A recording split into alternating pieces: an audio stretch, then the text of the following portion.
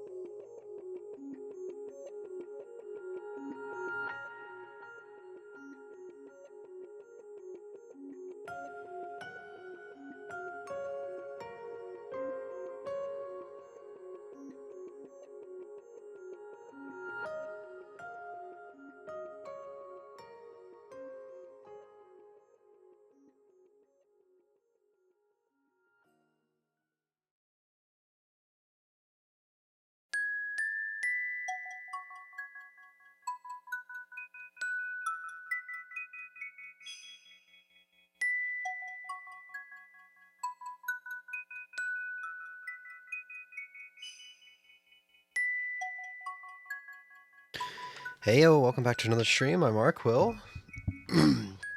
And tonight we are going to be wrapping up our very long two-parter, like, New Year's Day stream. New Year's Eve stream, I'm sorry. So, per New Year's tradition, what we did last night was we watched the ball drop in Animal Crossing. Watched the ball drop, quote unquote, you know, the countdown. And we did reflection, or at least we only did about half of it. Say goodbye to the music.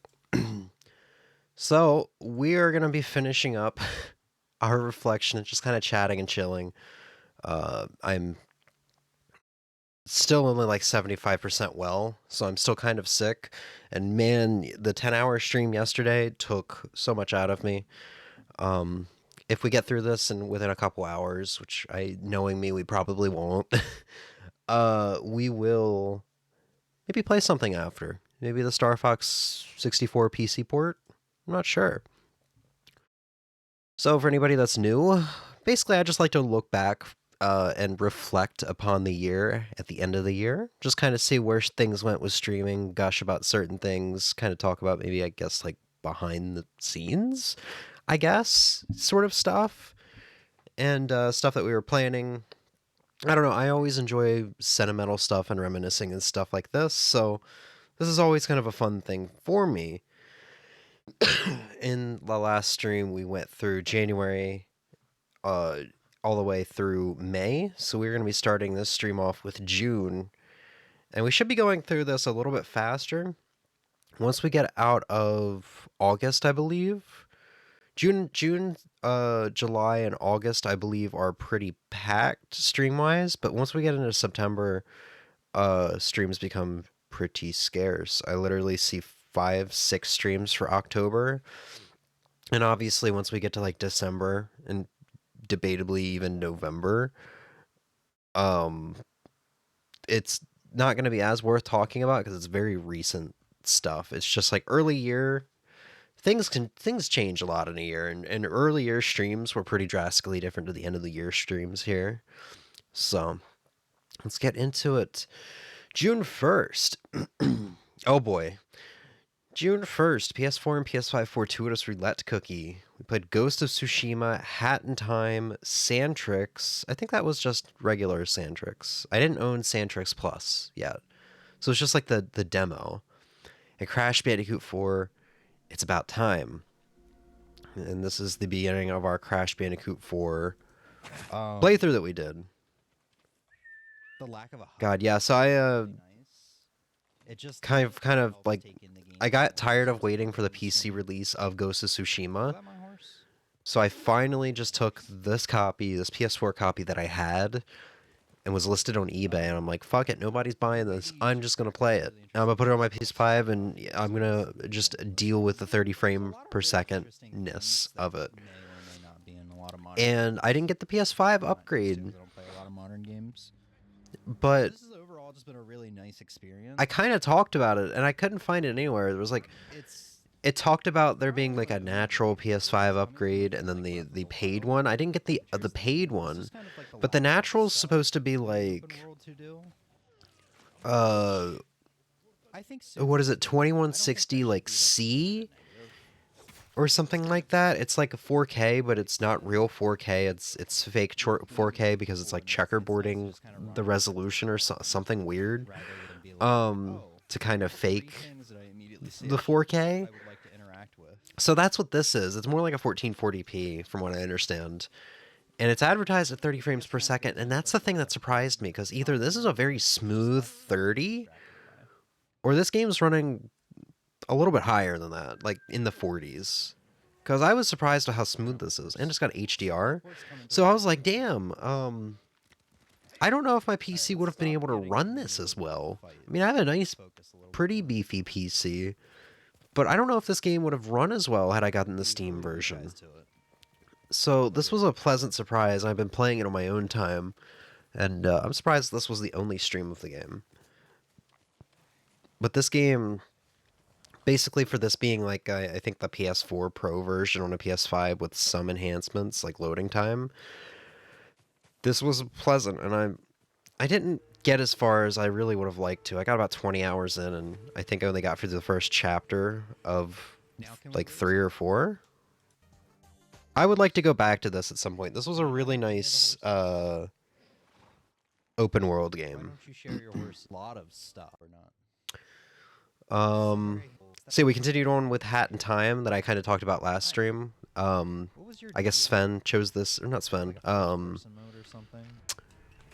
Fuck. Maybe not yet. King Sizzle probably chose this again. This was before Sven's time, I Yeah, maybe believe. not yet.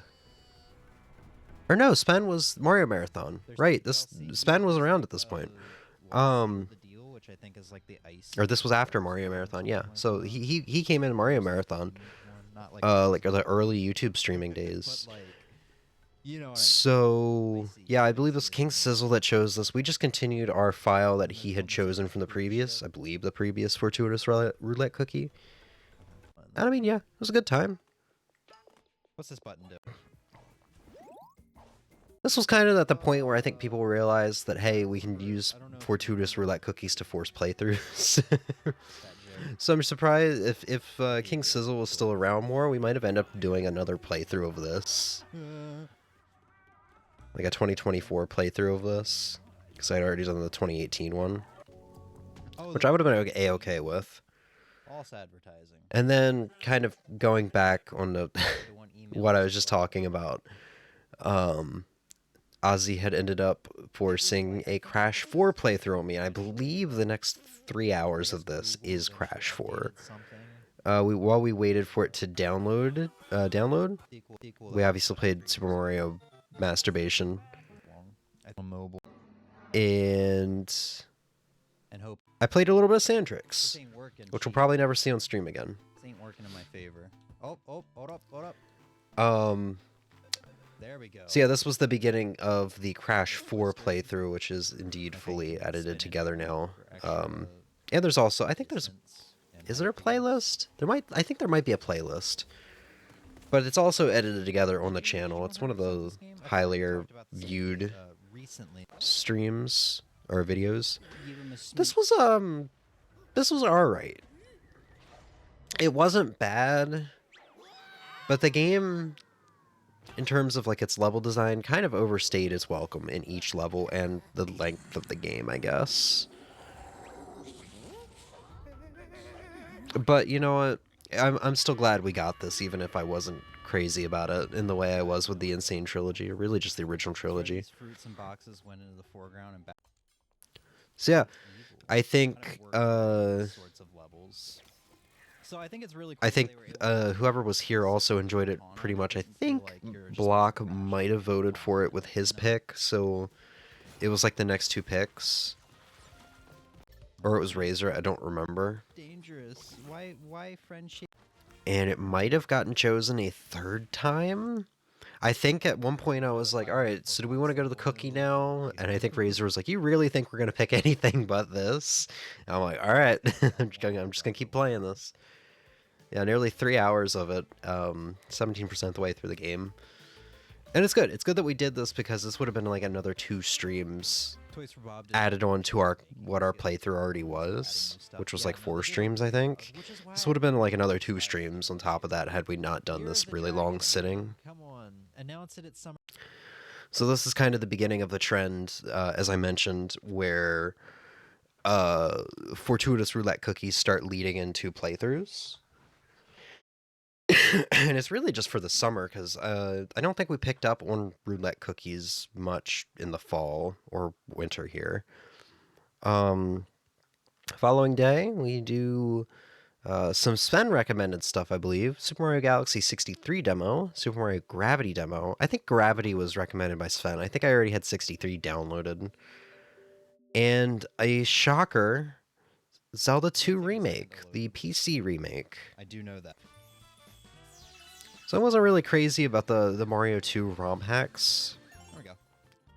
I'd been playing, or the Mario Galaxy 2 ROM hacks. I had, they were fine, but the thing is, I had been playing a lot of SM64 up to this point, and in my opinion, SM64 just feels better to control than any other Mario game.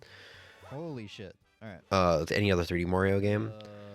Like, Galaxy's got really tight controls, but Mario moves too slow for me at this point. With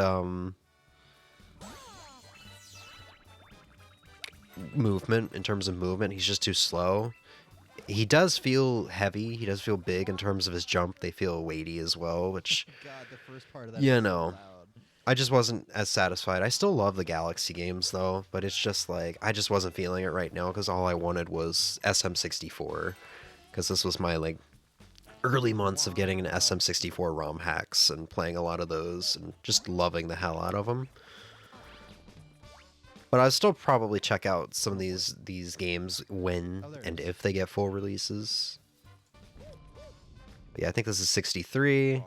Then we go on to Gravity, which I do believe, if memory serves, I had downloaded the older version of Gravity. I wasn't too thrilled about I don't think I want to go this Gravity here, and Sen was like, I think this is an older version. And he was right. So we did come back in the future and played the updated version, which I remember being a lot better. Nice. And I was in a more of a Mario Galaxy 2 mood at that point, so obviously it kind of like gelled with me better. There's any way to lose it. I needed that. Oh wait, hold on. There's a way to lose it. Please. Moving on to the Shocker, I just kind of booted up this. I had seen Patty playing it. And I was like, man, I always love the vibe and aesthetic and the music of Zelda 2, but it's so hard and intimidating and just not really all that fun. I tried to get through it years earlier on the 3DS or eShop in like 2010, 2012, 2013. Okay, I think that's all I want. And I didn't stick with it. And I believe in this sitting, even though the PC remake's a little different, I had gotten the furthest into this game that I ever have in this game. And mainly just Lies of P DLC. And this was a pleasant surprise. I'm thankful we had Block here to kind of help me. It took a little bit to kind of get into it because Zelda 2 is just one of those games for me where I have to die a whole bunch at the beginning before I get a feel for the controls. This must be something the remake. And now, Travel between I've even gone back and played a bit of the Zelda game. I need to finish this game, both the remake and the original NES Zelda 2. This is kind of like Wonder Boy, but it's This is honestly probably one of my favorite Zeldas now. dialogue is kind of like Simon's Quest. I really enjoyed my time with Where it this. doesn't really. The Arrquil streamer that I've talked about before, the dude that used to hold the world record for Ninja Gaiden. We played what? We played this for 3 hours? Yeah, 3 hours like on the dot. This game is a lot of fun. Challenging, and a tad bit grindy at They should make a times, Zelda turn-based RPG. but fun. They were gonna make a tactical game. I don't remember what the story was on that. Did You Know Gaming did a video on it a couple like a year ago, and then Nintendo DMCA'd it.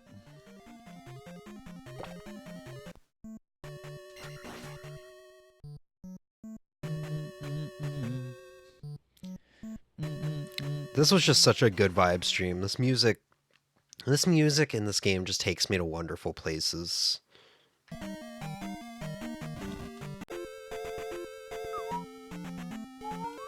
Yeah, I was just singing and whistling and humming so much in this stream. Suddenly, I'm fighting for my life. Holy crap! Sweet.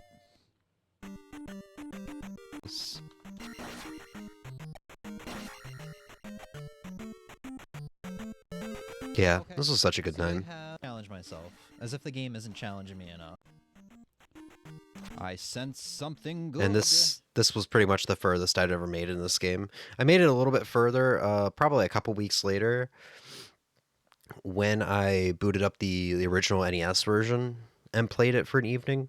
And I think I kind of talked about that at a stream later on at one point, but I'd forgotten that for the Mister, you can save in-game all you want, but until you open up that menu, it does not save. It does not save your save file. It's kind of weird. So because I had just turned off the Mister once I saved in-game, and I didn't save by opening up that Mister file, or by opening up that Mister menu, I completely lost everything. And I intended to go back. Hell, I might have even beaten the game had I properly saved.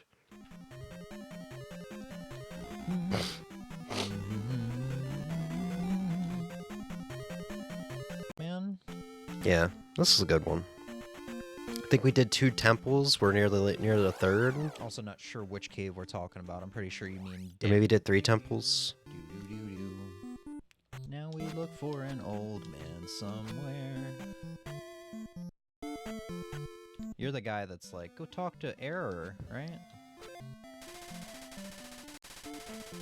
I recently found out there are PC ports of these CDI games, and they're done by a guy who released an indie game that's basically a love letter to the CDI Zelda games. And I kind of want to try those out. I need to find them and download them. Because I've always been curious about the CDI games, fully expecting I'm going to go into some kind of, shit show. But I think a PC version with some improved things to make a better experience might be the way to go rather than the original CDI releases. I mean, the CDI releases are going to be a thing I can do soon with the Mister because the CDI core is being made. Anyway, June 4th, Arrquil, the last song demo, and Rogue Legacy 2 playthrough, stream 5. Not much to say about the playthrough, but I think this might have been our last stream for the playthrough. And I actually kind of want to check that out. There's something wrong with my YouTube chat. I'm not sure what. So here, let me do this. Get onto a different account real quick. Oh, it actually already logged me into another account. That's interesting.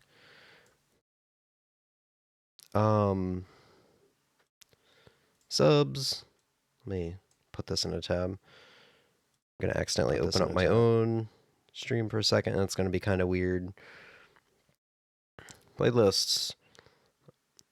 Yeah, Rogue Legacy 2 was 5 streams, so this is the final episode or stream part of Rogue Legacy 2. But other than that, there's not really anything to talk about Rogue Legacy 2.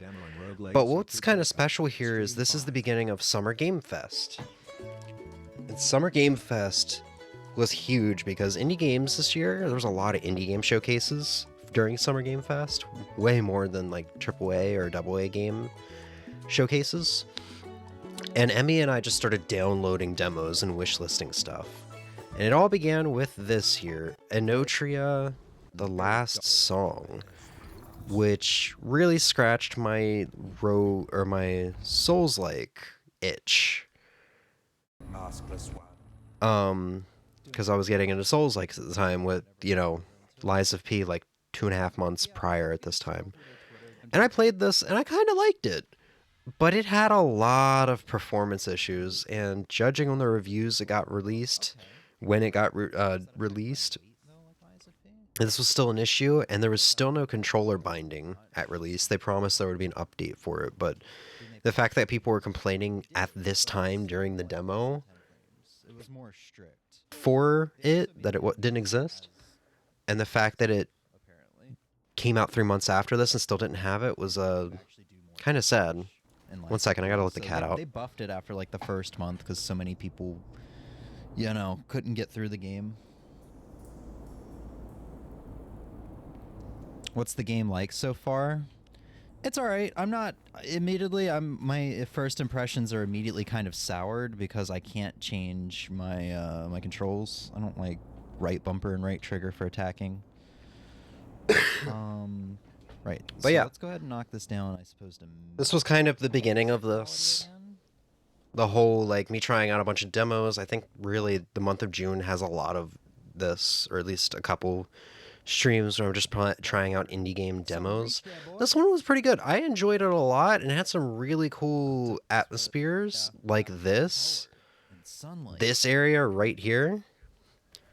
But once I got to the town after this, that's when performance started sucking. This is when I started hating the level design. This is when I started hating the poor explanation of some of the mechanics. But up in this was so fun.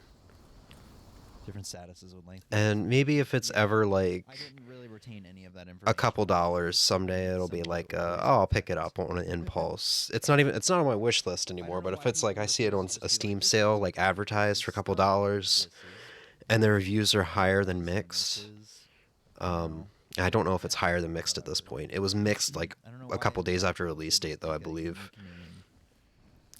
Then maybe I'll grab it. But this was a lot of fun. Oh, and being able to change controls, bind your controls, is a big thing for me.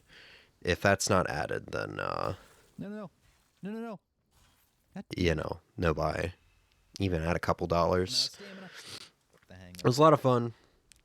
mountain. Like the first hour, but once we got into this city here, it just won it out. And I saw a lot of similar comments on the reviews at the time. It was like, it was fun, and then you get to the city and it's just like, are the same people who made the beginning segments, like the first hour, did they even work on the city?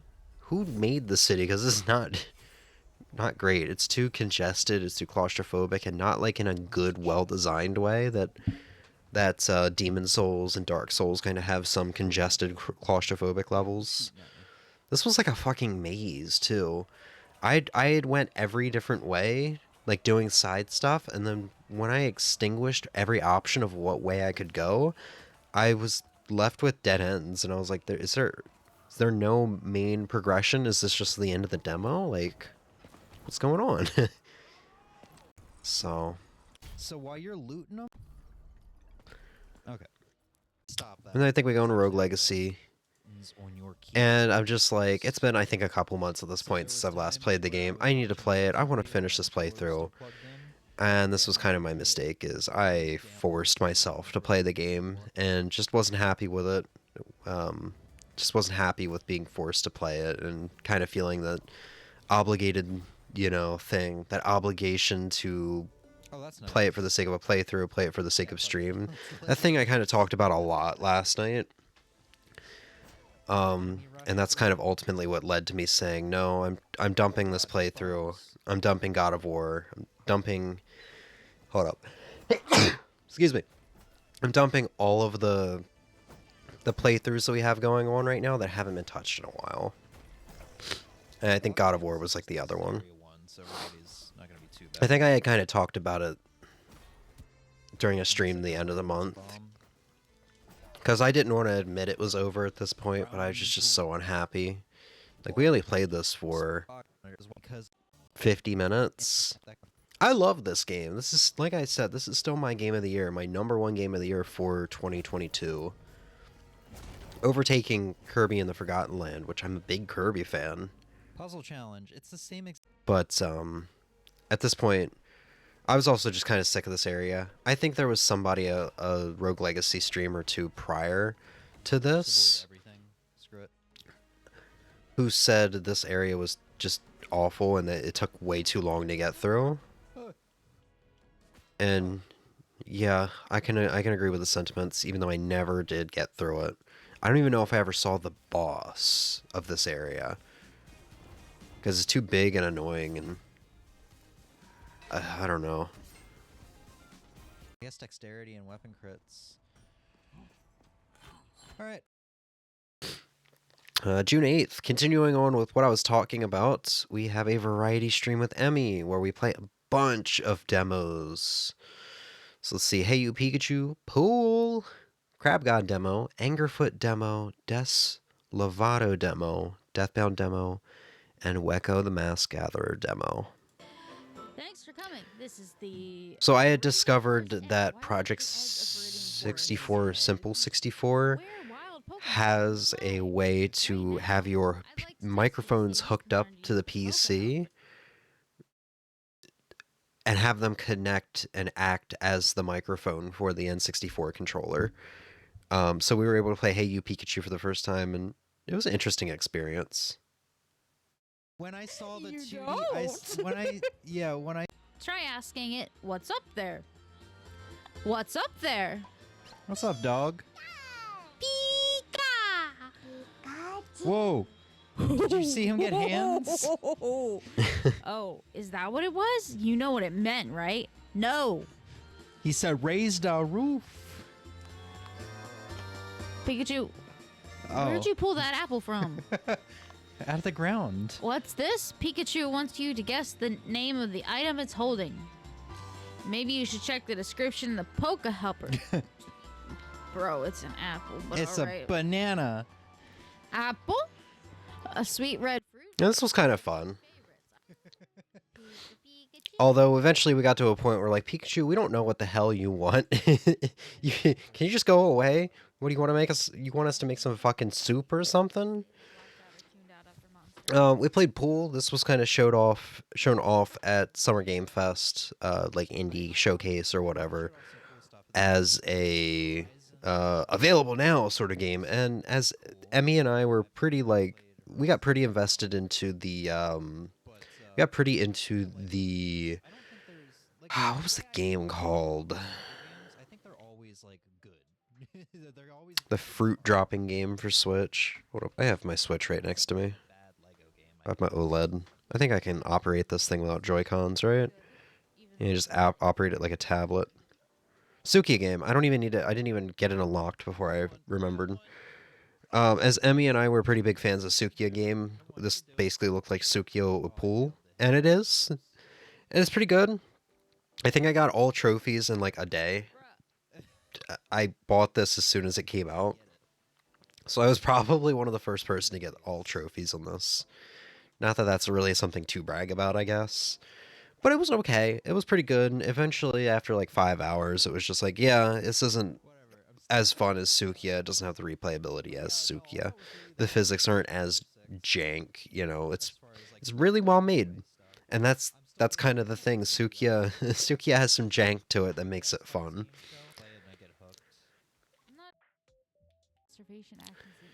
We played Crab God demo, which went on to be something I think I played at least once more on stream. I think we did a Crabs and Cars stream. And this was a pretty fun, like,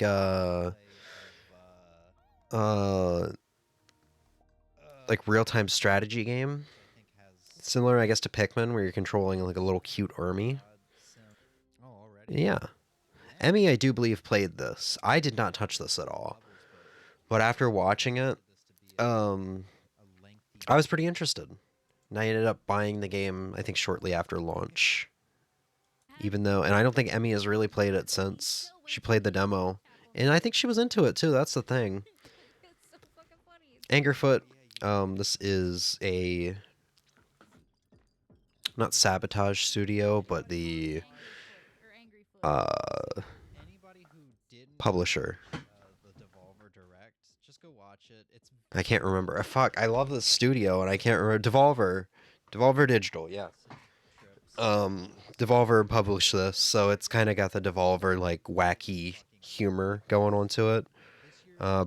Yeah, this was really good, but I ended up not picking up the full game, because I was expecting it to be more like, I was hoping it would be more like Doom, where you could just, like, get by on sole reactions in a fast-paced game.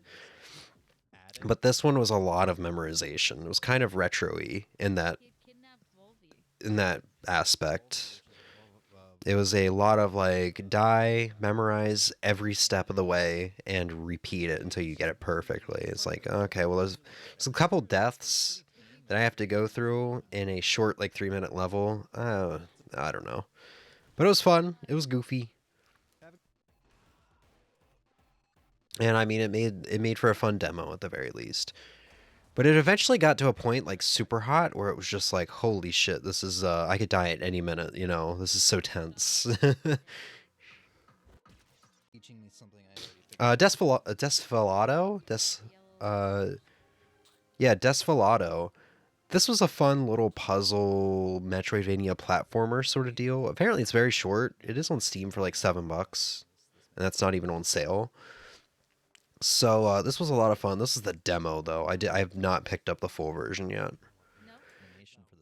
Hit Deathbound, which was really at the point where I was starting to understand the Souls community and what they mean by there's so much Souls just trash out there. This was like, I want to defend it and say it was like okay, just because I didn't maybe connect with it or understand it or whatever, but no, this was not. It had like this 4 different characters you can switch back and forth with mechanic, but it just wasn't fun. Saw no bugs.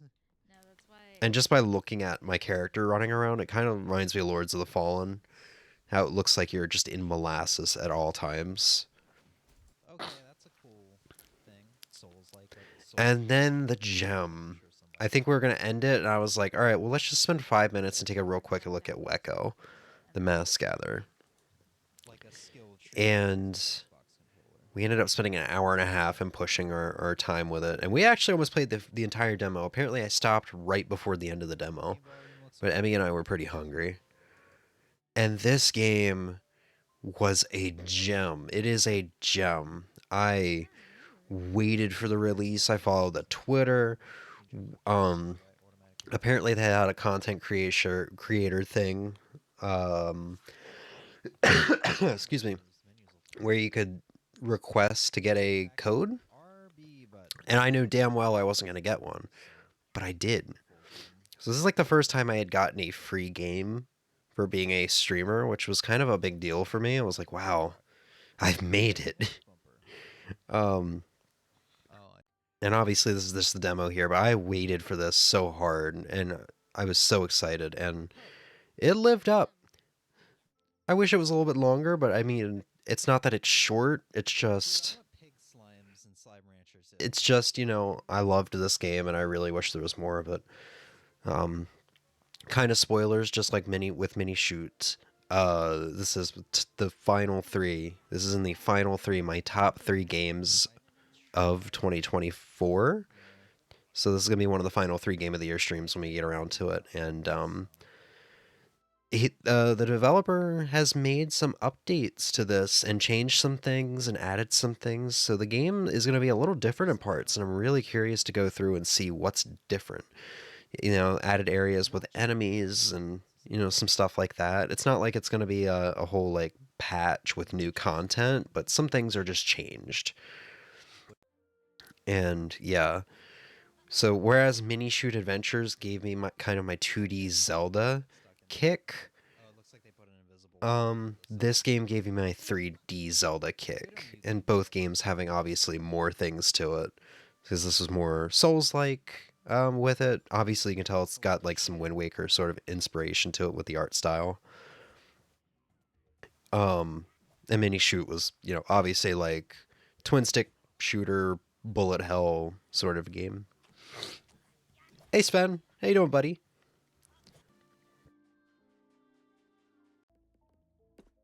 But yeah, this was a lot of fun. Like I feel like this is gonna have a key item in this dungeon. Let me double. Such a good time. Oh boy, all right, and I didn't realize this started as soon. June 13th.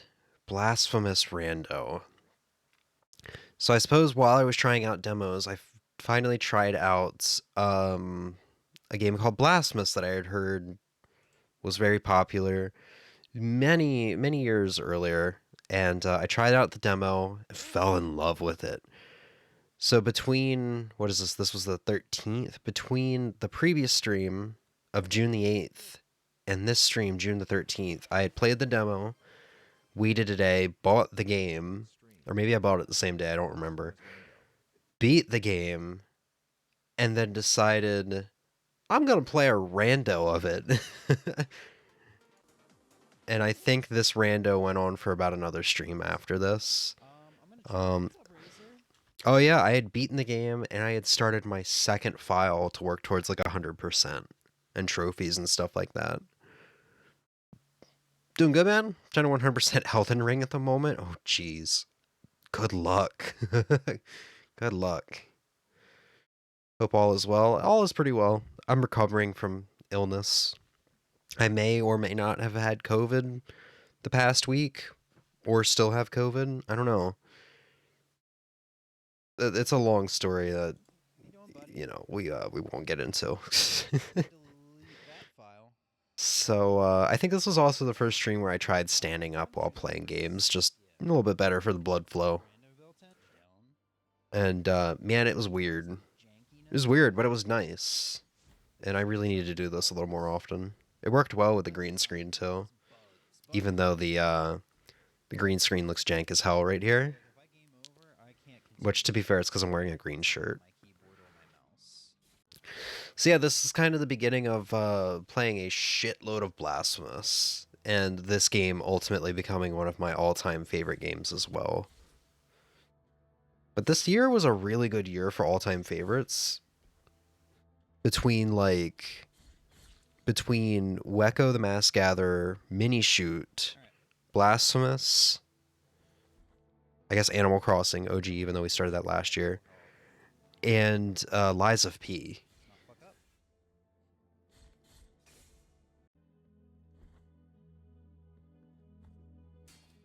But yeah, I mean, not a whole lot to talk about with Blasphemous going forward, because I mean, it's kind of just like the same thing every time, I guess. We do a playthrough. There's some cool things that happen, like with the randomizers and, you know, what order we get items in and any cool like tricks that we can do to bypass areas without certain items, stuff like that. Too upset that this game isn't like. But you know, it's sort of just like randomizers are just super chill, casual streams, something to have on in the background and stuff like that. I do it all the time with like Naka Talidli's like Super Metroid randos that he does for like Seasons Metroid and stuff like that.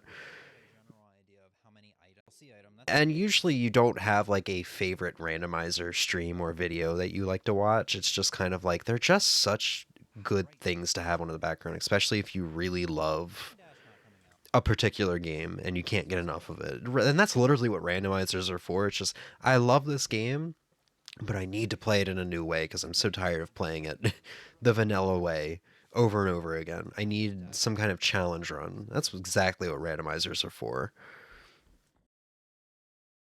The following day, Animal Crossing Day 334. Graduation Day and continuing Blasphemous rando from the day prior. I think that rando ended up being a dead rando. We'll find out in a second. I don't think this was a special stream. I don't believe we spent too long with it. Yeah, like half an hour. I was ready to get into some Blasphemous. Excuse me.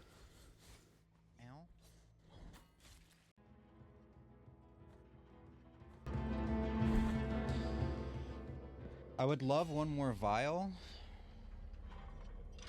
Or bile. I keep saying vial. Yeah, I think we ended up... Actually, we might have had a third stream with this. It's crazy how we just did a randomizer on Christmas, and it took me 4 hours, and now this first one's like... Yeah, this is like an 8-hour thing, and I didn't even finish it. To be fair, I didn't fully know all of or most of the item locations at this point because I'd only done 1 to 2 playthroughs. Oh god, yeah, I accidentally stumbled across some DLC bosses, so I had to do them. And this is like within the first week of me playing this game. But this game was such a good game. Such a good game. It's advertised as a Souls-like, and like I kind of mentioned yesterday, this was kind of the beginning of me realizing that Souls-like doesn't equal the difficulty that the Souls games are for. Souls-like means, you know, you've got replenishable like potions that you get when you activate a checkpoint, and then there's the checkpoints, and when you die, you usually drop something you have to go pick up again. Like, stuff like that. So I was really confused. I was like, this game's, like, too easy to be a Souls-like. But it took some time, and I realized that's not what it means when it's advertised as a Souls-like.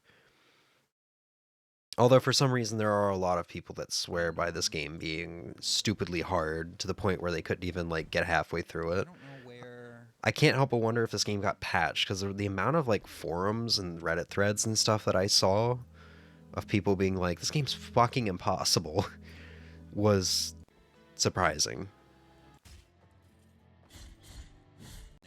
See, that's how I'll pull this up. So what did it say? 7 hours and 44 minutes? Yeah. And then I think we did come back to this one last time. Yeah. June 15th.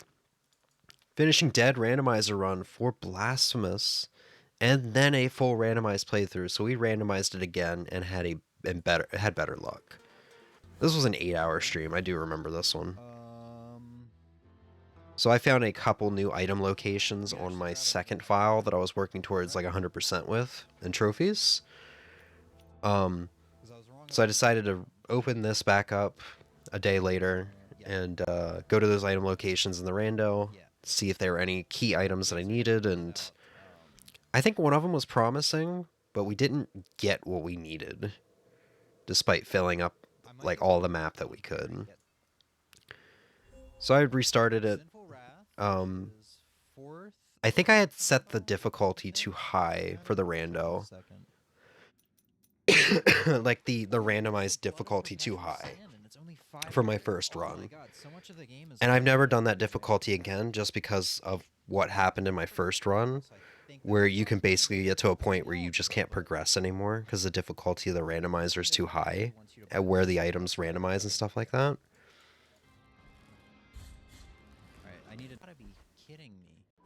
But yeah, I mean, this is Blasphemous. This is before I did the had installed like all the different skins. We're all good. I killed the boss on the bridge. I feel like June here was a lot of Blasphemous and a lot of Souls-like, because if memory serves, we're gonna start another Crab's Treasure here soon. Following day, June 16th. I'm like streaming daily here. June 16th, Animal Crossing Day 336. Spring Fishing Tourney, Father's Day. New Villager Gwen. We see Don Rossetti and Final Bug. So, pretty eventful day. And then we did Vanilla Blasphemous with music. Playthrough part 1. So we did a full vanilla playthrough of Blasphemous. I completely forgot about that. Yeah. So we did that over the course of 2 streams. You know, there's a chance. I think I'd have to show back up after 4 p.m. You are not. Yeah, per usual, nothing really to talk about Animal Crossing. Nothing to really talk about with Blasphemous here, although I need to do this more often. I mean, I did it with the Christmas stream as well, where we just put on some video game music. Because Blasphemous music's like, its music is atmospheric, but it's nothing I want to listen to for like 8 hours, you know? So putting on some video game music, like we got some Super Mario Bros. 2 music playing here, it's just heavenly. Have that fortune cookie. Ninja Gaiden music, oh yeah. Katamari Damacy, Mario Kart 8, yeah, we had some really good music. Zelda 2.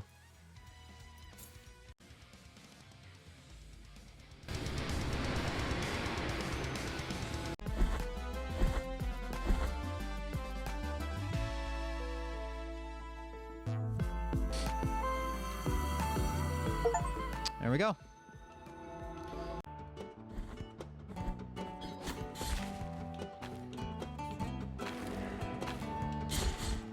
Than somebody who's fucking. Oh, and it looks like we went back to Animal Crossing at the end.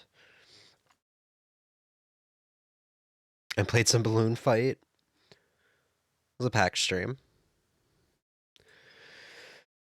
June 17th, Vanilla Blasphemous with music playthrough part 2 and New Game Plus. Oh, this is the one time I checked out New Game Plus in the game. Chill one.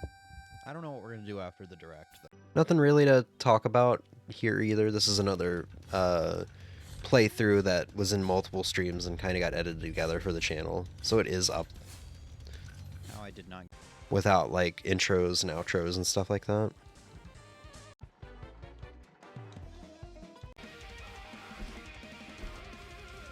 Idea of how far I am in.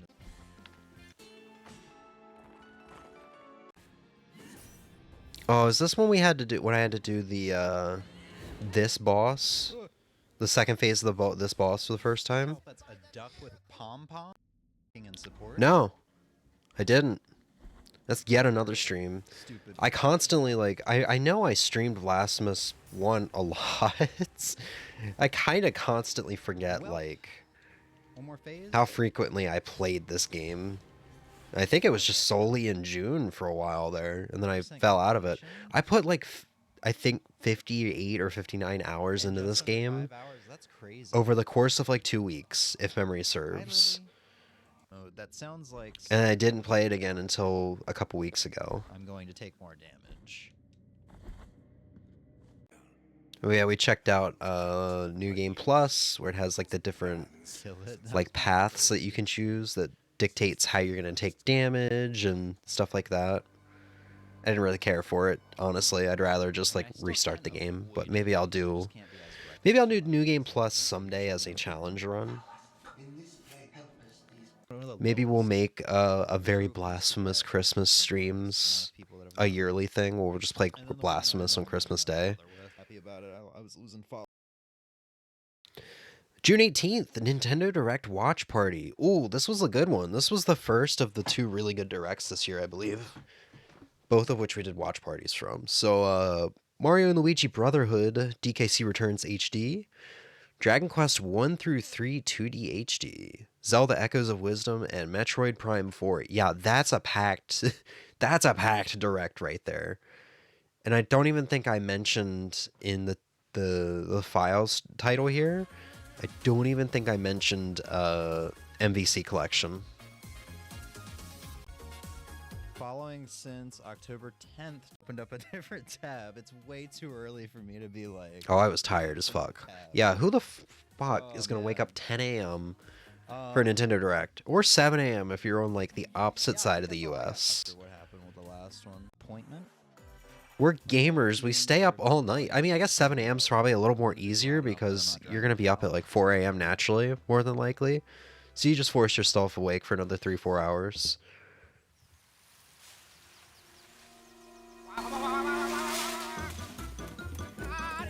Mario and Luigi? Ozzy's saying, I'm ready to be disappointed. Meanwhile, one of his favorite franchises, Mario and Luigi's getting a new game here announced. Huh? Luigi!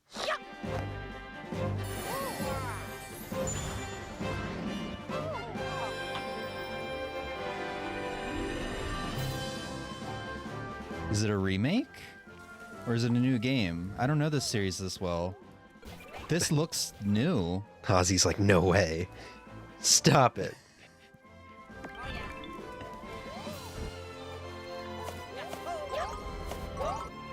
Dang, Nintendo's not pulling punches for the end of their Switch life cycle. Ozzy's gonna cry. Ozzy, I need a reaction video right now.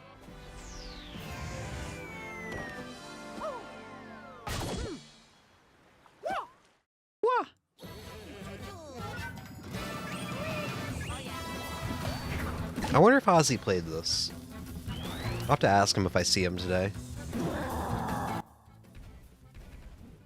I think Sven said he played this. I think you recommended it, Sven? I think you said it was really good.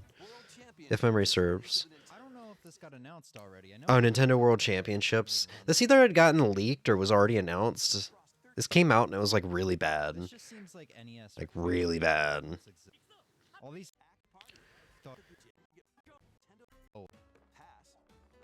Oh, Nintendo Switch Sports Basketball or whatever. It was like an update or DLC. It's pretty obvious. It's gonna Oh, I forgot about this game. anyway. I'm back and wow, did I love this game? Yeah, so apparently it was really good. I wonder if Ozzy did play it. God, what is this game called? I completely forgot about it. Mio, Memories in Orbit? Oh, they're just gonna like. Was that a? The hell? Looney Tunes, Wacky World of Sports? I don't even remember this.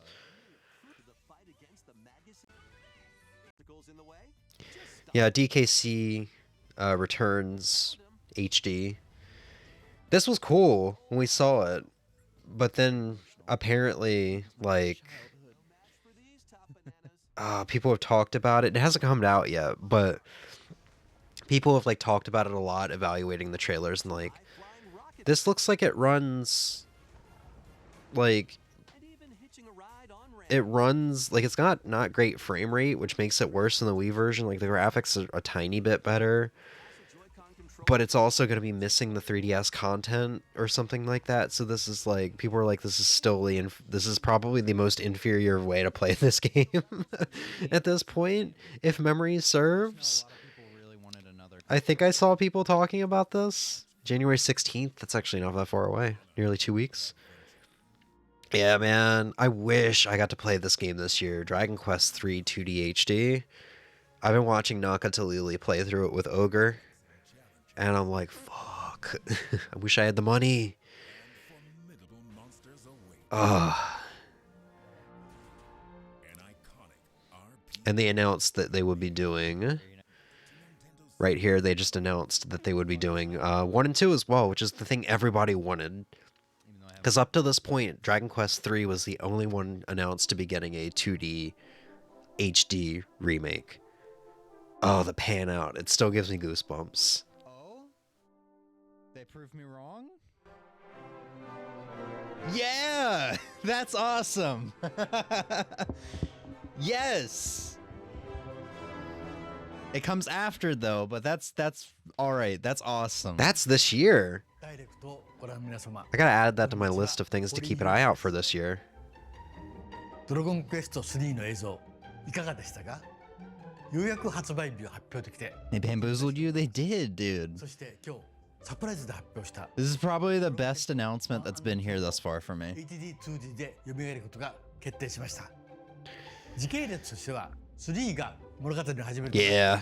3、1、2の順番でプレイしてもらうとあっと驚く展開が待っています。 Moving on. Showed up on the Honestly, this Funko game looks kind of... Scott Pilgrim for a second. I don't know. It looks kind of cool just because there's all these IPs, but I don't know if it actually plays well at all. It probably doesn't help that it's on the Nintendo Switch here. If it's on PC, it'd probably look a lot better too, like graphically. Metal Slug Tactics. Zelda games for the... Oh, and Zero Mission for the GBA Online Pass thing. Series? Was that Battle Tanks? Dinosaur Hunter? Oh, Turok. They announced Turok 1. And Perfect Dark. It's a good list.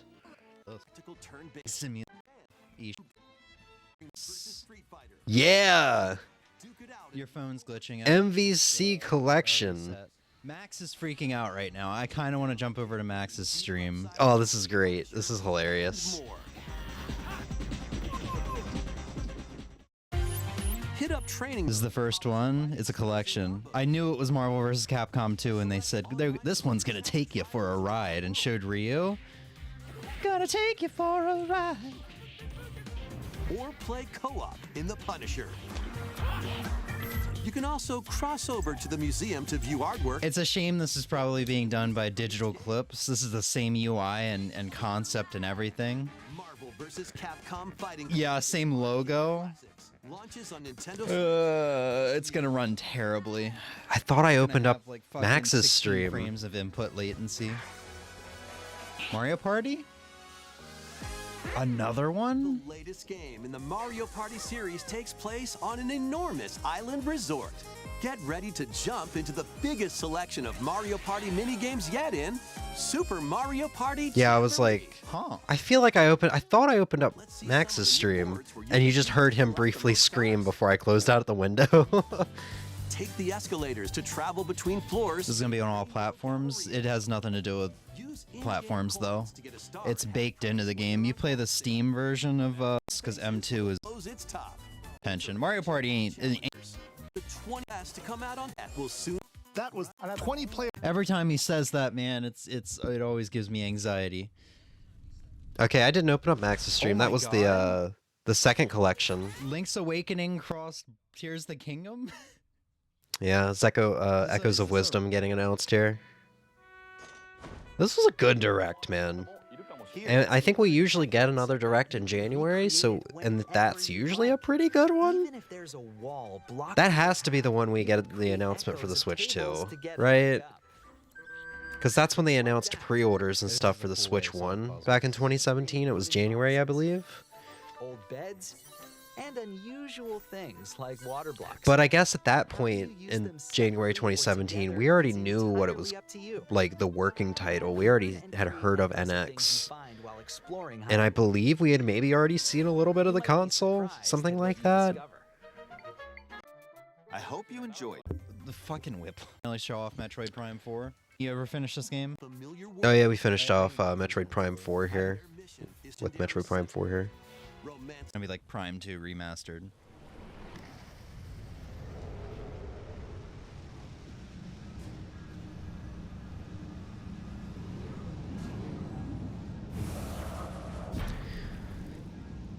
I've got Prime 1 remastered in a small pile of games that I want to play in January. I want to finally finish that game. It's so good. Starting us off, this is Prime 4.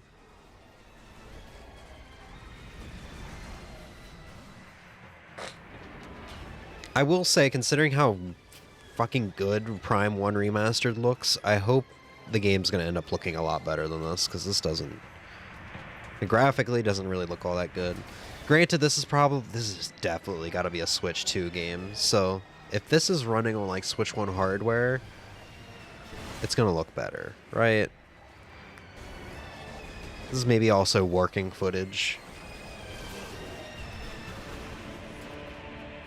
Because I don't think they gave a release date for this.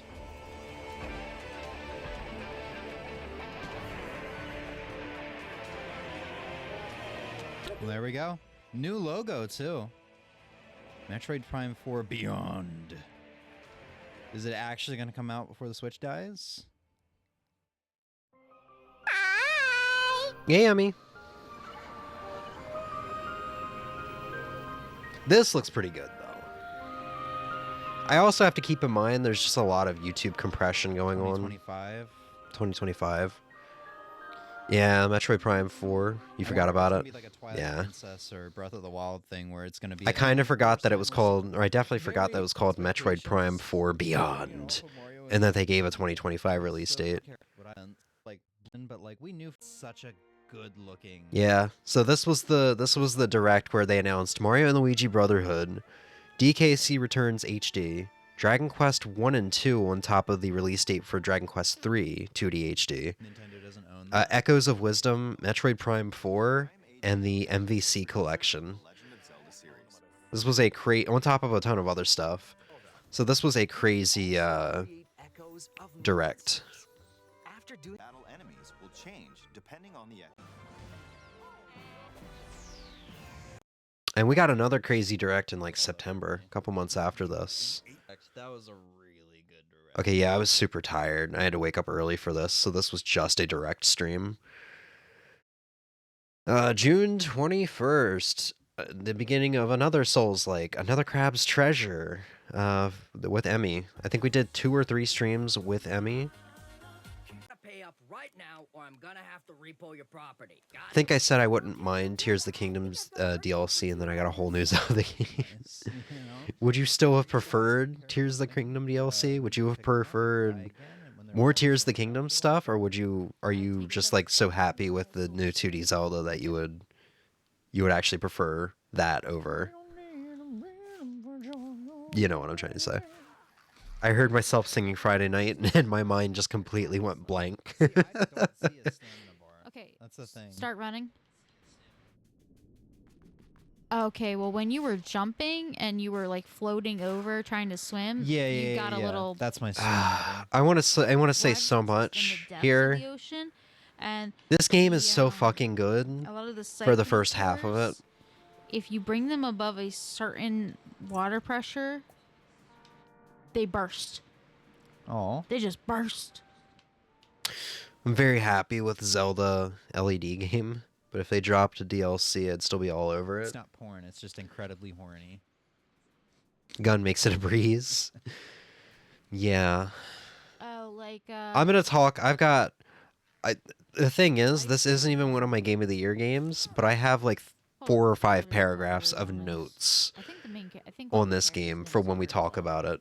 Oh, nice. Yeah, that Because one. when we do the final Game of the Year stream with my like #1 Game of the Year Horny anime. of 2024, I'm gonna do some honorable mentions and stuff like that, and this will get an honorable mention for being like But I know there's one of the best games I've played some this weird year for the first half of the competition game. between the coach and the skater. I don't know. Oh, Zelda LED game. I'm sorry. I'm tired. I'm not tired. I'm sick and I'm stupid. Mean, man. He's mean. Past tense of lead. Yeah. I'm Crabs. sorry. I didn't really like the whole two-handed thing because I could not block. He came face to face with the Humboldt Squid one time. But yeah, this game so good for the first half. I wouldn't mind replaying the beginning of the game again, the first half of it. Because I don't know. Yeah. You get to the second half of it, everything just kind of goes to shit. I literally stopped before the bridge to the final area where the final boss is, and said, I'm just going to come back to this another day when I feel like dealing with this and putting up with a lot of this horse shit. Well, I mean, it's not actually. And I never went back to it. I could not, I could not force myself to do it. For a while, though, that was something I should. For 10 to 20 minutes. And when you're learning a new boss's pattern, You gotta just make sure what you meant. and you get Yeah, one-shot you by know what I meant? something, Yeah, I do. it's kind of like Something that was going on in the background in this time during streaming that kind of bleeds into and is a big part of the following stream. Our indoor-outdoor cat, Kitty, had gone missing, and he was probably missing for about a week at this point.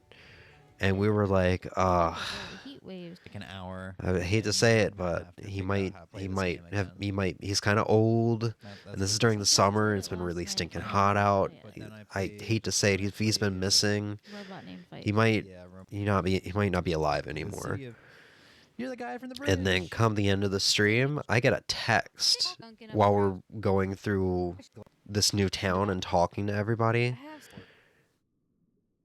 And there's just a point where I'm like, oh my god. And Emmy's like, is it Kitty? And I'm like, it's Kitty. And we both jump up. And he did not look good. He was so skinny. Oh my god. It looks like he had gotten like injured in some way. His back leg was all messed up. Is it Kitty? Yeah. So we run out of the room. I think Ozzy and Razor were not too stoked about it. I think Razor literally said, I can't believe they just did that. Yeah, right there. And we're going for a little bit. And we come back and like, guys, we cannot finish this stream. We have to spend time with the kit. We have to get him cleaned up. We don't know where he's been. We gotta take care of him. We thought he was gone. I'm not gonna remember any of that. So I matched the text. We ended it. Sorry about. And then the following day, I come back to the game, Called. and yeah, I came back by myself. It was a good time. I could go get. I'm getting I think I shot. kind of got, yeah, this is a stream where I got pretty irritated with Razor. So this was his last stream. Yeah, otherwise, it was a good stream. Oh, he's Other than that,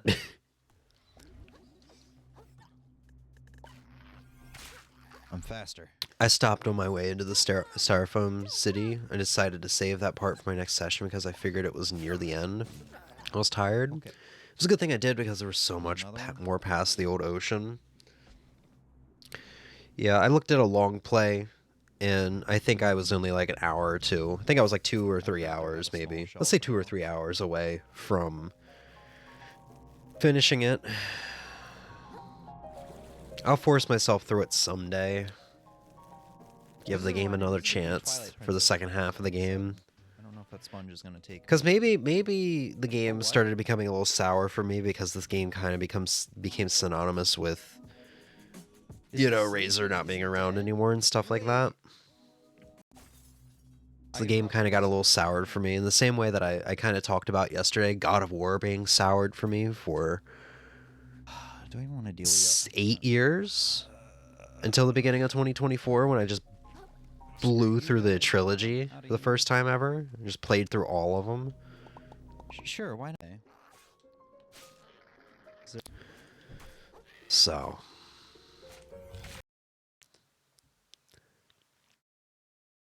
June 25th, Nintendo Switch channel surfing, Robot Named Fight full playthrough, Robot Fatal Fury special, We Love Katamari Reroll, Cyber Shadow, Hot Shot Racing, Ninja Saviors, Return of the Warriors, and Cyber Shadow. That was a packed stream for 5 hours.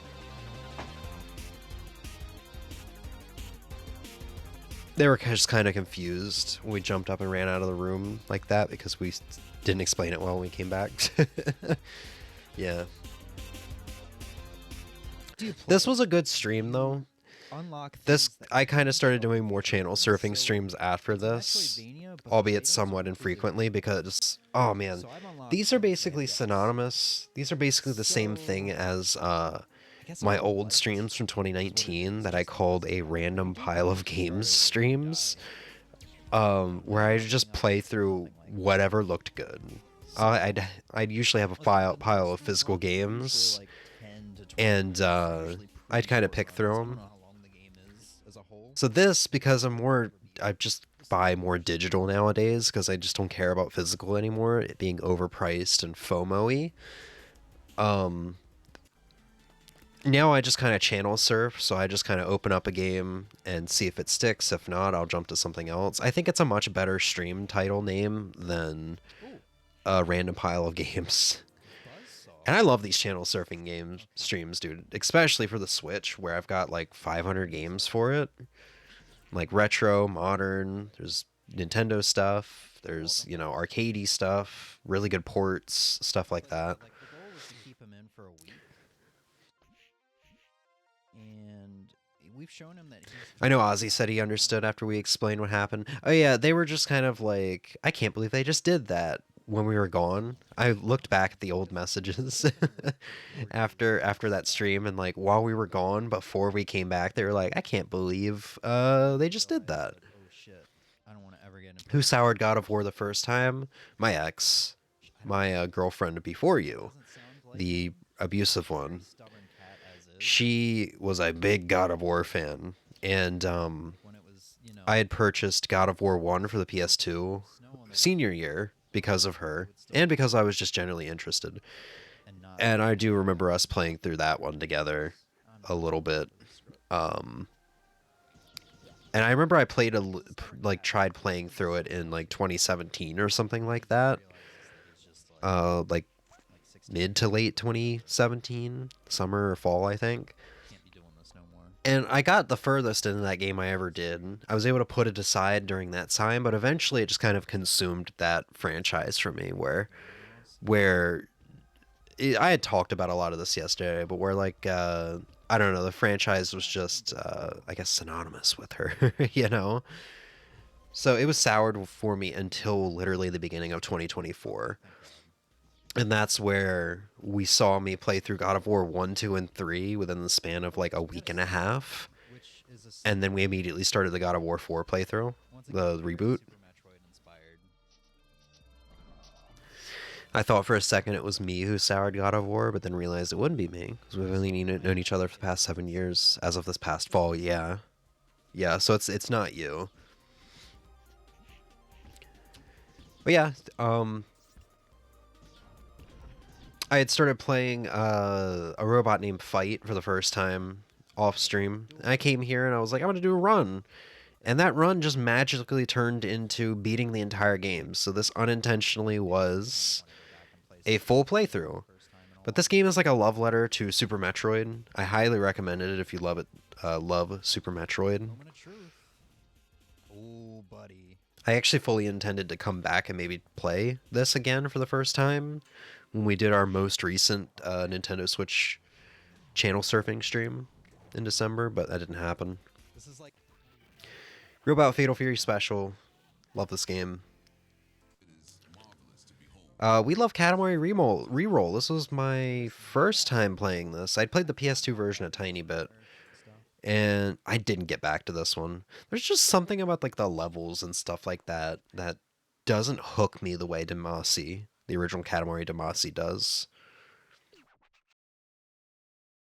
Very Metroid inspired. Yeah, it's very Metroid inspired. It's a very good game. So like this was fun. Moved on to Cyber Shadow. I need to do like a full playthrough of this game again because I don't think I fully played through it since a couple months after release, early 2021. I think like the stream playthrough we did, where I did I think 100% aside from the achievements, was the last time I fully played through this one. I don't like this one as much as the first one. Yeah, Katamari Damacy is so good. We love Katamari. I haven't like given it a full shake. It's just like some of the levels have you like collecting just certain items and stuff like that. Can you fuck off? Have sorry, there was a little pop-up. Some of the levels have you collecting like certain items and stuff like that, and I don't know. I think the levels are just much better in the original Katamari Damacy. But this was all one guy. It would not continue. What else? Hot Shot Racing. Excellent, excellent. Probably, debatably, my favorite arcade racer. Maybe. It's really hard. There's so many good arcade racers. Right up there with like Horizon Chase Turbo. I think this is supposed to be pretty like Sega inspired. Well, this is a good one. We came back to this again a couple weeks ago for the most recent Nintendo Switch channel surfing stream. I think we started off a cookie with that. A slack. We played oh yeah, Ninja Saviors Return of the Warriors. We didn't play this one for long. This game's kind of hard. Oh, behave. But I played this just because I was hyped for the new Natsume like remake coming out. Yeah, I for some reason remember. What is it called? Way of the Ninja? Not Way of the Ninja. Shadow of the Ninja? The NES game? I always forget the name. I didn't get to try that this year, unfortunately.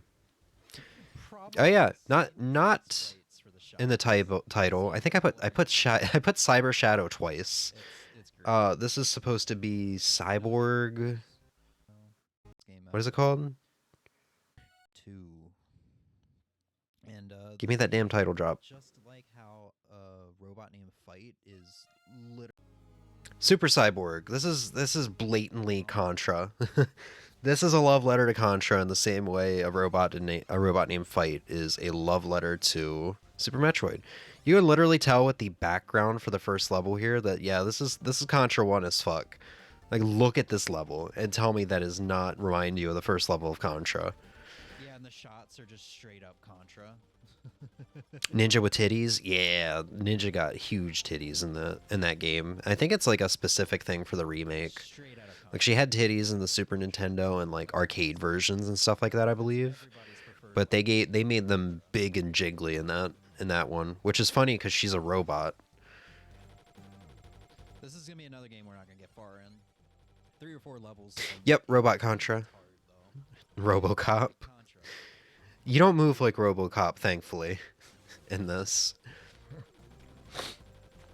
I like Cruise and Blast or whatever it is. Yeah, I had Cruise and Blast in my Nintendo Switch channel surfing like list that I had made, but we didn't get around to it. It's been years since I played Cruise and Blast, and I want to play it again. So this was such a good stream. I guess we did a little bit of eShop surfing too. Yeah. Oh boy, almost an hour and a half through for just June.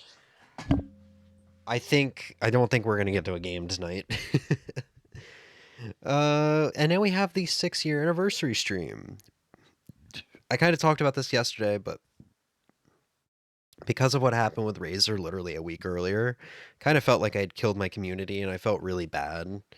So we scrapped the crowd control idea for the 6-year anniversary, unfortunately. I still feel really bad about that. We went through like setup for that too. We did a setup stream for it that's not here because it's not archived. I do have it elsewhere, like saved, but it was like an unofficial just test stream that Razer and Ozzy ended up jumping in on and trolling us and stuff. But we ended up not doing crowd control. I ended up doing something else a little different. I wanted to pay homage to some of my most influential creators, and I played their favorite games or games that I correlated with them. They gave the ninja prosthetic titties so they weren't pointy metal. Awful forums in the early to mid. So yeah, we had 6 creators. We played 7 games. Ninja Gaiden NES with Proton John, probably my most influential content creator. I kind of talked about him a little bit. I did a cool thing with this stream where I set up the entire wall basically to have the green screen so I could sit in my recliner. I just wanted a chill stream after like all the negative feelings I had been having the past week, especially kind of how some of it had correlated with stream. That's why that Nintendo Switch channel surfing stream was so incredible, because it was just like, man, I forgot how much I love streaming at times. Yeah, and this is thank you for mentioning it. I mean, this is the introduction of our current intro. That we used today. That I had spent like, I had woke up after like, I don't remember what happened. I either woke up after a couple hours of sleep and got inspired to do this, and I just got that jittery feeling of like, I have to go do this right now, or it's never gonna happen. Either that, or I went to bed super tired, laid in bed, had the idea, was just instantly like awake. And I only planned to have the basic template for this set up in my video editor so I could work on it while I was more awake, but I ended up doing this entire thing in one sitting.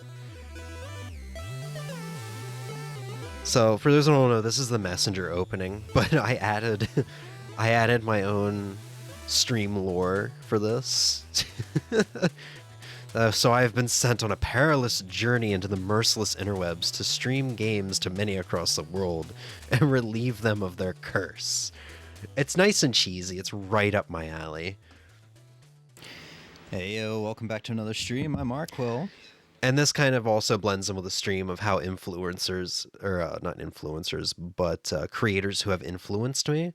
This is kind of similar to Proton John's raid, his UHF like raid screen, how he goes to a little video of him shooting up the raiders and stuff like that. It's also kind of similar to Maximilian Dude's stream opening. So that's kind of like the influences for those. Scripted this and produced all of it, and I think it's impressive. It's arguably one of my favorite things I have made for like Twitch. going back and forth between snarky comments and that was just video reviews, which you had stuff like that. You had G4 during those days, but like this would be a bit in modern UHF. Sitting their ass. Things are constantly changing. He has one of those streams where if you are not around for every stream, So yeah, if you miss a couple streams, you're gonna be like just references, new mods. So yeah, we did games that I correlated with influencers or was their favorite game. I believe John has said before NES Ninja Gaiden's his favorite game. I've heard somebody just and I kind of talked about who the content creators were. So John's kind of the reason why he's kind of the founding father of video game content on the internet, in my opinion. He's often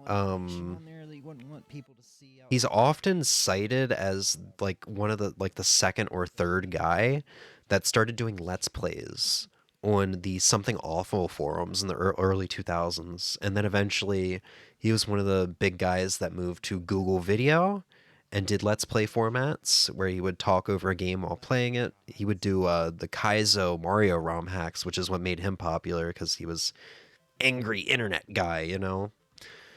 And then when YouTube became a thing, he switched over to that, and then Google Video merged with YouTube and sort of that deal. So he's been around forever. He's been around since like 04 or 05 or something like that.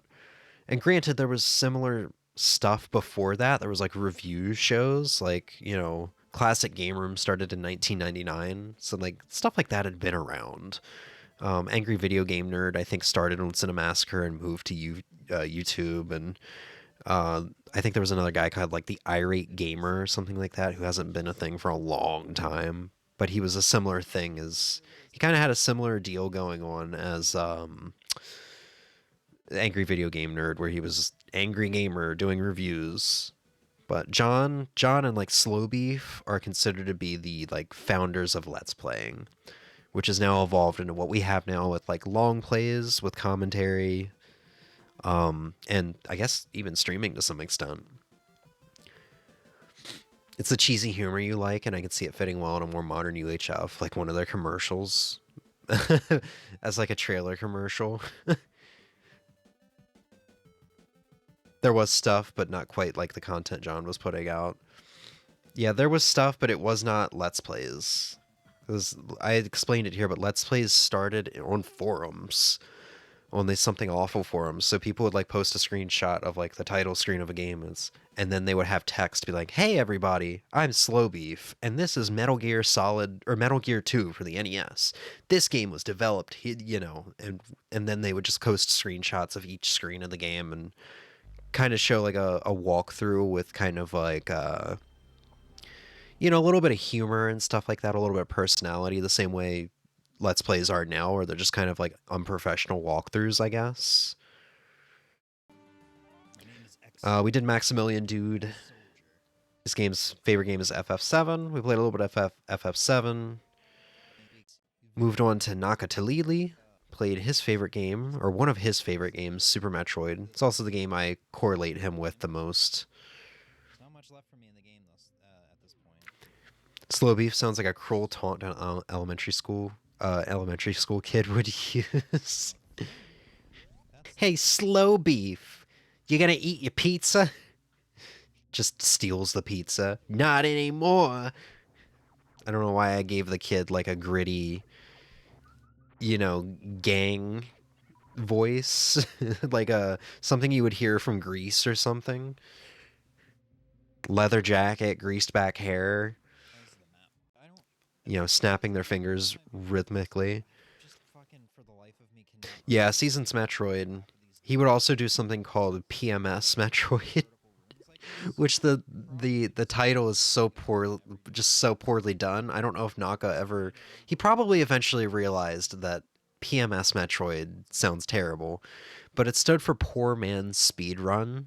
So he would do videos of Super Metroid PMS, so Poor Man's Speedrun. 60 hours I've put in the game in the past, like 3 weeks. There were no secrets. And yeah, Seasons of Metroid is a big thing.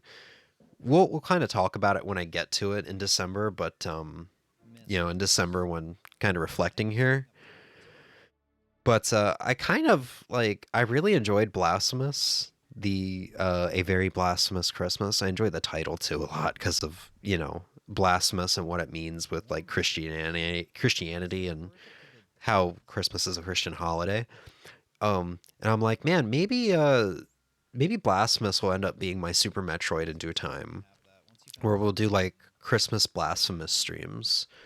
You know, eventually we'll do like New Game Plus. Eventually we'll do some crazier randomizers, and then there's also like Blasphemous 2. And maybe eventually we'll do the Ninja Gaiden game made by the Blasphemous guys, because after over 10 years, Naka does kind of does some weird things with Super Metroid, or not Super Metroid, but Metroid in general, with Seasons Metroid. Like I think a couple years ago, he played a Metroid game in the Doom engine. Stuff like that. He played AM2R recently this year, which is literally another Metroid 2 remake, so I guess that's not all that drastically different. But still. More nasally kid. You gave him a West Side Greaser Brooklyn accent. I'm not sorry. You gonna eat that pizza? Not anymore, chump. Well, I think that's gonna be it for Metroid. It was a chandelier. It's been a while since I played all the way through Super Metroid. I nearly need to like do that again. I've been thinking about doing that as a stream. It's all, you know, good reason to have one. For some reason, I did think that was him playing it while dealing with PMS. I realized boys don't get that. Oh, no, I get that. I've told you. It's that time of the month sometimes for me where once a month I will just start sneezing for, you know, in 15-second intervals for 30 minutes, you know. And I'm just absolutely wrecked by the end of it. So I go through my monthly man thing. I'm like the only man that probably goes through this, but I go through a monthly man thing. You play Blasphemous on Christmas, right? Or am I crazy? Christmas Day, yeah. That's what I was saying. I was like, maybe A Very Blasphemous Christmas will become my version of Seasons Metroid. We'll see what happens next year. I'm not going to force it. And we'll just kind of play Blasphemous in different ways every year. Because it was so chill, just having like Christmas music and stuff on. Or wintry music. Next up was GameSack, which has 2 co-hosts. So we had Castle of Illusion, Disney's, or Mickey Mouse's Castle of Illusion for the Genesis, and Castlevania 4, which I didn't really care for these 2 games. I don't think Castlevania 4 is a great Castlevania. People say it's the best one. I don't. The game doesn't jibe with me. It controls poorly. Simon's like too big. His sprite is like too big. I don't know why. It just feels too big for the environments. And you know, the Mickey Mouse game is all right.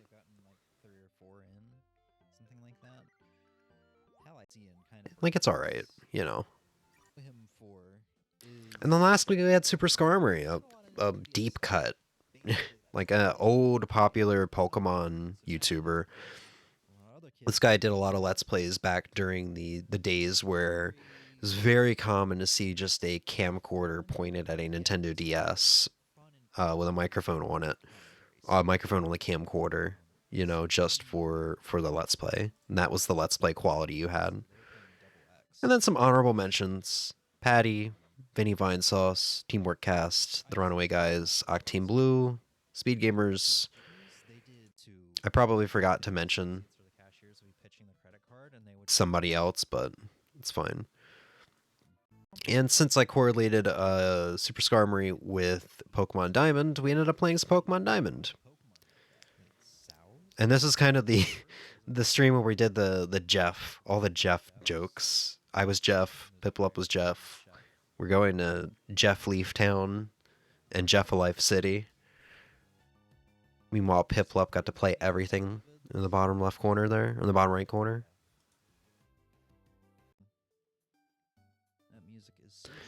Yes, but PMS is, yes, premenstrual. I was making a joke. Female hormones are relentless, and I'm glad I don't deal with them. Or deal with most hormone-related issues. It's like a 28-day cycle of hell for some people. Simon did look too big, like bro scaled. Yeah. There's Piplup. I think I blew myself up, like a blow-up doll. Yeah, at the end, I was a lot bigger. We just kind of chatted for a little bit.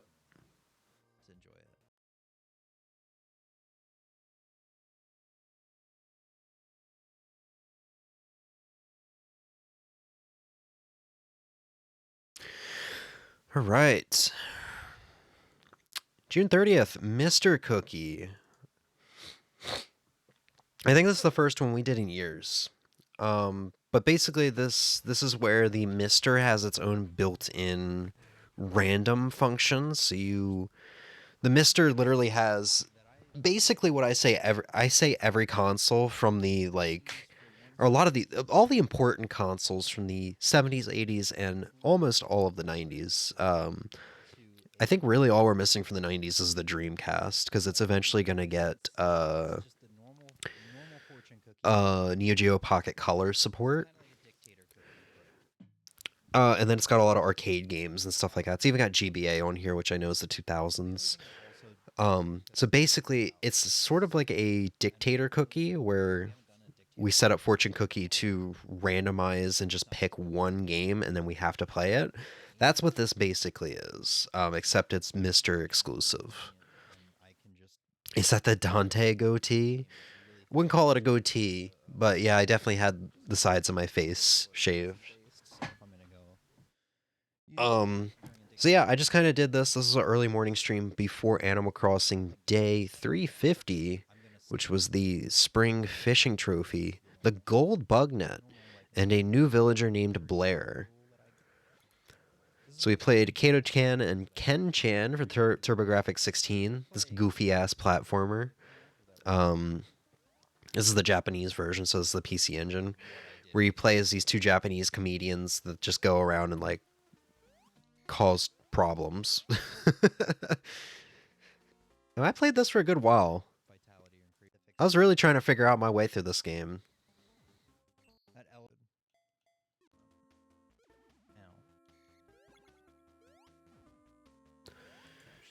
Next up, we played Shockman, which I didn't get all that into. I played for very little. This was like a not very fun Mega Man. It feels weird that I'm not earning points. You know what I meant by Dante goatee? Yeah. It's got the... I hate that I'm compared to Dante for this. There's so many men that pull off the facial hairstyle so well, and I guess I'm going to be like Dante and just not be able to pull it off at all. Games, what was this, 91? So we didn't spend long with this. We ended up getting an arcade game called Regulus next. Or Regulus? Regulus. Regulus. Which was interesting. This is a 1983 game, so this is before video games started becoming crazy good. You know, aside from the already big hits like Pac-Man and Galaga. I assume that's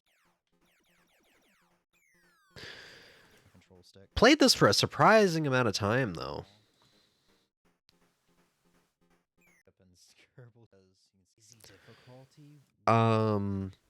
Oh yeah, this is where we got Shantae. I tried to continue playing this on my own time, and I don't remember what happened. I think I decided I wanted to play on my GBA, so I tried to send the save file over or something. I don't think it worked out, so I had to start from scratch, and I didn't quite make it back to where I was.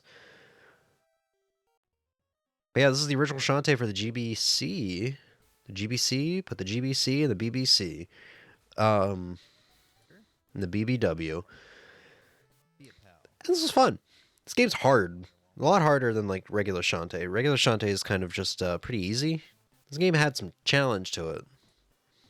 Months prior, I was like, oh man, she straight up does Guile's flash kick. Then we played Sonic 1 before Animal Crossing. You do, but it's genuinely the first thing that comes to my mind. Also, I think it worked for Dante. I don't think it worked for Dante. I mean, there's a reason in all three movies, or at least the second and third movie, he's called an ugly chode multiple times. What's that? That sounds... I think we played through almost all of Sonic 1 here, surprisingly. Before I eventually said, fuck this, I don't want to do this anymore. Yeah, we got to like the last world level, whatever. I just had to make it through the oh no, it was like the second to last world or something. Basically I got to this atrocious boss fight and decided this was not worth my time anymore. See, we got Animal Crossing. So, fishing trophy, gold bug net, new villager named Blair, who was probably there for a total of 3 days. I like her, though. She's cute. This is the running theme of the reflection here, is seeing an old villager that I had for a very brief period of time in Animal Crossing and be like, I miss this character. I mean, I've also said that about, like, Maple and Tank, characters that have, that were there for a very long time in the town. Disgusting, it felt yuck. No, but...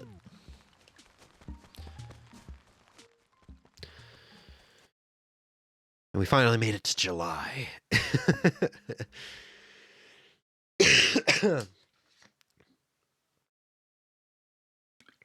Oh, my throat. I thought it was just them, was just making fun of them. Or making fun of him the way they do. Doesn't mean he actually looks like that. He's definitely not the best looking guy, in my opinion. I need to watch Clerks 3 because I want to see Goth, Elias. Tangy lasted forever, yeah.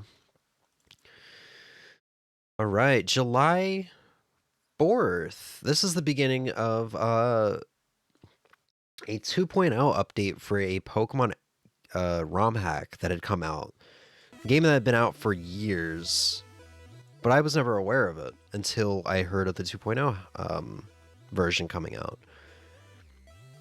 This game was so fun. It looks like I maybe already played it. I think I had already played it, yeah. and this was Emmy coming over, and she finally got to play it. This is called Pokemon Emerald Rogue. This is the vanilla version. There's an EX version. Emmy played the EX version, which is part one of a playthrough that she ended up doing of it, and Animal Crossing Day 354 with the Fireworks Festival.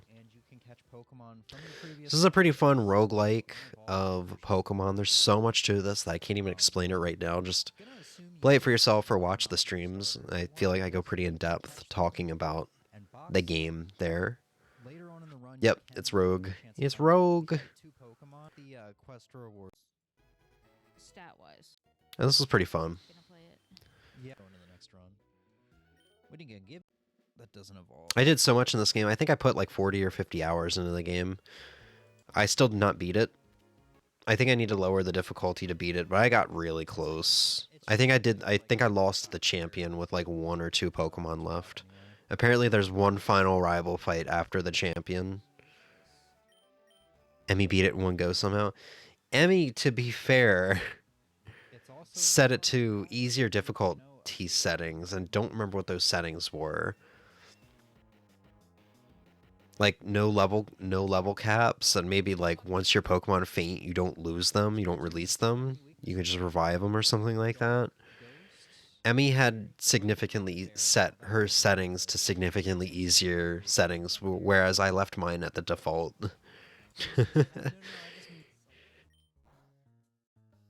That turned into a giant grape. I don't think I mentioned it. But I remember Emmy really enjoyed this. She spent a very long time with this.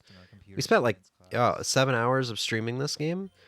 And then I remember I got to the point where I'm like, okay, Emmy, we need to jump on Animal Crossing right now, or we're gonna miss the Fireworks Day Festival. Bamboo. Bamboo. And because Still, I made it through. You did. Following day, July 5th, Pokemon Emerald Rogue Vanilla runs. One full run, I ended up at the champion. guys, unless I find more balls. God, this was a long stream. 7 hours.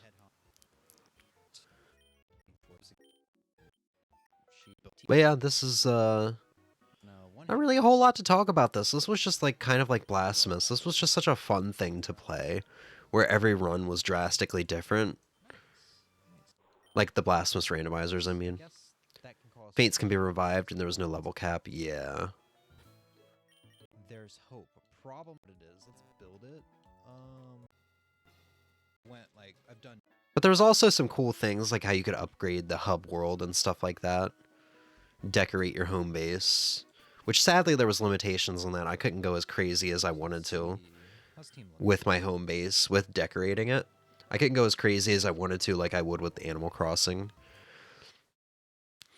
Yes! I want to return to this game. July 6th, Outrun 2006 Coast to Coast PC version, and finishing up the Pokemon Emerald Rogue run from the previous stream. I assume finishing up means not beating it, because I don't believe I ever beat that game. But yeah, somebody had... basically, this game was on Steam in like 2006, and because of the Ferrari license expiring, it was taken off Steam in like 2011 or something like that. And somebody had put it on like the Abandonware site and given it some like ways to upgrade it. So we were playing this in 1080p, 120 FPS, and god damn, do I love this old Sega aesthetic of, you know, blue skies. So good, dude. So good. This game is so good.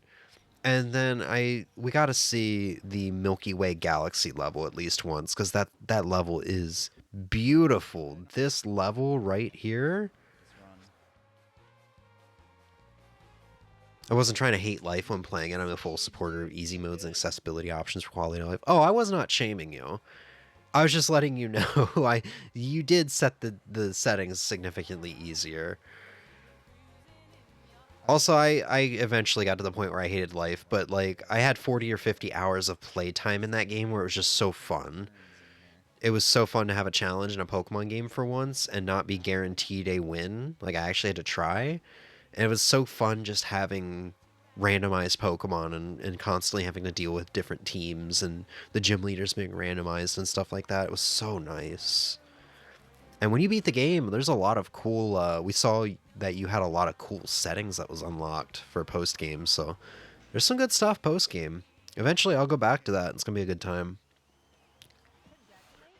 Obviously, also a fan of accessibility options that make games more accessible. Yeah. Yeah, likewise. I know you weren't shaming me, I was just stating my stance. Yeah. So this game was a lot of fun. It is still a lot of fun. I wish I had like a easy way to look at all the games in my games folder without cluttering up my desktop, because I would remember this game and probably boot it up more often if it was like somewhere I could easily see. Because sometimes when I'm bored, I'll scroll through my Steam games or my GOG games or my Epic Games libraries, but I always forget to like scroll through the games that are literally downloaded to my PC. This was fun. So yeah, played more of this. Once again, I assume the file title saying I finished the run from the previous stream means I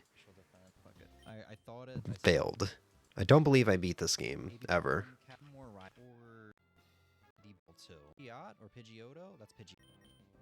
Got up to level 88. We got a pretty high level. Wrist sucks ass right now. Alright, Salamence. Yeah, we were down to the last Flareon. This was the champion fight, I believe. This isn't Gen 1, buddy. That's not super effective to me here. Oh, he might not have any... This one confuses me because there's like a flirt meter. Yeah, you gotta impress the girl in your car. She'll shout orders like, you know, crash into the cars, or avoid the UFOs, or juggle the beach ball, or drift. And the more you follow her, the more you'll follow her like orders or demands and complete her demands, she'll fall more and more in love with you. Ball or something, right? No! I could have won this! This fucking dickhead Gengar. The game would not let me have it. I think that's how we lost a Pokemon to Gengar last time, too. Should I make a personal database for you? The game would not let me have it. For my games? That's what I have the backloggery for. Game Freak released Pokemon game? Improved Pokemon IV. Okay, maybe never mind. That sounds like a lot. Fanfeed, Nidoran Mail. Let's see, July 7th, Fortuitous Roulette Cookie, F-Zero X, Mario Odyssey, Crash 4 continued to previous Roulette Cookie, WarioWare, Dragon Ball Advanced Adventure, and more Mario Odyssey. This is a good one. This was me starting to get back into F-Zero, too. It wasn't as noticeable as it was, say, back in 2018. I had been working on F-Zero X, trying to beat the game and unlock the extra cups by playing on extremely hard mode, or not extra cups, but the random track mode or whatever it is, that cup. But you need to beat the game. You need to beat like all the cups on like the hardest difficulty to do so, which is ridiculous. This game is hard, and I've never really played F-Zero in a way that's like, okay, I'm out for blood. I need to kill all of my opponents. I've never done that, so had a hard time. Oh, interesting. There's display capture. Okay. Do you have your ROMs on there though? Yeah. This demo earlier. Here. We go to the backloggery. We scroll down to PC. Here's everything that is downloaded on my PC right now. So we got like another Metroid 2 remake and Castlevania Simon's Destiny. I have Celeste and Celeste 64. That's not pirated, by the way. That came from the... I have to point this out because it's an indie game, and I'd feel bad if somebody thought I pirated an indie game. This is a digital download code that came from the PC Collector's Edition of the game. It'll just take a second. Chex Quest 1 through 3. Metroid Planets, Outrun 2006, Shantae's Risky Revenge, Sonic Robo Blast 2 Kart, the recompiled games. So Star Fox 64 recompiled, Zelda 64 recompiled, Zelda 2 remake, that stuff, you know. So I have it on my backloggery. They can show up in cookies. To be able to buy everything. Not really much to say about this stream. Emmy had me return to a file of Super Mario Odyssey that I had started for my Buried in the woods. final. I let go of that shit. I thought I had control over it. But Was no, it just was it my? I think it was my final like really long stream, the 25-hour stream of 2021. I think I had started it in 2025. I had played it on my own time though, so if we finish this, this does not count as a full playthrough, unfortunatetly. But Emmy has had me play this file a lot on Fortuitous Roulette Cookies. There's a parrot. There's a bird. You could go through to look through all the games. Yeah. I do that sometimes, but to be fair, there's 3,444 games, so it's a little overwhelming sometimes to look through all of this. Especially when there's one game that gets added, usually daily, because of like, or not daily, but weekly, because of like Epic Games Store free games or Amazon free games, or just finding ROM hacks or new PC ports or stuff like that that's out that are all free, all these free games. The only thing I've missed. So yeah, I mean, it's Mario Odyssey. See, Ozzy chose us some Crash 4 again, continuing on the playthrough. Yeah, I can't bum rush it either. And then I believe Sven chose WarioWare, which we nearly beat in one setting, I think. That is an interesting. Or no, we got halfway through.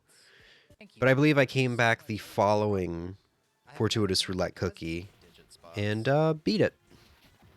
Which is another case of the Fortuitous Roulette Cookie helping me through my backlog, because I don't want to say people were forcing me to play through games, because that sounds mean, but people basically like, hey, we can keep voting for this one game to have him, you know, do playthroughs. I don't mean that in a bad way, because I appreciate it, and they usually are really fun. Although, you know, like I said, Sven does not vote for WarioWare a second time. I just decided to start up the next stream with it because I had such a good time with it. The next Fortuitous one. Dragon Ball Adventure here was a lot of fun. Just a fun, like, beat 'em up. Fine, you was coming for your women. And Emmy voted for Odyssey again. And that's nearly an 8-hour stream. Yeah, we ganged up on you for Crash 4. That's something I kind of mentioned earlier that is funny. July 8th, Pokemon Emerald Rogue EX Emmy playthrough part 2, and we tried Conker's Bad for a day. Ooh. Called it. That was the problem. I feel like I upsetted some people with my opinions about Conker there. I was about to say, who the fuck? And I do not regret it. See, like 2 tiles ahead of them. Yeah, that's true. To be completely honest. So yeah, Emmy finished up her playthrough. Azumarill can. Went through the Elite Four, the champion, fought her rival, This music again. The end. won, beat the game, Yes. and we got to see end credits, I believe, and all of the cool post-game stuff that you unlock. See what happens. You literally get to talk to Pokey Abby, if memory serves, and she's like, here, You can start runs with really here's a bunch of cool stuff that you can do now. Far issue some additional quests. Hi.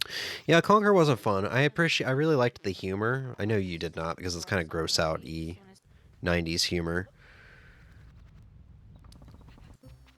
But once we got to that, like, one boss near the end, we spent a lot of time in this area, too. But once we got to that one boss at the end, it was just like, this game's poorly designed. The ideas were good, the music was good, there was love that was put into this, but whoever was doing, like, the level designing, they should have, I think Block said it best, they probably should have had the DK64 guys, or no, not the DK64 guys, the Banjo-Kazooie guys help with this game or something. Where I'm at this point, I really like this game. Yeah, this, like, pitchfork boss. that I did not figure out before I ultimately said this is dumb and I don't care anymore. Following day, Mario Kart 64 HD and Mario Party Superstars with Emmy. This game looked good, but man, it could have run a little better. I really hope we get around, and by we I mean the community gets around to decompiling and recompiling Mario Kart 64 at some point, because this game can look incredible.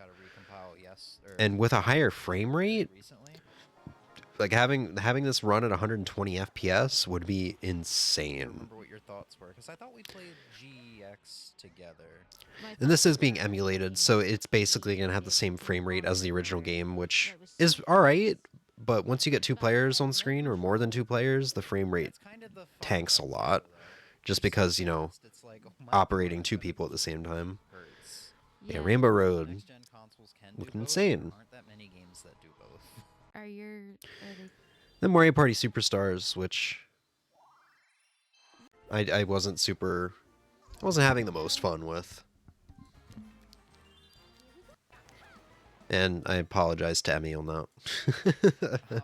So I think there was literally points where I was like on my phone, and she's like, "Hey, it's your turn," and I'm like, "Oh, okay." So I wasn't being very fair to Emmy there. I do feel bad about that, so I apologize. I know I've apologized before, but I'm still sorry. July 13th, Fortune Cookie. We finished WarioWare GameCube from last week's Fortune Cookie. Played through Peach's Fury, which ended up becoming, once I edited that playthrough out, that became like my second most popular like VOD on YouTube. Then we did Axiom Verge 2, Kage and the Wild Masks, and Street Fighter EX plus Alpha 2. So yet another Fortune Cookie that had a lot of heavy hitters in it. Very good games.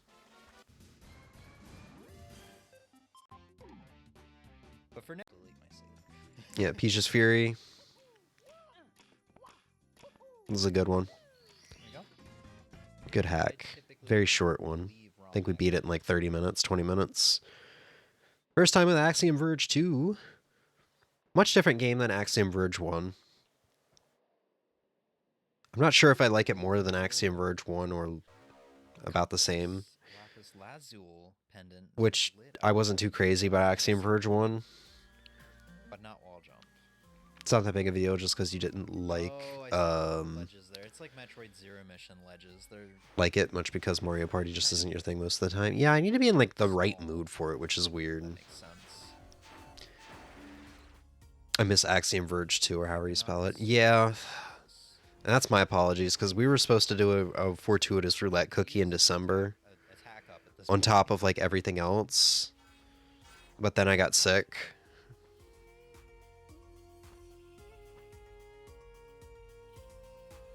I still hear the name and think it's a mech fighter. Nope, Metroidvania. Pretty good one too. So can I like pick this up? Yeah, we spent a good amount of time with this.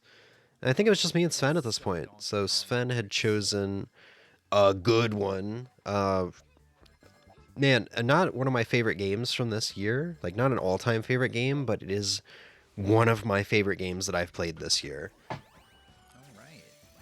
It didn't release this year, but this is Kaze and the Wild Masks. This is a Donkey Kong Country style platformer. It's like a love letter to Donkey Kong Country. And in my opinion, it's much better than Donkey Kong Country. And this comes from someone who doesn't hate Donkey Kong Country. I do like Donkey Kong Country. Ooh. I really like DKC 1 and Returns. This game was so good, though. Such a good game.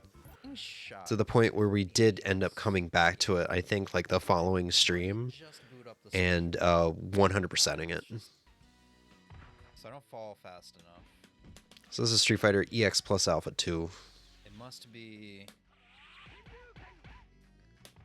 Oh! I don't remember what it is. Which is weird, because this looks like just EX plus Alpha 1. Uh-oh. I went right into that. Is this? Let's see that title screen. me something to work This is just EX plus alpha. So I screwed up the, I screwed up a lot of the file titles this year. Because Street Fighter EX plus Alpha 2 looks a lot, but the 3D models look a lot better than this.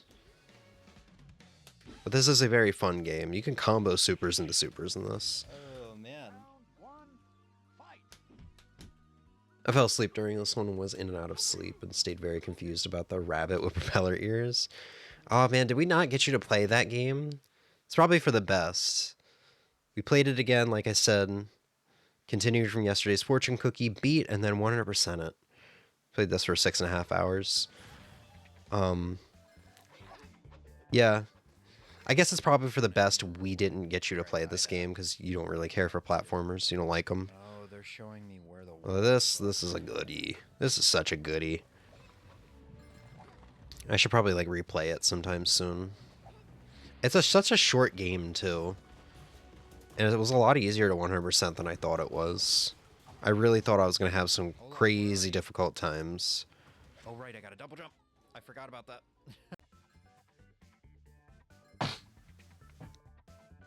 So. Secrets.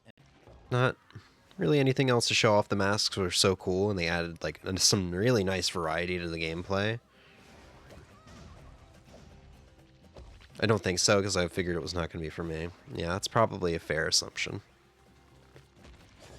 These auto-runner levels were a lot of fun with the, like, shark dragon mask. I think there was a shark mask for underwater. Something like that. Love to see a sequel. That's for sure. There we go. I said earlier I in the game, but I'm going to double check. See, July 17th, Animal Crossing Day 367, Rumpus 1-day anniversary. Nothing happened aside from Blair moving out and Robin moving in. Then we played Mario Kart Double Dash, Koryun, Darius Collection, Puzzle Bobble, Staffy 1 and 3, and Emmy's Pokemon Sun file. Wow, what a packed stream for 3.5 hours. Not you. Wow, what are you trying? Characters? I'm very fucking fucked. Pretty self-explanatory stream. I think this was before I was playing Double Dash Plus, so I believe this is just regular Double Dash.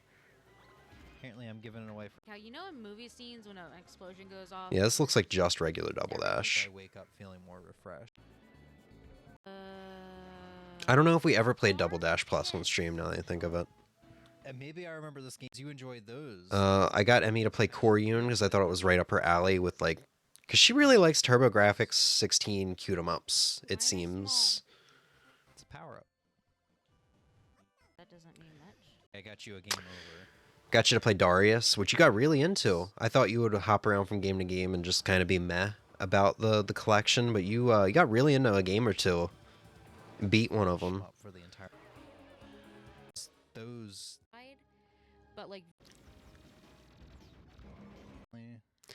versions of oh yeah, you very briefly played was this Puzzle Bobble?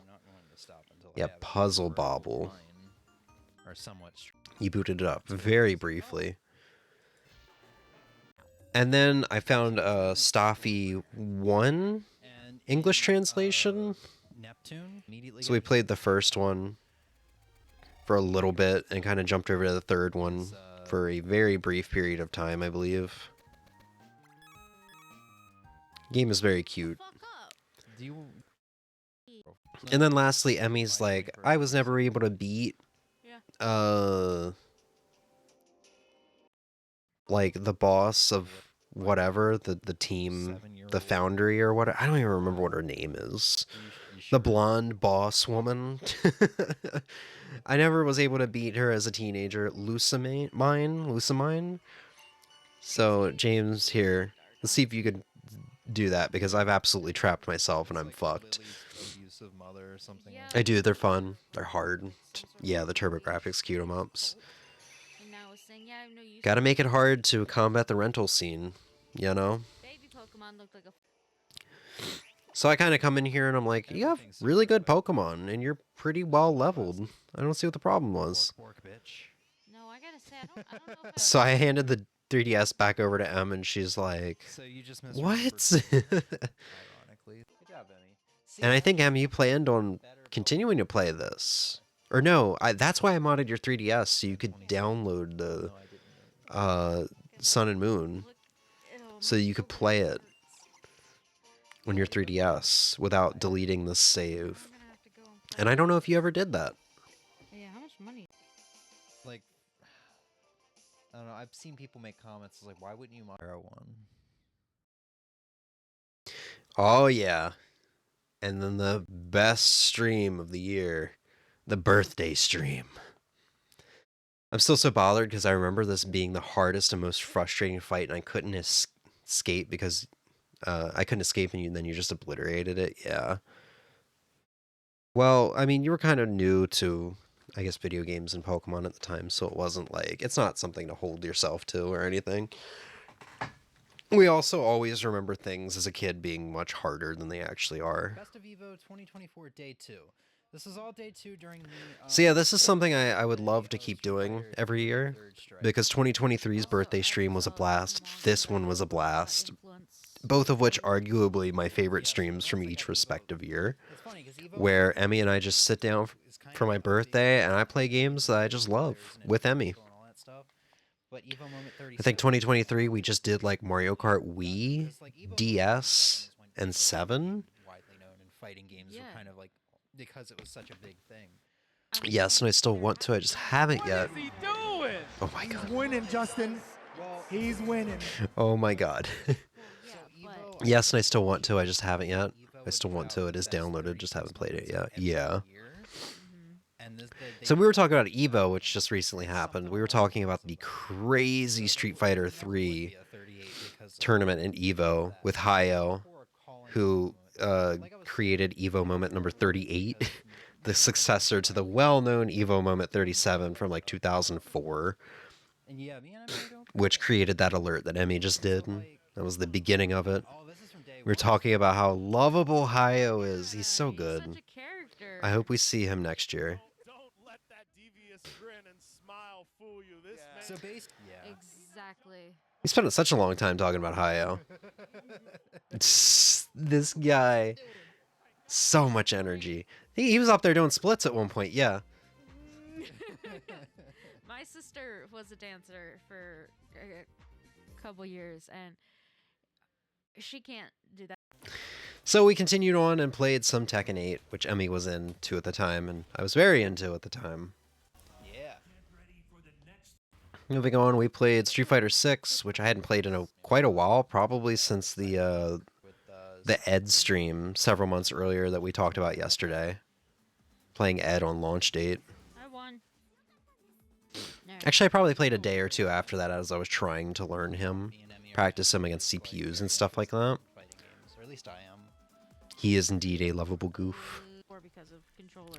Emmy didn't feel Street Fighter 6 as much this time around as she did like the previous time we played together, where she had like dynamic mode on and stuff like that, which I think might have been that Ed stream before before I like went into his training mode and learned his combo trials and stuff like that. Is it cool if I pause to look? Yeah, we showed off the custom characters in Tekken 8. James is like, "What are you doing? What are you?" And then I'm like, "No." Animal Crossing Day 172, which I don't think we spent much time on. We just kind of logged on to see the birthday presents. Your birthday isn't really crazy special in this game. For fun. Oh man. And then we spent a large chunk of time tossing the controller back and forth playing one of my all-time favorites, Simpsons Road Rage. If it would have stopped by now if it wasn't owned by Disney, but money speaks. This is such a good game. So much better than Crazy Taxi. I don't care what anybody says. And I'm like, yeah, it's like right over there. And that's an interaction that sits in my head with me because that is next. Let me know. I will play as whoever you want next. But it's fun though, right? I'm like, yeah, it really is. I love figuring out this shit. She's like, yeah. She's like, yeah, no, I do it all the time. I'm like, it's only gonna get worse from here, isn't it? She's like, yeah.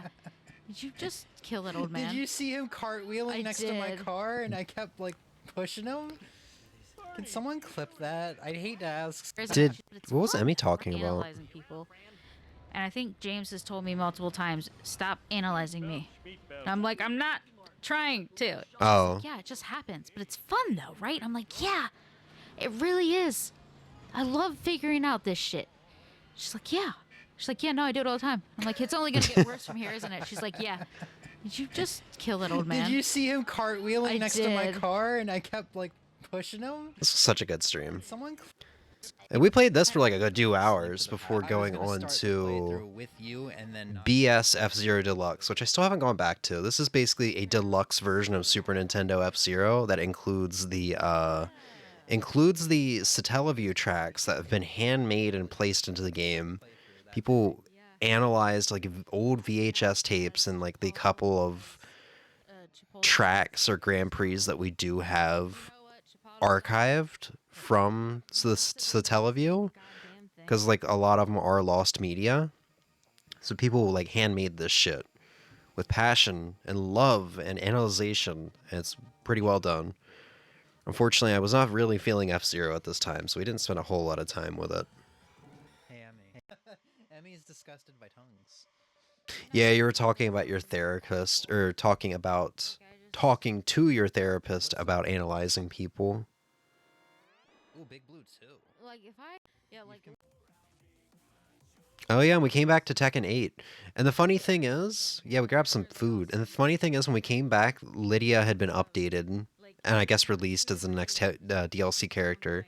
So like our title screen was different than it was earlier, because earlier it was like Eddie. If I'm gonna get takeout from any.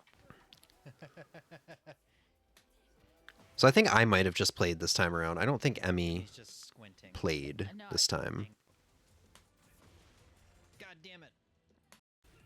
Yeah, it does look like I'm just doing arcade mode. Uh-oh. He has basic. Reina was so fun. I mean, I kind of said this when I was doing my Game of the Year stream for Tekken. That's actually like his default. Reina's so fun, dude. But we can give him. Did some customizations. Oh yeah, they added the photo mode. I completely forgot about this. More solidified answer though. Second version. And then we tried to play. I wanted to play Mario Kart DS again this year, but this is where it was like, hey, you need a product code to be able to, you know, have the DS detect so you could do the screen capture or whatever. So I guess it was because I'd had the 3DS for a year and it had like expired within the application or something. So I had to send an email out to the company to get my product code. And yeah, so that was a little bit of a bummer. So we've jumped to Mario Kart 8 Deluxe, which I really wanted to play DS. I was a little bummed. But Ozzy cheered me up. Ozzy was like, hey, I'm going to get the free trial for Nintendo Switch Online. And we're going to play together. Jump online. So we made a custom room. And we played with Ozzy, and that was a lot of fun. Because she gets it, the psychological analysis. It just comes naturally at some point. Yeah. Yeah, I understood what you were talking about once I rewind a little bit. Maybe. Well. GG's. So this is a good way to end it. It was very nice of Ozzy. I'd love to do more Mario Kart streams like that, but I guess our community just really isn't big enough. See, July 25th, Tekken 8 Story Mode. Like a lore. This was the stream where I was so tired of YouTube compression, of how YouTube works, where if you're not a big channel and you upload in 1080p or lower, you get a terrible encoder that heavily compresses your video. So this was like probably the final stream or the last to final stream where I have my recording files in 1080p. After this, they go to 1440p so I can force the better encoder for my videos to get less compression. Because this stream looked terrible. I think I popped this entire stream which this file is 48 gigabytes. I popped this entire stream into my video editor and re-rendered it at 1440p, or I exported it at 1440p, just to re-upload it to YouTube to see how different the quality was. And I think I talk about that at like the beginning of the next stream. But I showed the quality difference off, and it's insane. It's insane how much better the 1440p file looks, even though the game's still running at 1080p. It's just a 1440p file. So it's not like it's better quality or anything. The file isn't better quality. It's just I got a different encoder for uploading at 1440p. The stream quality thing was a whole mini saga in itself. Very mini saga. I figured it out rather quickly. Tekken 8 story mode was incredible. It was heart-touching. It was kind of goofy, cheesy, campy, spoofy at times, maybe. Just over the top. Like this scene here, this is the scene I always reference. Everybody's about to go to war, and it's like, all right, we've given you your own motorcycles. Now, go ditch the motorcycle as soon as you meet up with the army. Just driving on the battlefield, avoiding landmines and explosions and shit. It's so cheesy, I love it. And then the badass, basically final chapters where we like Jin turns into like Angel Jin. And Kazuya's like Devil Kazuya. We both go to fucking space after having like a Dragon Ball Z level fight. Struggling a little bit with Devil Jin because I don't. And it's so over the top and honestly just kind of epic.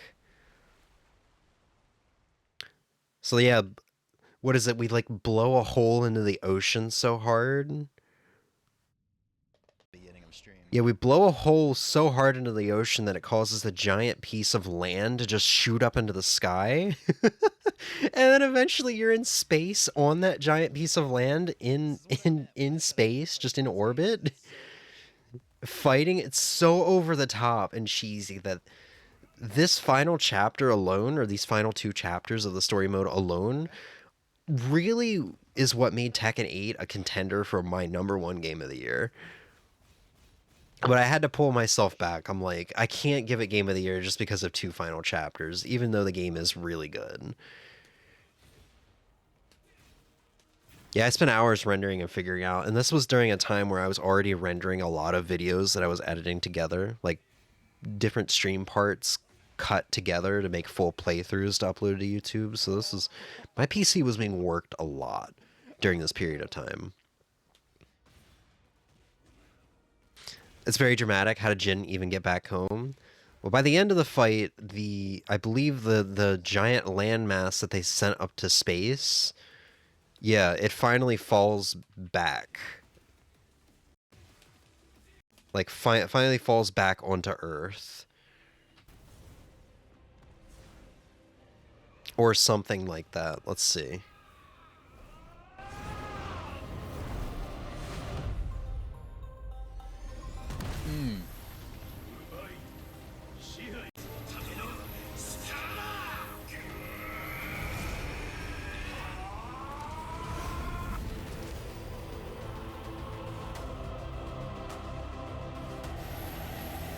I just love how it feels like a Naruto versus Sasuke fight or some deal, like an end of a shonen fight.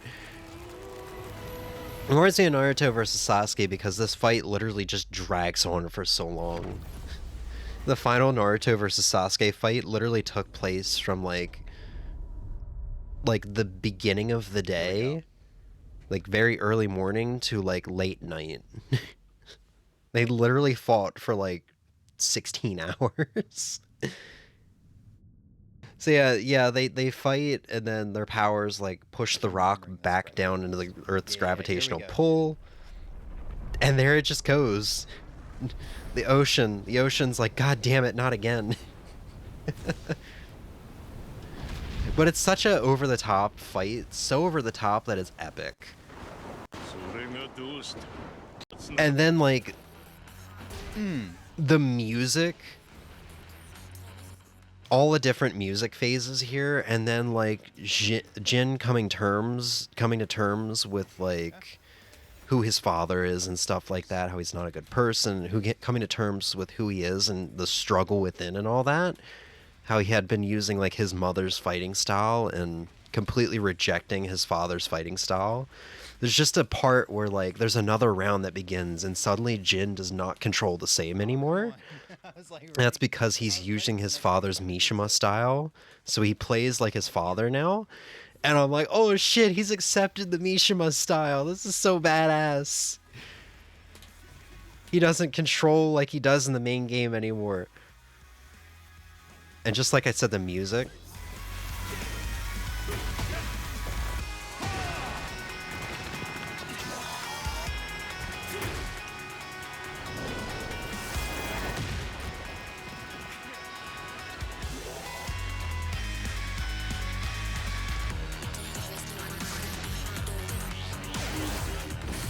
It's so epic.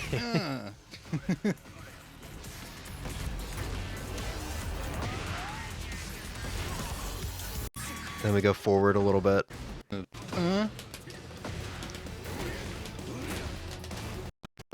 This fight goes on for so long. Holy shit. Yes, the music here. Impossible.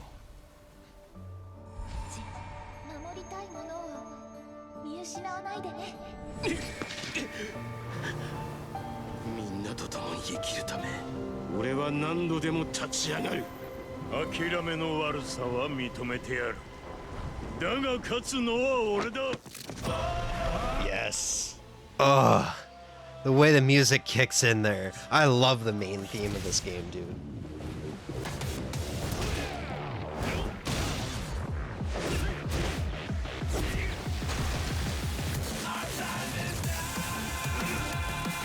I will not deny my comrades in our bonds.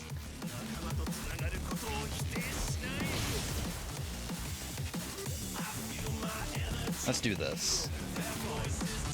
Yeah, no, like literally the music kicking in like that. That's literally all you can do is just go, let's fucking do this. Let's fucking go.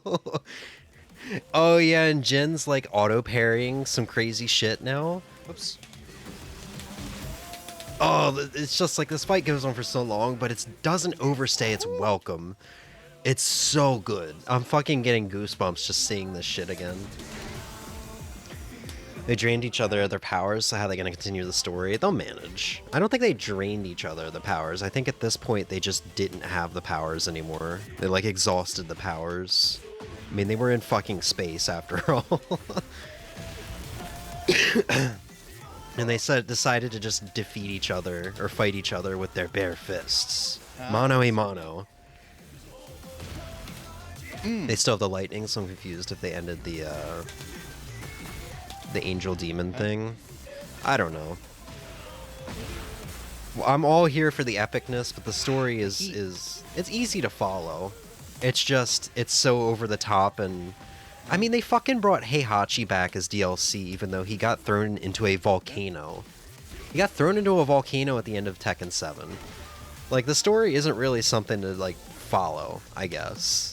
You're just kind of there for the ride. You know what I mean? If you try to analyze it or even overanalyze it, you're going to be in for a bad time. It's not something to take seriously. Sorry, Twitch is glitchy. God, what a fucking game, dude. This one really was for like a solid couple months. When I was starting to, like in August, when I was starting to kind of figure out what order my Game of the Year list was going to be in for the end of the year, that game for a solid couple months was in my #1 spot. It was for a solid couple months my #1 game choice. We won't know for like 10 years. Well, they did add a story update with Heihachi. I haven't played it yet. Yeah, Evo was wild. July 26th, Weko the Mask Gatherer, the launch stream. And I changed up some of our emotes. So some of the ones that did. So this game finally came out. Free code provided by GameIfYouAre.com. We met Big Butt B. She was there with some awesome bug testing facts, as they were in fact a bug tester themselves. So this is the Wecco slash B arc, because B really didn't show up anymore after Wecco. She was really only interested in Wecco, understandably enough. This game's fantastic. I had already gushed about this earlier when we showed off, or when I showed off the VOD where we played the demo. Yeah, we played through half of this game in this sitting. It's phenomenal.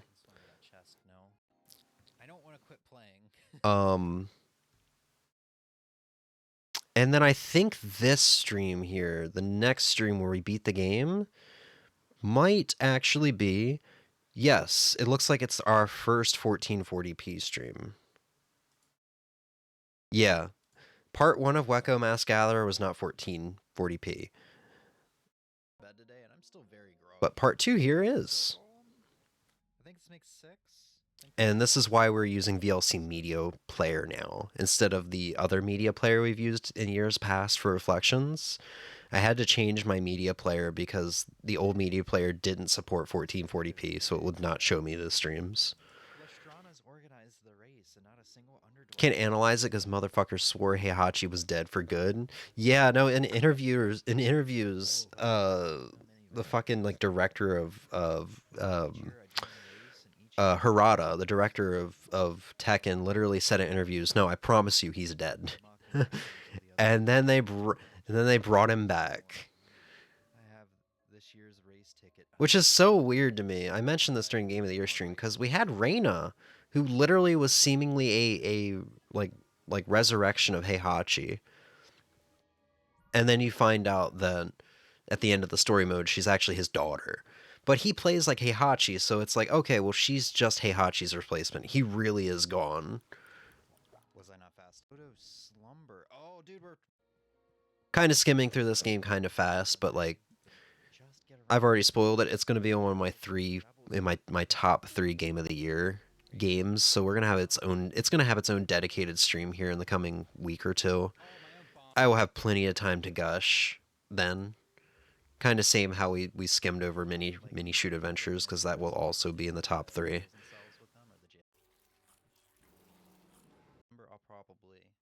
Yeah. Also, like I said earlier, this game has gotten some changes, some additions, stuff like that. I think the boss's health has been lowered as well, because they took the developer took in the complaints of like the bosses have too much health into consideration. So the boss's health has been nerfed, from what I've read, as well as other changes and additions. And the 28th of July, we have Wecco the Mass Gatherer challenge run, and then a roulette cookie. At the end of the previous stream, I believe Big Butt recommended a challenge run where we did, I believe, no upgrades, base sword and shield, something like that. I don't know. I could check the VOD. I know the description of the YouTube video has the rules in it. If somebody does exclamation point challenge, we could see it. Because I know I had a command for it. It's going to be so hard to find this. I probably did it at the very beginning. Exclamation challenge for details.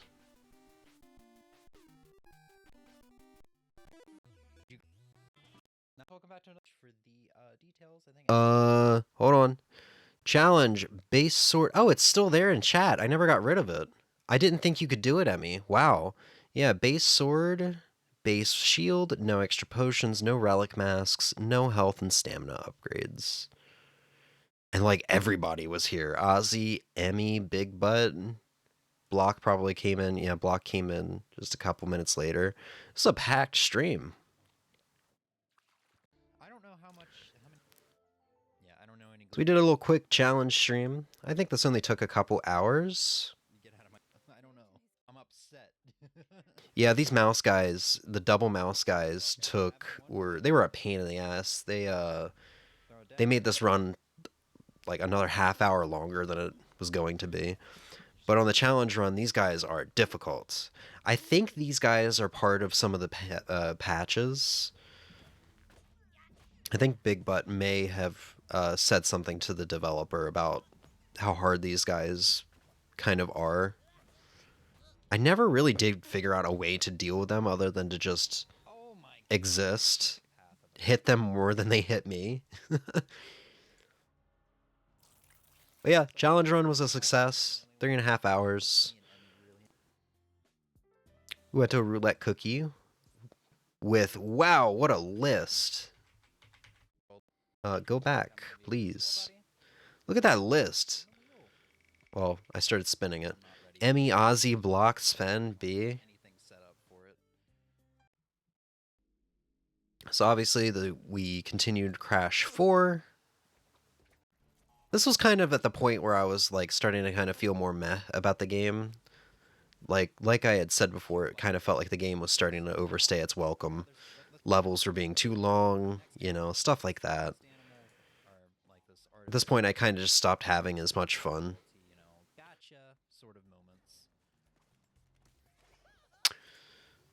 Continuing on, Sven won, so we played... Oh, we played the updated Gravity demo, because I had played Super Mario Gravity's demo a month or two prior, based on his recommendation, and I had downloaded the old version. I had downloaded the wrong demo. And I kind of had a bad experience with the old demo. This one, though, was very pleasant. This one was very pleasant. Okay, I had to see if there was anything back there. It's Odyssey. I think we played all 4 levels of this demo, too. Oh, what? This is cool. We're making a snowman. Can I go in the igloo? Wow, the igloo is loaded. What's up, dude? Finally free. It's so nice to be able to take it from the other demo I played. Yeah, I really liked this level, although if you died on it, it was just like, ugh. It's like a on the rails level, and I have to do it all over again, which is exactly what happened to me. Making this one a lot of fun. Yeah. This is something I think I was literally saying earlier that stream too. I was like, man, I want a Mario 64. I want a Mario Galaxy 2 ROM hack to bring the black boos back, because they're so fun to interact with, where you just grab them by the tongue and twirl them around, swing them around like they're a lasso or something. And if memory serves, Sven said, like, yeah, I bit my tongue. I didn't want to spoil you on this, because eventually later on in the stream I discovered them in this level.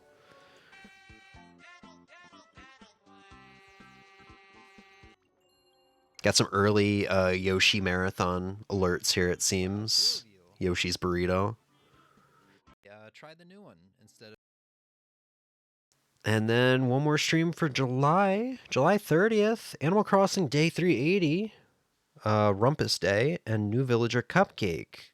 Game Boy Player stream, Kirby's Nightmare in Dreamland, Kirby's Dream Land, Pokemon Red, Blue, and Yellow, Gold, Silver, Fire Red, and Ruby while reminiscing.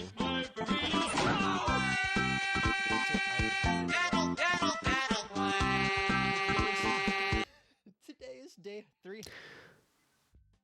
So this was I remember having to jump out of bed for this one because it was almost too late to catch Tortimer. I woke up and I ran in here. So I was like frazzle-dazzled this entire stream. I have 3, but you're... But yeah, I played a little bit of Animal Crossing for Rumpus Day. And this was kind of a reminiscence stream. I brought out, I think I showed them. My GameCube looks really... Yeah, I brought out my GameCube player with the GameCube player disc. This was the last stream before I put it up on eBay, so I wanted one last time with it. Cupcake is cute. It's a shame she didn't stay like anybody else in my village. Is there anything like you're looking God, I'm gonna have a field day ranting about that during the final Animal Crossing stream. NES Kirby Adventure. So I brought out all of my GBA games. Thought I showed them off. GameCube back. Things okay. Showing off the GameCube. Because I have a fat stack of complete and box Game Boy games. Actually, okay. Okay. Yeah, there's the Game Boy player.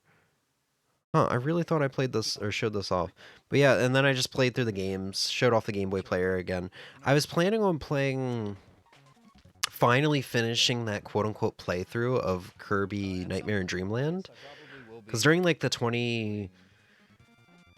I think it was like the 2019 through late 2020 fortune cookies or something like that, we had kept getting Kirby Nightmare in Dreamland showing up on Cookie, and it kept winning to the point where we had gotten to the final world of the game, and I was like, well, I guess if this shows up again next Cookie and wins, we'll just beat the game and I'll edit it all together as a playthrough.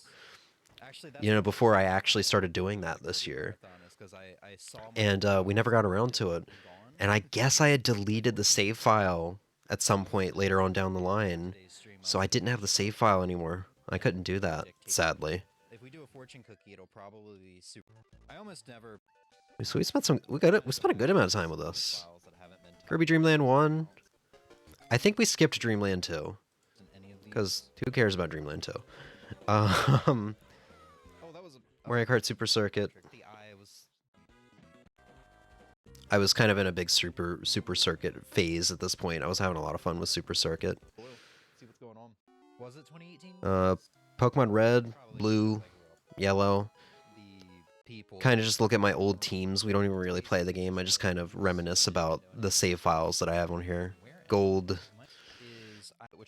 Silver. Fire Red, which in Fire Red we find an egg, and I'm like, I have to know what this egg is. What the fuck is this egg? So we go to Cycling Road. We spend probably 20 minutes there trying to get the egg to hatch. And unfortunately at this point Ozzy is gone. But the egg hatches into a Munchlax, or a Snorlax, and I'm like, what the fuck? Level 1 Snorlax. Where is Ozzy? His baby hatched. And Pokemon Ruby. I mean, really not much to talk about this stream because all the special stuff that's in this stream is within it, which is just the reminiscing. I'm not going to retell these stories and such. That stream is worthy of watching on its own. There's my little Game Boy Color, Game Boy Advance CIB collection. I think there's like Pokemon Yellow and something else behind me there. So this was a fun little stream. August 3rd. Crabs and Cars variety stream. So we continued another Crab's Treasure. This is the point with another Crab's Treasure where I was starting to get pretty soured on the game. We were at that point in the game, once we entered this tower, where the game just stopped being as fun. I think Emmy said so herself, but I still do maybe question it a little bit if I was just at the point where I just wasn't feeling this game because of my own personal things. Like maybe having this game correlate too much with Razor at that point. Being away from it for too long, stuff like that. So, maybe I'll feel differently in the future when I give it another shot, whenever that may be. But for now, when we get to the final Game of the Year stream and I kind of talk about my honorable mentions, I've got multiple paragraphs of notes, of talking points that I want to talk about with this game. This is an interesting boss fight, especially when she pulls out the vibrator. And I think she literally pins you down with a vibrator and vibrates the shit out of you. I think we played this for like 5 hours. No, not quite. 4 hours. Nearly 4.5. Alright, we need the lantern. So we've obviously played Horizon Chase Turbo. This is like the first time I had streamed it. I kind of wanted to do this stream, this Crabs and Cars stream, because A, there was ironically some crab games and some racing games that I wanted to stream, so I bundled it all together. And B, it was because I wanted to see how well this VOD looked on YouTube with it being a 1440p file now and not getting as compressed as bad as the original probably 720p file from 2021 was. I think I was doing 1080p at that point, but I think I chose 720p for some streams that were for some games that were more intensive, like Doom Eternal. Oh, there's 2 coins already. So they didn't look as bad because of the bitrate. Because I think that was 2021 was before I was even before I was even recording these streams. I was just using the Twitch file as the VOD file on YouTube, so it was like getting double compressed with limited bitrate and stuff. Right, there are upgrades too. Checking those out since it's been a while. Oh, I just didn't like this tower. I had difficulties finding the switches. How were you in the old city earlier if you hadn't gotten your there yet? Hot shot racing. Old city? You can change pulled through. Oh, this area? This is where I ended off. I spent a lot of time wandering around through here. Yep. Paper claw. Stop that.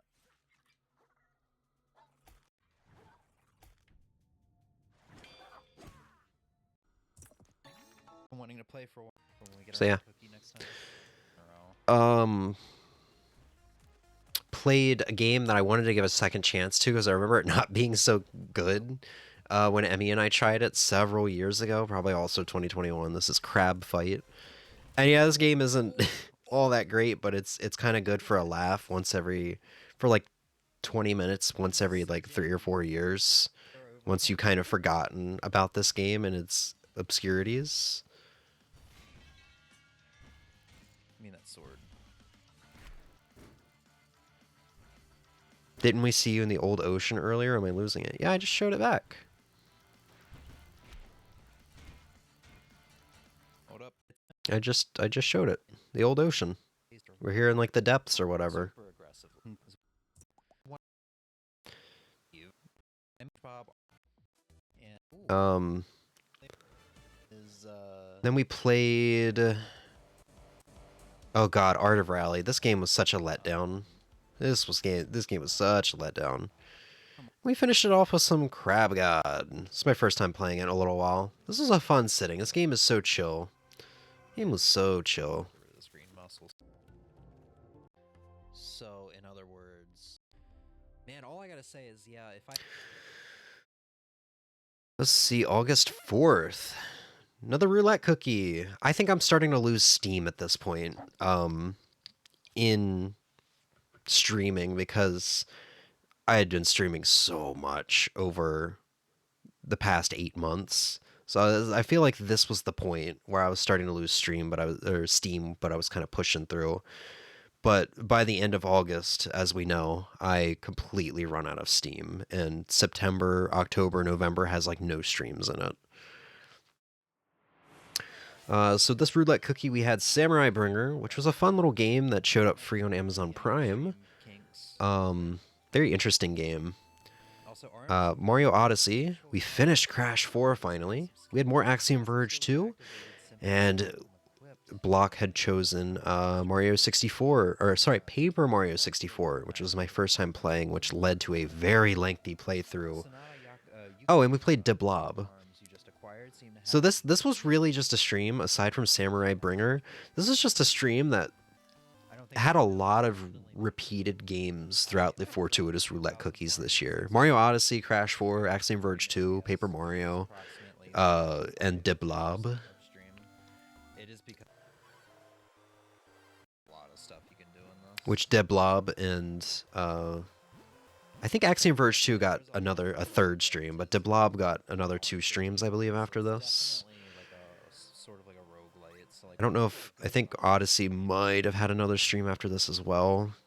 And Paper Mario definitely got more streams, but I don't think it was within roulette cookies. It's not the right combination of buttons. No, I think this actually might have been the last Paper Mario stream. Or, I'm sorry, Mario Odyssey stream. Physically aggressive. She gets a. I don't remember.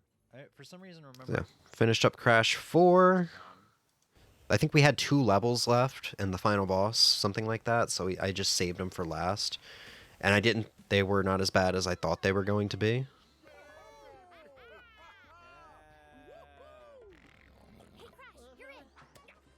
Four and 2 are interchangeably memorable. Gonna skip ahead. I can't believe we beat Crash 4 before Emmy and I played the Spyro trilogy. We were supposed to do that Spyro trilogy for my birthday in 2019. And we just haven't. This is basically. Alright, so we return to Axiom Verge 2. I think this is probably my favorite sitting with the game. It took a little bit to get back into because the game's got a lot of like controls, Mario 64 is my like favorite Paper Mario. button combinations for the controls to do stuff. So A lot of, it took a little while to remember. her dresses. Paper Mario, which this spawned a nice chunky like 30+ hour playthrough, which is what also led to me getting burnout. And we started De Blob, Remember anything of this game? Crazy. which has been a blast to play through thus far. As if swinging super hard the first time, kind of.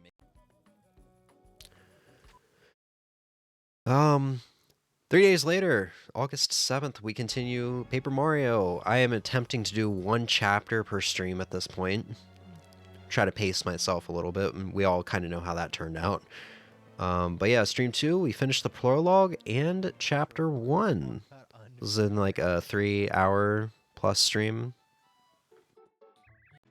It was a fun stream. Press the A button just before the attack strikes you.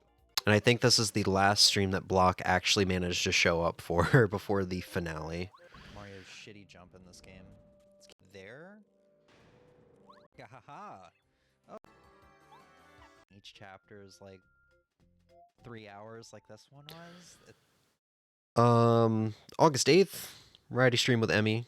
Her first time playing Wind Waker HD.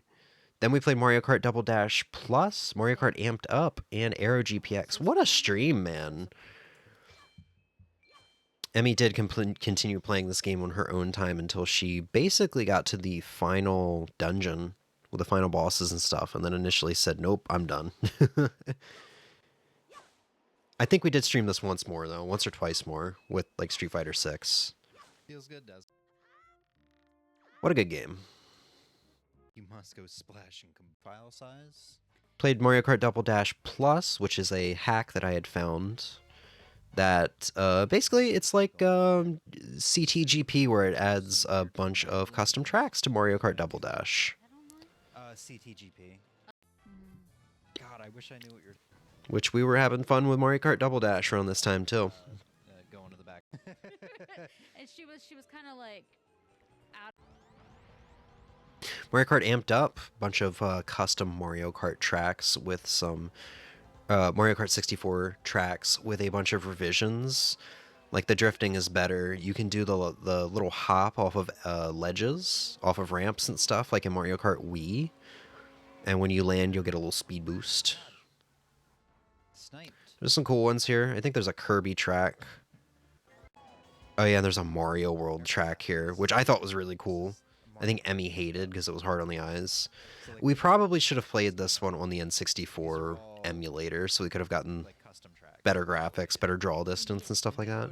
Or not draw distance, but it would have been easier to see just stuff because of the graphics being a little bit blurry on the, or pixely on the mister. I think you passed him, so I threw the red shell, and he threw a red shell back. I'm gonna lose my voice. Over borders and stuff like that. Oh, right, there's a frog mode. I forgot about this. All right, now I'm done. Man. The boss scares me because, as you said, it's bad. It's not bad. Puppet Ganon is, in my opinion, the hardest boss in the game, but I'm also just terrible at video games. You get to kill people. And then we show off Aero GPX, a game that was in early access at the time. It's still in early access, but it was very new. And is incredible. And you're going to see this. I'm going to mention this as honorable mentions for 2024 here because it's only in early access, but you're most likely going to see this on my 2025 Game of the Year list because it's going to get a full release this year. But this game is so much better than F-Zero. I don't think I've really played F-Zero since I have played this because it's the first like game to accurately do F-Zero. Because this is basically F-Zero X. It feels like a love letter to F-Zero X in the way it controls, the way the cameras pan, stuff like that. The announcer voice, music. Honestly, the music's so good. I've been learning one of the songs on bass lately. But it's so much better because it's just got this cool like dive, this drill dive mechanic, and there's some levels where you're in the air because, you know, Arrow GPX. And I just gushed about this and showed this off for people to see because the world needs to know this game exists and it's the best thing. Because for the longest time, it's like we haven't gotten an F-Zero game and people were like, oh, you like F-Zero? Try Redout. And then you try Redout or whatever the recommendations are and it's like nothing like F-Zero. This is the first time where someone can recommend an F-Zero-like game and it is literally F-Zero. It is literally what you want and what you have been craving that Nintendo will not give us. Oh no, I missed. I had to hand you the reins for at least one boss, and I might have to. I mean, if you need to hand me the reins for Puppet Ganon, then hand me the reins for Puppet Ganon, you know? Yeah, don't be scared. Don't let me scare you. July 25th. Wipeout was one. Yeah, Wipeout was one. But it's just like Wipeout's kind of like its own thing, and so is Redout. They're not. People say they're like F-Zero likes because they're hovercraft futuristic racers, but they play nothing like F-Zero. You know. And then it looks like I announced the Yoshi Marathon for August 9th, the following day, all the way through August 31st.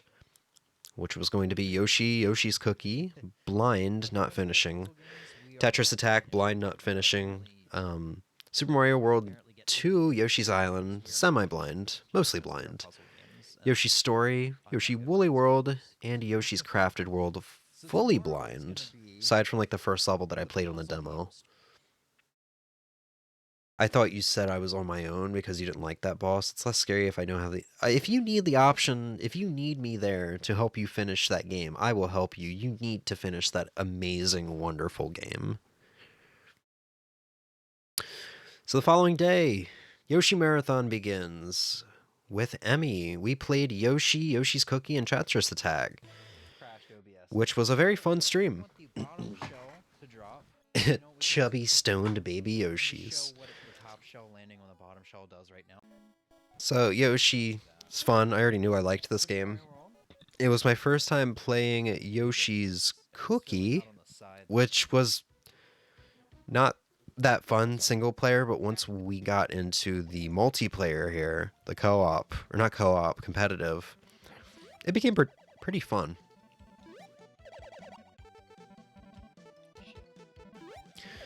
And then the real treat, the game that I still like to play every now and then, Yoshi's, or Tetris Attack, which is a Tetris game, but it's got Yoshi characters, and it's basically Panel de Pon, I think is the actual game name title. And this game's so fun to play. Just looking at this is like making me want to play it again. Like right now. Fuck Reflection, we're gonna play this game again. So this I loved this game, and I attempted to beat it. It gets very hard in the story mode, very challenging. I'll probably try to beat it someday. Become a serious Tetris Attack player.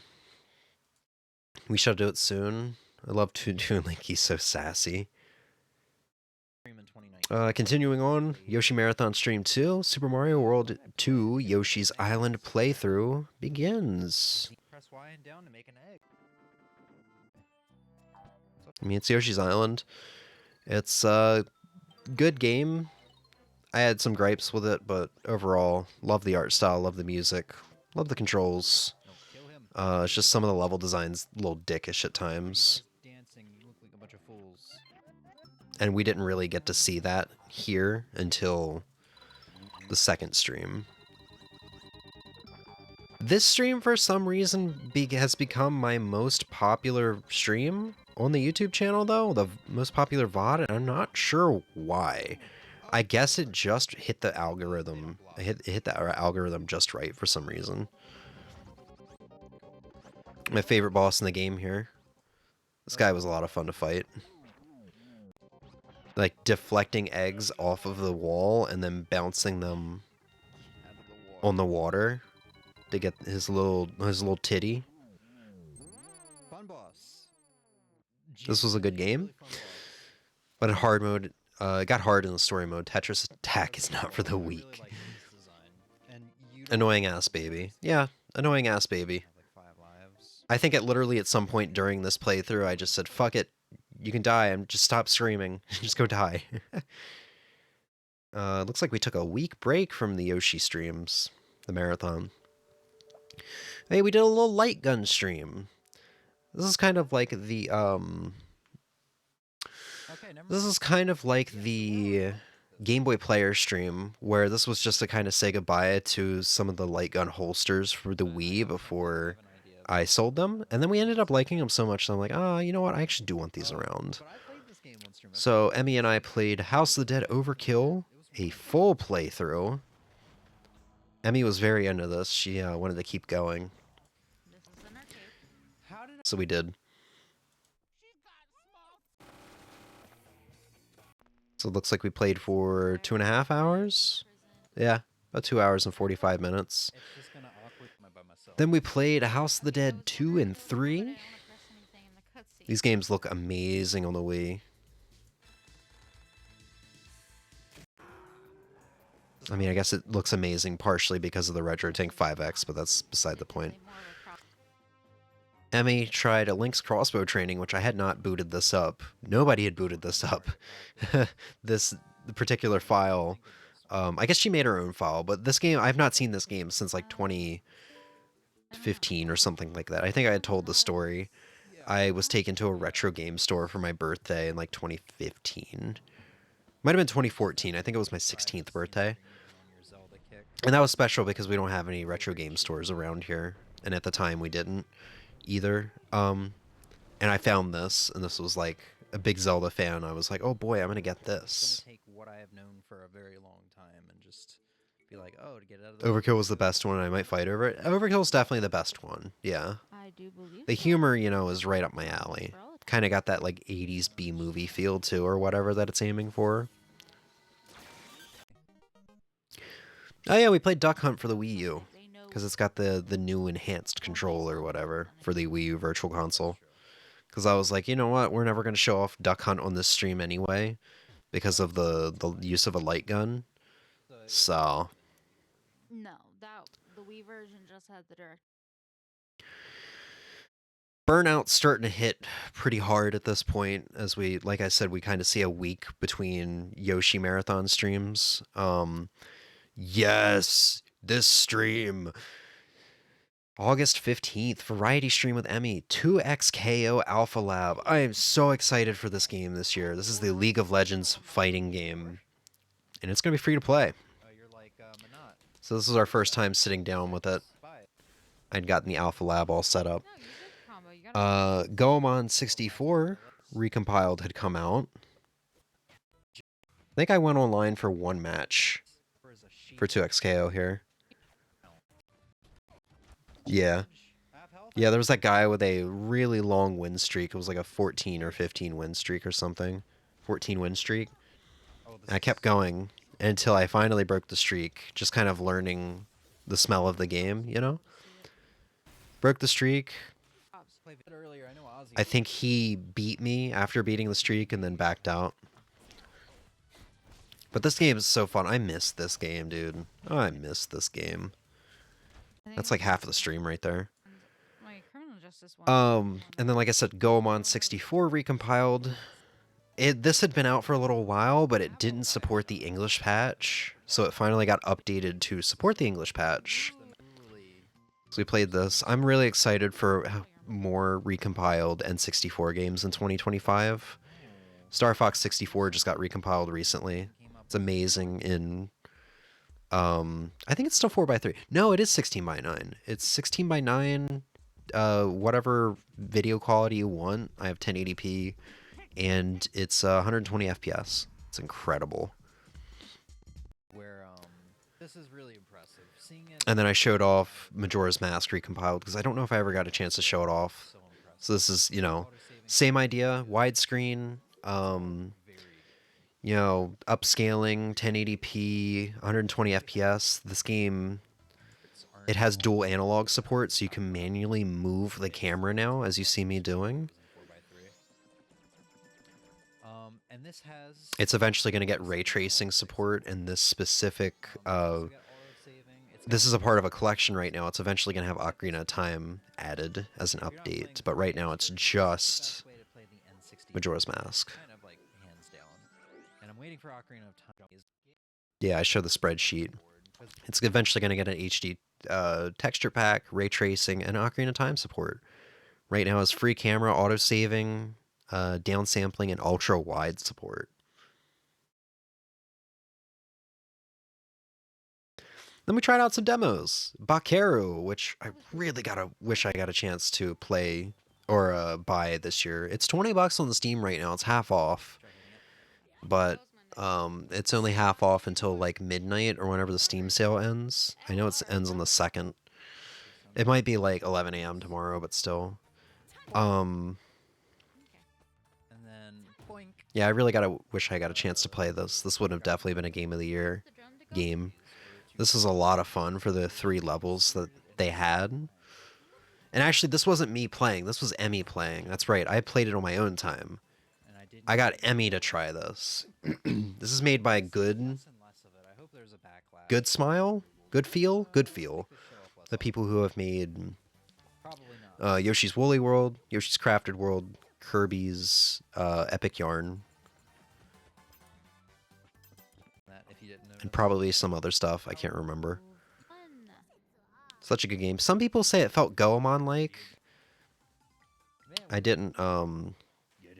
I don't really have enough experience with Goemon to address that. And then the Shadow of the Ninja Reborn, the demo for it. This is the remake, the next Natsume remake, because you know, Ninja Saviors got remade, Wild Guns got remade, Pocky and Rocky got remade. All these like expensive Super Nintendo Natsume games have been remade, and now this is the NES Natsume game getting remade. I don't think the NES version is rare, but we played it, and then we played the NES version just in comparison.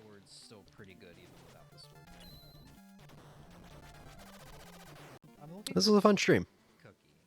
So you know, a party mix, you get like your Doritos. Next day, this was a super casual stream. August 16th, Super Mario and the Rainbow Stars. This is a little demo, a really well-made demo. A really well-made demo, man. I look forward to the full release of this. Right, Goombooter, the pirate Goomba. Oh. That Goomba must have dropped it. See, it's got some like Paper Mario style writing with its like names and puns. It's like very up my alley. Got Nintendo music, Pikmin 3 music for this level. This is so well done. Is anything down below? No. So well done. We played some NES and SNES hacks, so we got Deadpool here, a Ninja Gaiden hack with Deadpool. Thought I could make it. It's going to be impressive if I can actually remember all these hack names after all this time, because I don't have them in the file name. Oh, right, this is like a Ninja Gaiden Does his axe hurt now? sort of hack sort of deal. This was meant for people who have played the crap out of Ninja Gaiden, and it was to make it more challenging, more interesting. I don't necessarily remember what the changes are.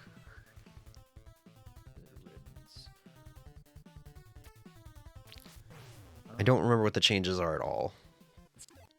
Why don't you do? And I remember being confused about what the changes were, even when I was looking at the README file for it. It's weird. I keep grabbing power-ups, but I'm not getting them. It's for me. Freeze or invisible. It needs I tried booting up Dr. Garfield, right? But that's something that wouldn't work on the Mister. So I showed it off. Which is just Dr. Mario, but with Garfield. I don't know who decided to make that cat a doctor, but... Castlevania 2 Simon's Quest, I think this is the one with the map, and maybe some additional upgrades. Here, let me go back. Let me, Isn't that of this? I think I have that down, which is exactly what it is. Let's see, Castlevania 2 Simon's Quest. Retranslation plus map, yeah. I really do love this game. This is arguably my favorite Castlevania game. I mean, obviously not Castlevania 1. Castlevania 1 is an all-time favorite. But I know this game's easy to hate, and people do hate it. But I really enjoyed this game. I need to get around to Castlevania 3 someday. It's so good. Looks like I showed this all for Emmy, I guess.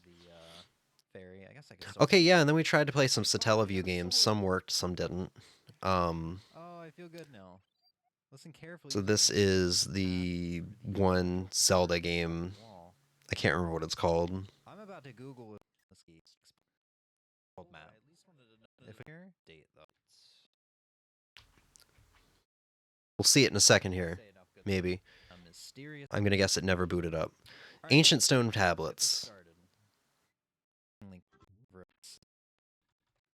And then the Mister has been updated. The SNES core has been updated recently, so this is playable now with music. That was kind of the problem with that, was there was no music. Another Satellaview game, the Legend of Zelda remake. So Zelda Third Quest. The music eventually glitches out and just lingers on the last note it was on before it glitched. I tried this one out like a couple days ago, and it's still... The SNES core update does not fix this, unfortunately, because I'd really like to play this. It's a shame. But this... Okay, this is a different music. I think I might just be playing BSF Zero Deluxe again here. Yeah, that I played for the birthday stream. I think I spent significantly less time with this one. Yeah. A pleasure of a game that I was planning on doing a full playthrough of for SNEStember, but that got cut short. I want to say Plumbers Wear Ties, but that's not it. That's like a porn game.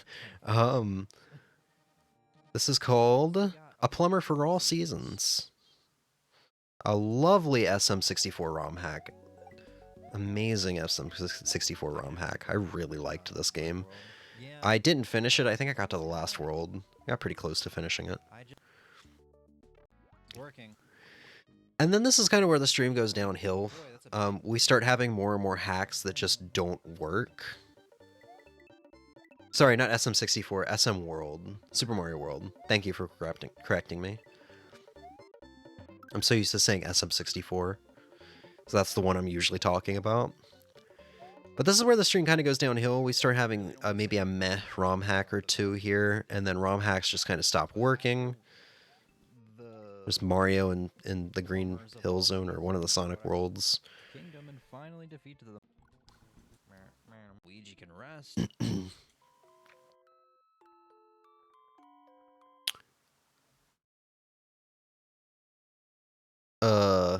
Oh, right, I had Super Mario World 2 up while I was on a break, while I went to the bathroom.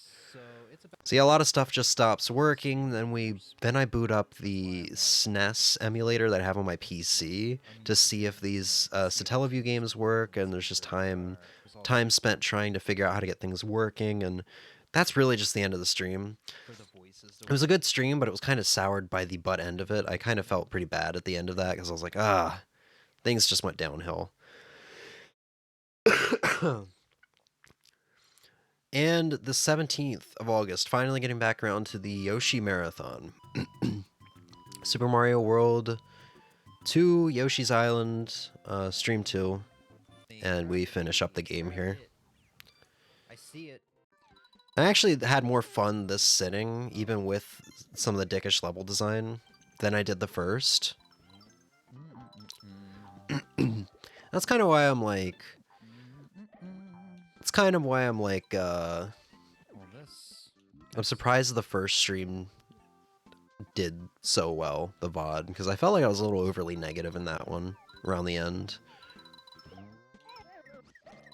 Also, like, this is probably the second or third stream where we introduced the new chat, which is a lot better than the current chat. It looks a lot better with its black outline. Go build my own streaming service. Yeah, we beat the game. I'm not sure I understand. Leave them. We spent some time on Bowser Jr., I think, Baby Bowser.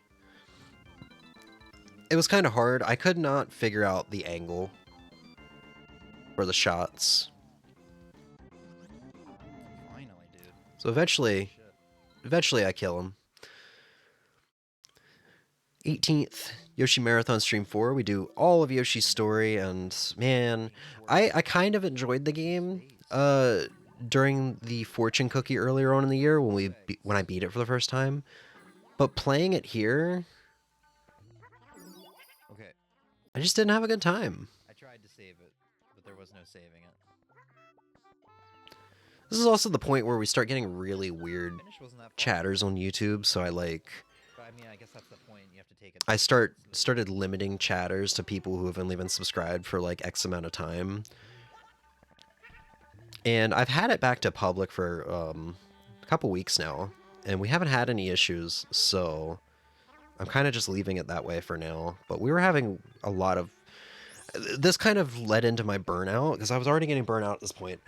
And at this point, there was a lot of just YouTube chatters coming in and just being annoying and not even making any sense.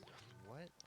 And it kind of led into my like burnout of like, I just don't want to stream anymore. Was that one of the unlockable? That kind of happens by the end of the month.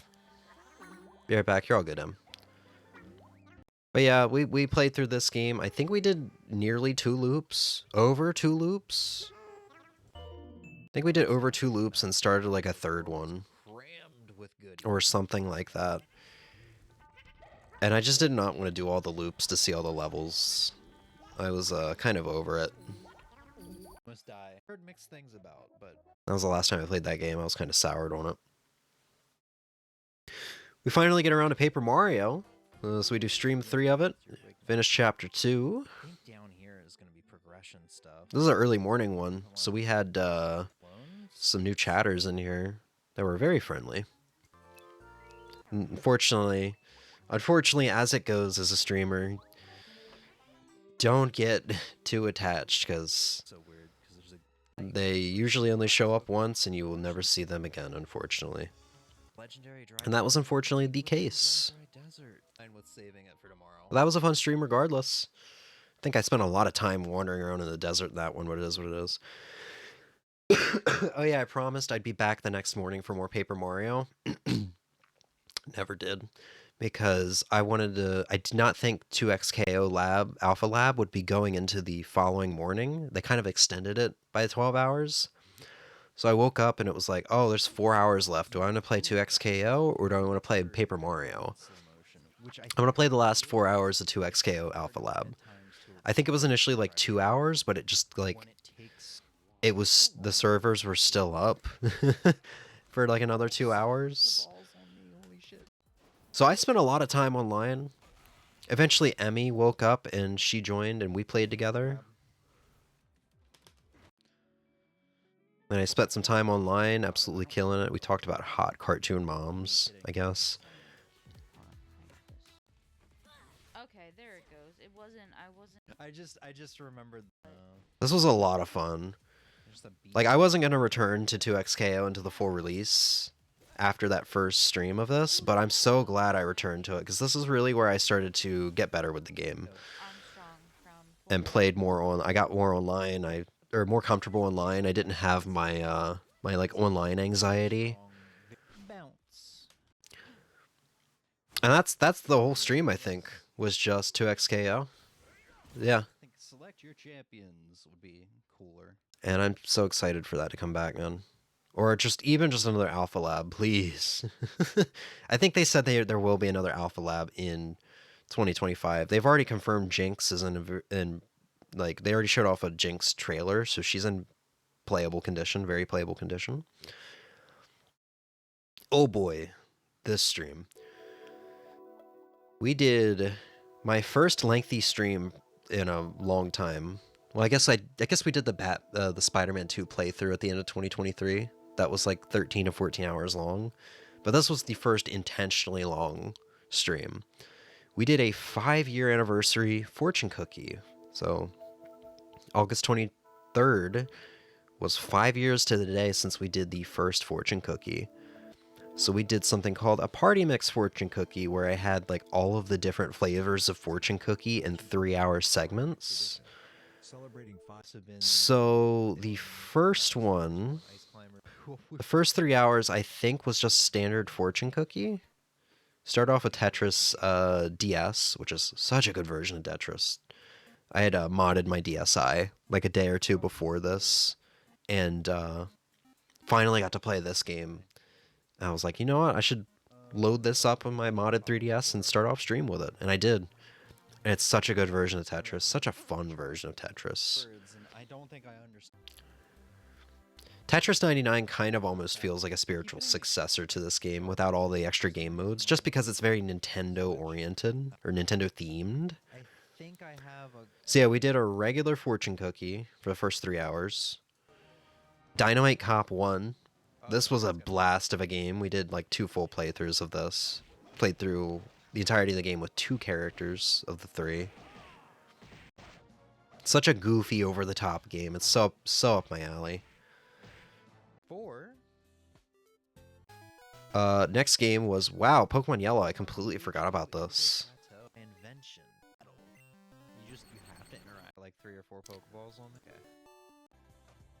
And then lastly, I think we played, Revenge of Shinobi here, which, despite being a popular Genesis game, I did not care for it. I thought it was poorly designed and very unfun. So unfortunately, this kind of soured my shit a little bit. But then we played, I think we did Dictator Cookies now? What kind of cookies did we do next? Or what kind of cookie did we do next? That's the misfortune of it. Oh, we did Misfortune Cookie where everybody voted on a number. So we got Dragon Quest V, the English patch, for PS2. I fully intended to come. This is like a, I'm a broken record here, but this is another scenario where I fully intended to play this on my own time after streaming wasn't as crazy at the end of August with the marathon and the Paper Mario playthrough. I did not get around to it, unfortunately. It's gonna be good, and I'm gonna like it. See, we got Street Fighter Alpha 3, and by the title, it looks like we got KOF 2002.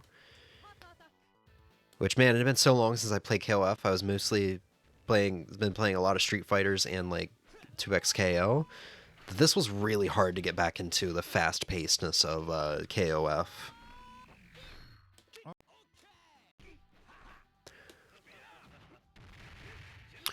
So, because YouTube only allows me to do like upload videos that are like less than 12 hours, I had to split the stream into 2 parts, 2 recording files.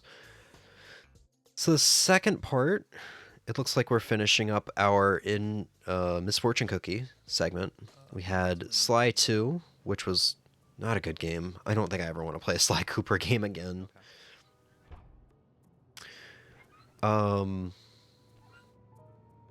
We move on to, I believe, Fortuitous Roulette Cookies. Yes, because we have Brutal Legend once again. I think this is the second time Emmy has chosen it. I think the last time Emmy has chosen it. I don't think she's chosen it again since. Yeah, like for reference, I think Emmy chose this in January or February during a Fortuitous Roulette Cookie, so I was really having to relearn this game here. And at this point, I was starting to feel pretty ill.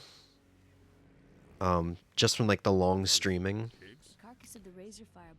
I'm getting old. I can't really do it anymore. I can't do the 25-hour streams or the 17-hour streams or whatever that I used to in the past.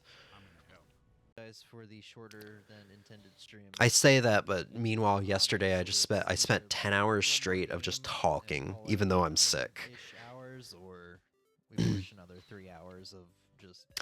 Let's see, SM64 Beyond the Cursed Mirror. I think this is the last Fortuitous Roulette cookie we did, because I do believe Block fully intended to make this a full playthrough. And this was pretty good.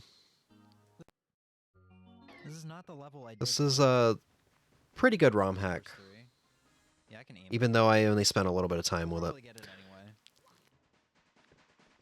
2-star door. Weeds. Let's see, we continue on to Deblob. This is another one I think I hadn't played in a little while, like a month. So I spent a little bit of time here. I remember struggling at the beginning. Because I was like, I kind of need to relearn the controls, because I'm struggling. Completely forgot that jumping in this game is flicking the... Spent a good amount of time with Deblob.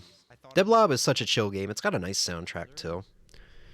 Then we played Portal, and I kind of liked it, but then eventually I got to a point where I'm like, I don't like how the puzzles aren't open-ended. Like, because I spent time trying to solve puzzles in a way that I very clearly should have solved the puzzles, like, using physics. Because I didn't see any other way to solve them. And, I was just like, yeah, I don't like how the puzzles are not open-ended. It's like, you only have one way to solve it, and if you do not figure out this one way to solve it, then you're just not going to solve it. And I'm like, I don't like that. This is an okay game. Overrated? Maybe. It's definitely unique, I'll give it that. It's unique and something no one's really ever done before, but is it overrated? I think so. Jumping back into the Mario Marathon, or sorry, Yoshi Marathon. Stream 5, we start Yoshi's Woolly World. This was my first time playing this since around Breath of the Wild's release date. So like March 2017. Probably more like February 2017, I think I played it before. And this was such a treat. I'd forgotten how much I had loved this game. To the point where, unfortunately, because the marathon had like a week break here and there, I could not 100% the game. The original plan was not to 100% it, but just to beat it.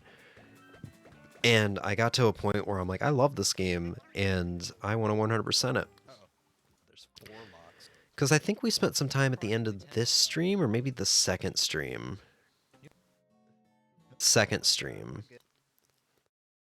Which is the following day, where we eventually went back and cleaned up World 1.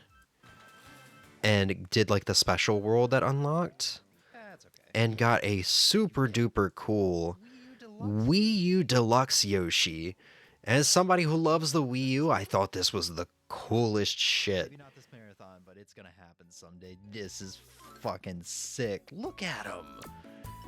Oh, I gotta go back to Craft Island. Where do I get a good look at the Yoshis again? So this is the point where like I was already having a good time with this game, and this solidified this game for me as amazing. And by the end of this playthrough, which I think was one more stream, yeah, like another 4 days went by. This is where this game was solidified as one of my all-time favorites, and it did get added to that list. Very justifiably so. Unfortunately, this is the beginning of the end. This is where the burnout hits its worst, but it's like we're at the end of August. It's August 26th, and I'm only on chapter like 3 of Paper Mario. I want to beat it by the end of the month, so it's not in the way of SNEStember. But I also have the marathon going on. So we deadass do like 2 streams a day for the remainder of the month, and it is insane. So that was August 26th. This is also August 26th. We do a 5.5 hour Paper Mario stream. We get a big raid where we do chapter 3. I think this is the biggest raid I've ever gotten at like 16 viewers. Managed to keep some of them too for a while. Like I was sitting at 9 viewers, I think, for most of that stream, which is very good for me. completely wrong about it. Oh, wait. Yeah, we had Vinny. We had Vinny here. I think we had the Raider himself. Actually, I think he dipped out immediately because he was, like, tired or wanted food. But he did come back for another part of the Paper Mario playthrough. Unfortunately, we will never probably see those people again. It's kind of like the B situation. It was like they're very friendly people, and I wish they had kind of stuck around in the community, but I understand they only wanted to be around for the one game that they came for. And I don't blame them. It's okay. The following day, we do have a bit of a chill stream. Nintendo Direct time. Start off the stream playing some Galaga for the Atari 7800. I love this version of Galaga. I don't know why. Just kind of while we wait for the Nintendo Direct to get started. And then we do Paper Mario Chapter 4 afterwards. So let's see, what do we have? I know this was a good Direct. Oh yeah, this is Peglin. This is a very interesting, like, roguelite. I still have yet to play it. I do have it on my wish list. Oh, Pizza Tower gets added to Switch. I know people really wanted this because it's basically WarioWare. The Tetris Collection. This looks super cool. New Patrick, the Star game, I guess. Yeah! Capcom Fighting Collection 2, and this is insane. Project Justice? Wait, I missed that. I was more hyped about this than MVC Collection. Which, to be fair, I never really played MVC, but this was more of my jam. MVC being re-released was insane because it meant Capcom and Marvel was collaborating again, which is insane. And what's insane about this is it's like, oh my god, SNK and Capcom are collaborating again. And it's like, we just got announcements that Terry and Mai are going to be in Street Fighter 6. And then I think sometime after this, we get announcements that Ken and Chun-Li are going to be in the next Fatal Fury. So it's like, oh my god, Capcom's in bed with everyone again. They got rid of that, like, shitty executive or producer or whatever that wanted nothing to do with other companies. He was gone by the end of Street Fighter 5, and now, like, we are back. They are collaborating with companies again. And is playable online. Max is freaking out, dude. You can also visit the museum to enjoy artwork. literally last Nintendo Direct, we got MVC collection. Dude, what the fuck? Capcom's going crazy. This was insane. This year was a really good time to be a fighting game fan, man. Tekken 8, 2XKO, Alpha Lab,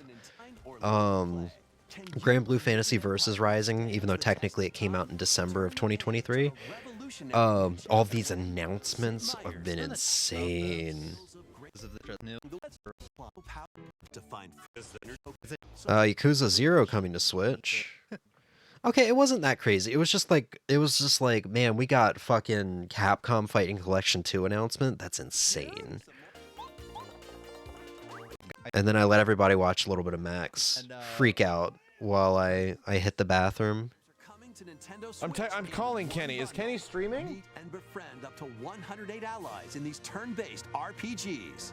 During your travels, you can strengthen your home base and expand your spheres of influence while fighting for your cause. This collection adds new support. Wait a minute, is this the Shukaden? I played this game. I think Suikoden 1 and 2 had already been announced at this point. I think this was just like, yeah, it's coming to Switch now. I just remembered I work here at Yep, and then we did Chapter 4, which I didn't really like Chapter 4 all that much. This was probably my least favorite chapter in the game. Baking the cake with Peach was kind of nice, though. Have learned All right, where the hell are we? Here we go. Yeah, and after that fighting game announcement, I was like, I really need to get on track. I really need to do Yoshi Marathon and Paper Mario because I'm running out of time. I have to do this. This was intended to be 2 streams for this day, but I spent 7 hours playing fighting games with this fighting game variety stream. And Let's jump into this. We just played Street Fighter. yeah, I didn't even. My fingers hurt so much after I played Cyberbots Full Metal Alchemist, Full Metal Madness at the end of the stream, which is one of like my favorite fighting games now because it's such a fun game, and nobody talks about it. But my fingers were hurting by the end of that, and I was like, I can't stream again later today. I can't do that. We played Street Fighter Alpha 3 Max for the PSP. We also played Power Stone 1 for the PSP, but I didn't spend long with it because I just wasn't feeling Power Stone. I wanted something less party game-y, and I wanted more like actual fighting game. So we played CVS 1 in hype for Capcom Fighting Collection 2.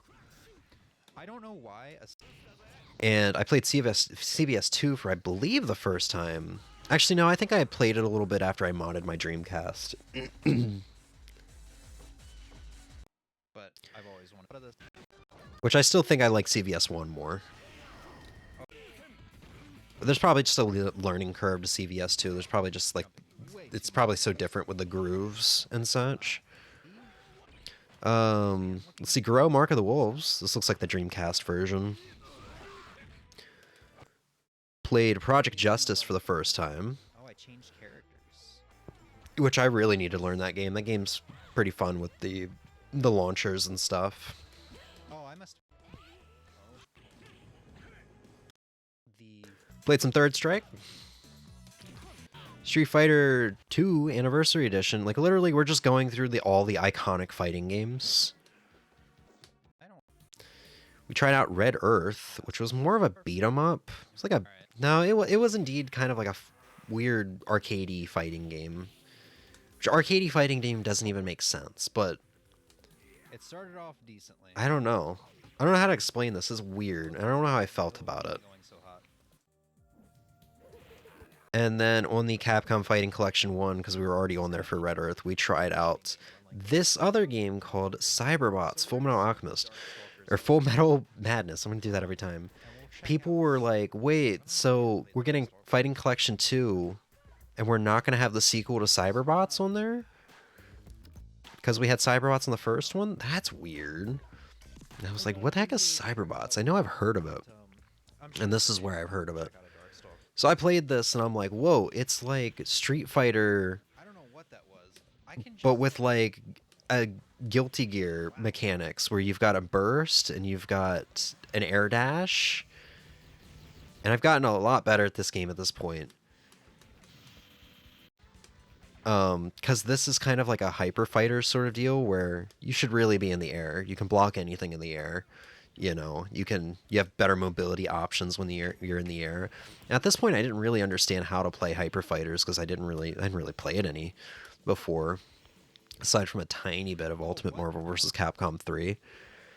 And eventually, I think maybe a little bit after this, Core Gaming made his return to YouTube and uploaded the archetypes of fighting games. And when he got to hyper fighters, he explained that hyper fighters are basically the "why aren't you jumping" archetype, whereas the footsie-based fighter is the "why are you jumping" fighting game. You know, if you jump, you're gonna get punished. You're gonna get fucked up. You stay grounded and you stay on the ground and you play footsies. The hyper fighters are the "you need to jump." This is Cyberbots Full Metal Madness. It's like an old Capcom fighting game that nobody ever talks about. But yeah, this is more like a bit more like a hyper fighter where you should be jumping because you can pretty much block anything in the air. There are no overheads, there are no lows in the air. It's just you hold back and you will block anything. You have air dashes so you can get across the screen faster from air dashing. I did not beat this. I really wanted to beat this. But this, like I said, is where my fingers started hurting, and I'm like, I need to go recover and hope that we can stream later. And we did not stream later. Wow, man. This man killed his father. So this put me in an even more of a crunch, where we have 2 streams for August 29th, 2 streams for the 30th, and 1 final stream for the 31st. The 29th, we went through Chapter 5, Paper Mario. It's a pretty good one. Honestly, though, I think it's like the second weakest chapter, right after the previous one. So at this point, I'm like, oh no, I hope I'm not like starting to dislike this game. I do appreciate that this boss was similar to the boss from Yoshi's Island, though. I think he had the little belly button you had to hit on his chest. His belly button on his chest. You are giving it to me? Oh, glory. We took a break. We came back for Paper Mario Chapter 6 to the end of the game. 9.5-hour stream. The stream killed me by the end. Land called Flower Fields. How many buildings? So I've seen Chapter 6 was pretty fun. Oh, he can't go over gaps. Okay. I didn't think we were going to get another partner, but we did. We got the Lakitu. We gotta gamble. Yes! The best chapter. With the best music. I love ice. I love snow. I just love it. And this chapter genuinely was fun. There was some fun enemies. Fun level design, how you're kind of going through the mirrors and stuff like that. You had the double, like the 2 lanes or whatever. You had the foreground and the background for this mansion or whatever it was. This was a fun one. This is the best chapter in the game, honestly. Nope. Okay. The time is coming. Yep, and Block actually finally made it for the end, which I might have not been for the best, because I think the end of the game kind of got soured for me because of a little bit of toxicity coming from him here, like, why can't you do this? Or like, you know, oh, this is so bad, it's so hard to watch. And I'm like, great, well, I have to deal with this for the final chapter of the game while I'm tired and I'm hungry and I feel like shit. I just want this to be over. So, unfortunately, because being told the final chapter was like an hour long, when in reality it took me 2 hours and 40 minutes or so, on top of having just negative talk to, like being talked to in a very negative fashion and kind of having toxicity at the end, I'm just like, I was okay with it because I was just glad to have the game end. But now that time has passed, this game is kind of soured on my memory a little bit. Yeah, it wasn't being very nice. I was just like, I remember during the final boss fight, I was just like, I gotta turn the chat off because he's backseating. I just minimized the window. So, I don't know. Eventually, someday, I'll come back to this game and replay it and on my own time and enjoy it. But at the time, I was like, yeah, I'm ready. I'm excited to play Thousand Year Door. And then I think between, like, this game kind of souring on me in the coming days after, just kind of like, as all of that had happened sat with me, on top of the incoming, like, video game burnout and streaming burnout that I had kind of talked about, I didn't get around to it. Although I really did wish I got around to Thousand Year Door, because that does look like a fun Paper Mario. Let's see, we get to the end of Woolly World with Stream 7 of the Yoshi's Marathon. There we go. Yeah, I felt terrible, woke up, I had a fever. This is Christmas Eve. Or this is Christmas Eve? Yeah, this was, I think, Christmas. Oh, I'm talking about having COVID. No, because the retailers are open on Christmas Eve. So yeah, this was Christmas Eve. I feel terrible. Yeah, I'm talking about having COVID from December 2021 on Christmas Eve, which is ironic because we basically kind of had a similar year this year, a similar December this year as we did back then. We had a lot more that we had to push back into January this year, but I think back in 2021, all that got pushed back into January was the Game of the Year stream, which back then I did all of my Game of the Year games in one stream. Each game would get like an hour segment.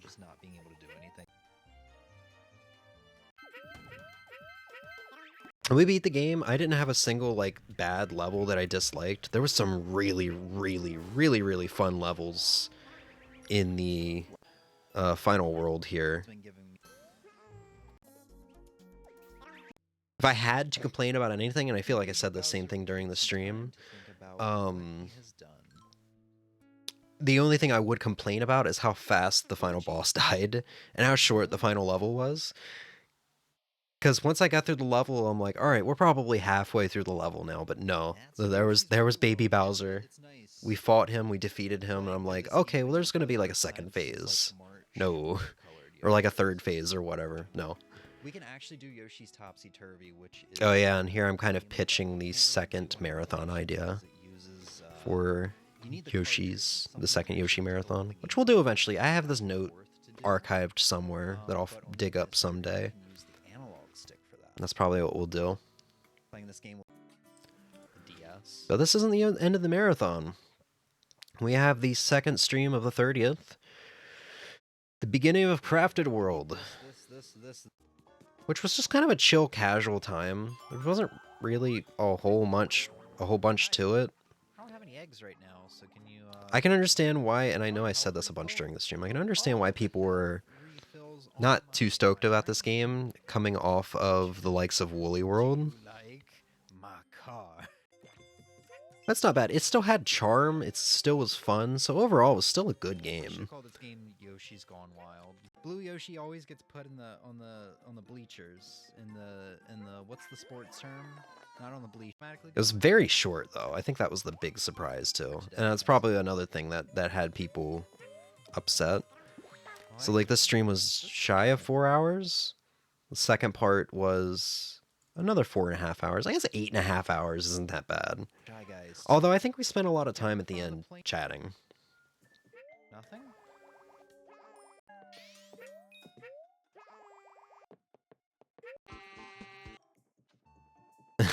Just catch the end of Yoshi's burrito there.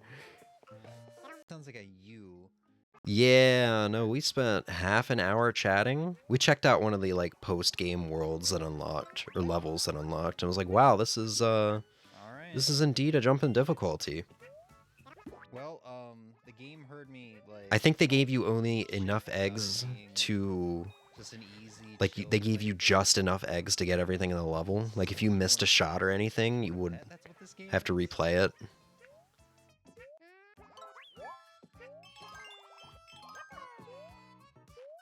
Something like that. Or maybe that was a Woolly World, like, harder level. One of those harder special levels. I don't remember.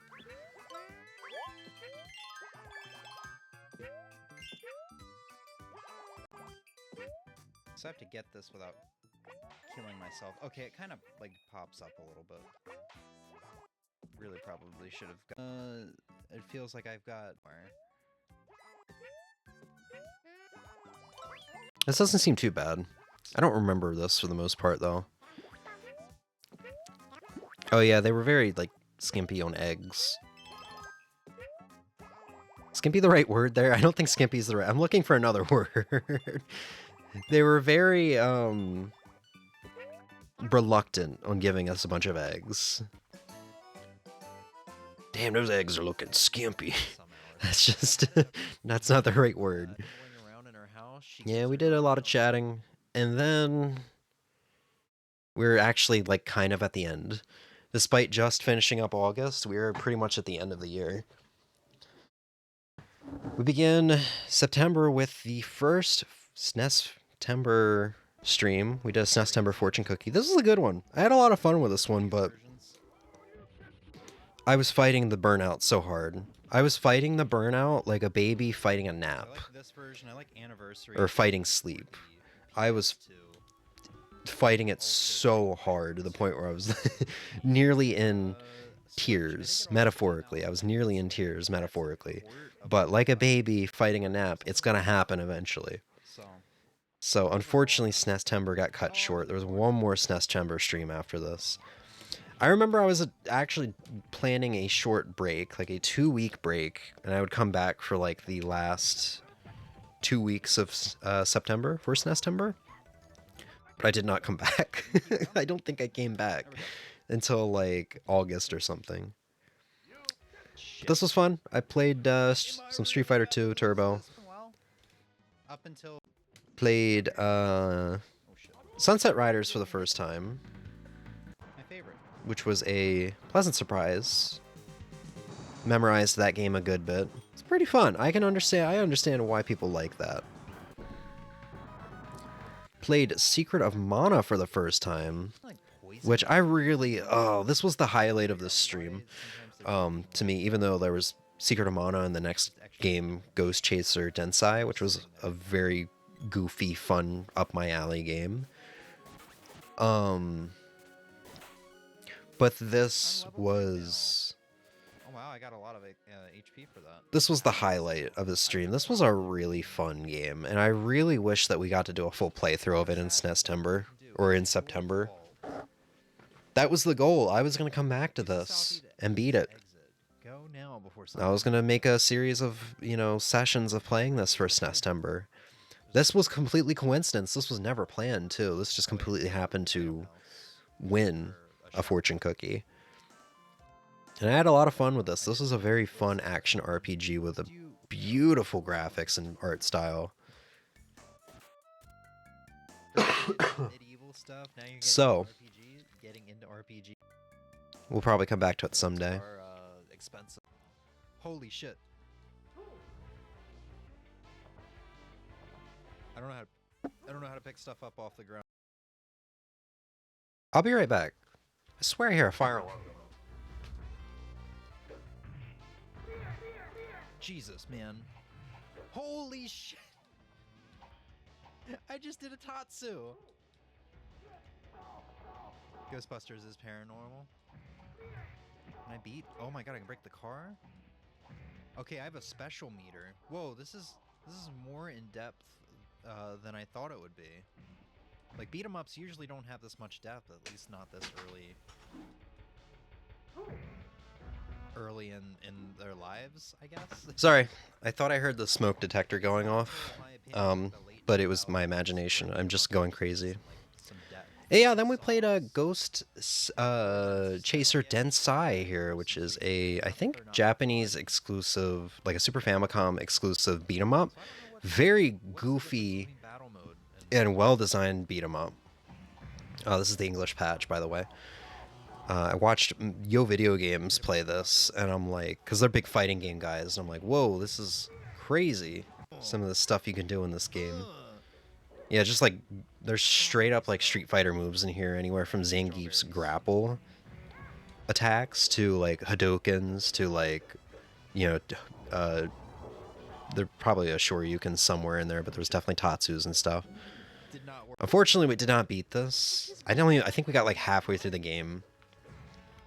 I need some practice or a second player, and I'll eventually get through it.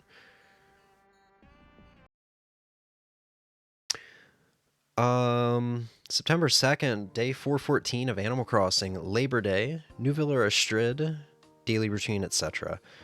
So we were just doing the holiday that I missed the previous year. So 2023, we logged on for Labor Day, but we were on too late, and Tortimer had already disappeared. So this is a pretty short one, I believe. Yeah, less than an hour. We met Astrid here. You look cool. With the shirt and everything? And the sound font, or the like the instrument or whatever. I really wish we kept Astrid. God, I know I'm going to say that about every Animal Crossing stream we open up. Dear James, it's been quite a long time now, hasn't it? Indeed, a very long time. To do a little bit of rearranging in our house. I'll probably log on later. I'm gonna try. I think I said this last time, but I'm gonna try to keep playing this time around because it feels good to be back for this. What's Labor Day? Labor Day is an American holiday. It's I think the first Monday of September. It's basically a day to give people off from work to recognize like American labor or whatever, whatever. Whatever. It's kind of a pointless holiday because it's a day to like give the working rest, but nobody gets off from work unless you have a government job, which very few people have a government job. You know, post office, like postal workers, people to deliver packages. Where there's no... That's really it. If you work anywhere else that isn't like the post office, you're not getting the day off on Labor Day. This is kind of a pointless holiday. It's really just an excuse for corporations to run Labor Day sales. It's usually when appliance stores will sell like refrigerators half off and stuff like that. It's really just an excuse for corporations to run sales for people to buy, you know? October, so it's got to be September here. It's a good time for money. And as a result, I don't think there was really much point of this holiday in Animal Crossing. I think all we got was a post office, not a post office, a shop model. We call those bank holiday Mondays. The first Monday of a select few months, the banks close so no one goes to work. Oh, well, I mean, that's nice. And just for fun, we can also check to see. I guess it's just for banks for you guys, though, right? When he leaves, if it's 5 or 6. And at least you guys get it every couple months. It's literally just the beginning of September for us. Finite details in that. It's not even really a holiday.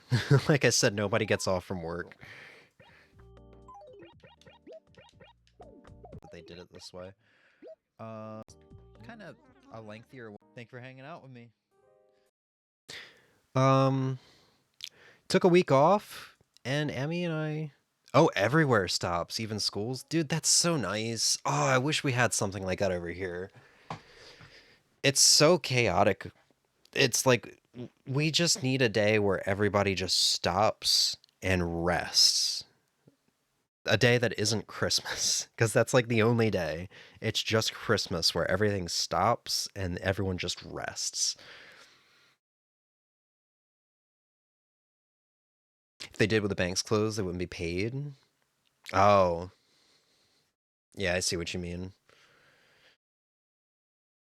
That sounds nice. You guys have got the right idea over there.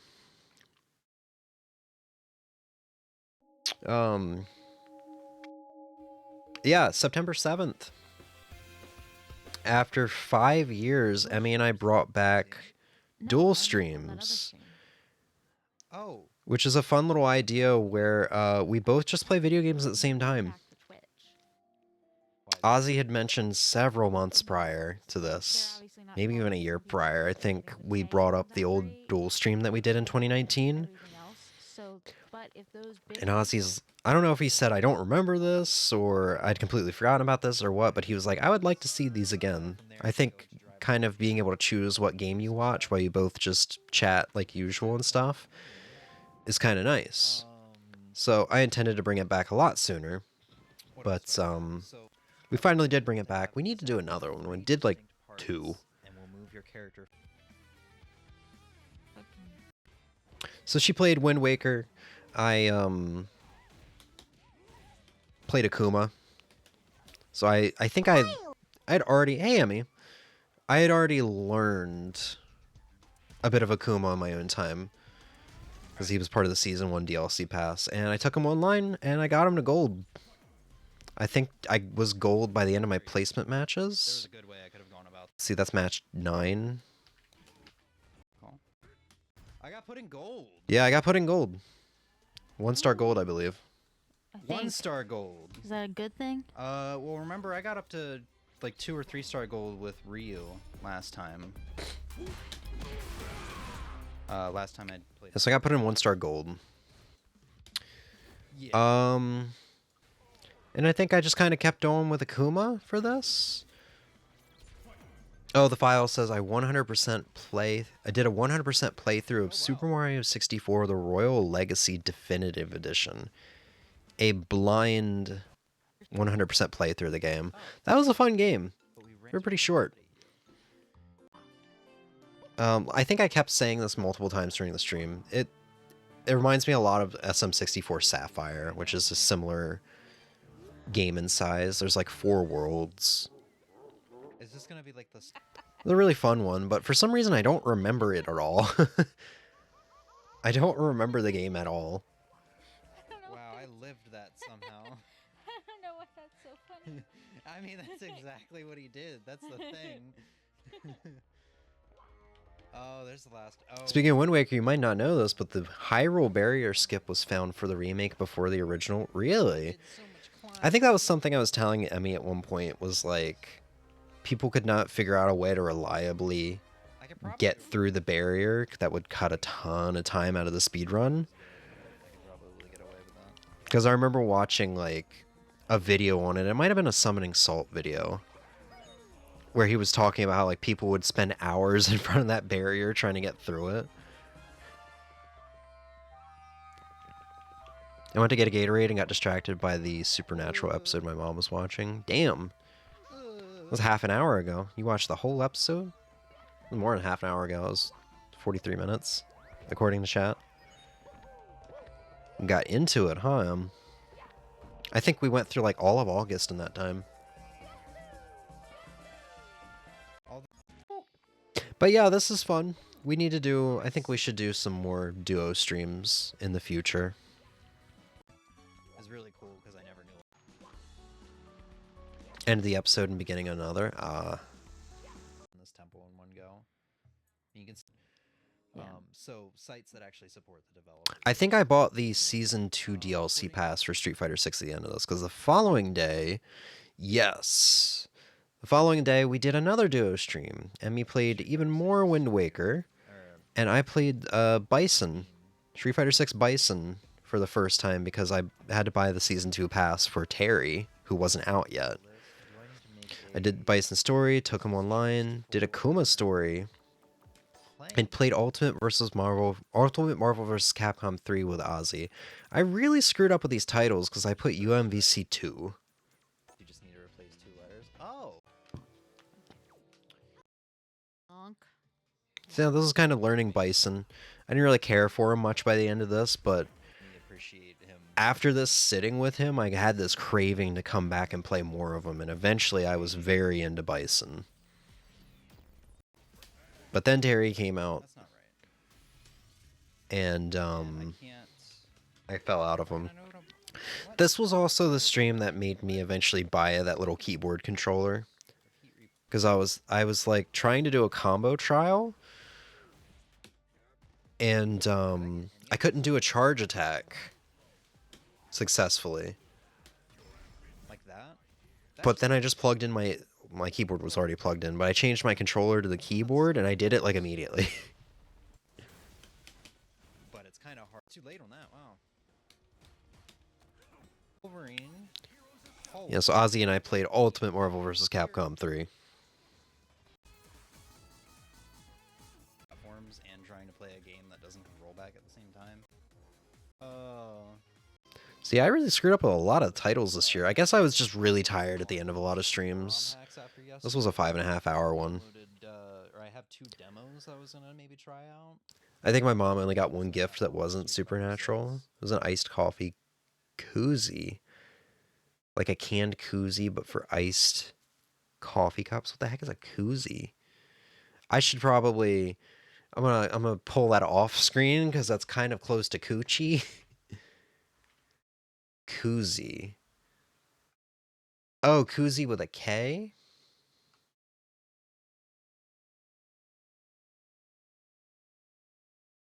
It's like one of these, like, Yeti coolers. Oh, one of these guys. Okay. I gotcha.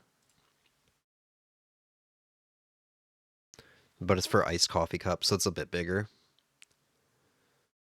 That's cool. It's a shame it wasn't a Supernatural koozie, though. Could have been a Supernatural koozie. Missed opportunity. How was your Lot's Christmas anyway? I think for me it was pretty good. I can't speak for Emmy. I ended up getting sick like the day after Christmas, so that's that kind of deterred from it a little bit, but you know, I had a good one.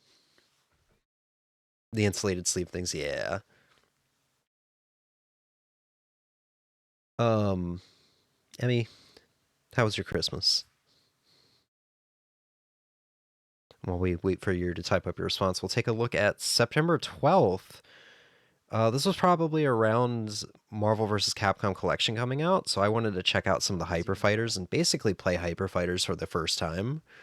So we played X-Men versus Street Fighter, the full arcade and Saturn playthrough, and then Marvel vs. Capcom 1 for the first time, the full playthrough in arcade. I remember getting frustrated with the final boss. The final boss in MVC1's hard for newcomers. I still can't say I could get onto the game and beat it right now if I wanted to. She's got a little shoulder. Oh, she's got like a rock house. So I was kind of learning things. Like I said, this was still before I understood the fact that, you know, Hyper Fighters are jump around a lot, you know, do not stay grounded sort of games. What the hell? I went PHK?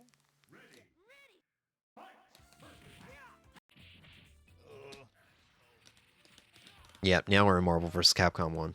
I can tell by all the flashing. And that's the other thing, is just like when I... What? God, we spent like an hour on Onslaught. Onslaught sucks. Sucks all the fun out of the game.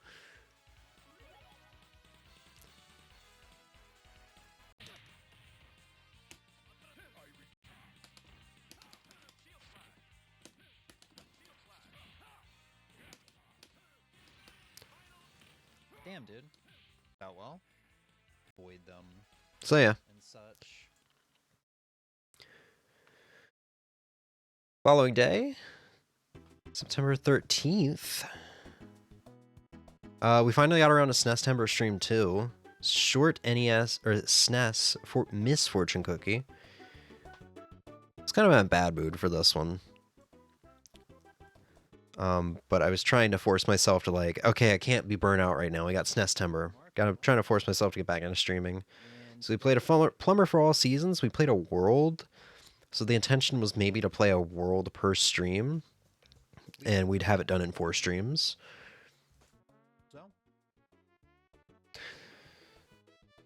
This was also the last stream we did.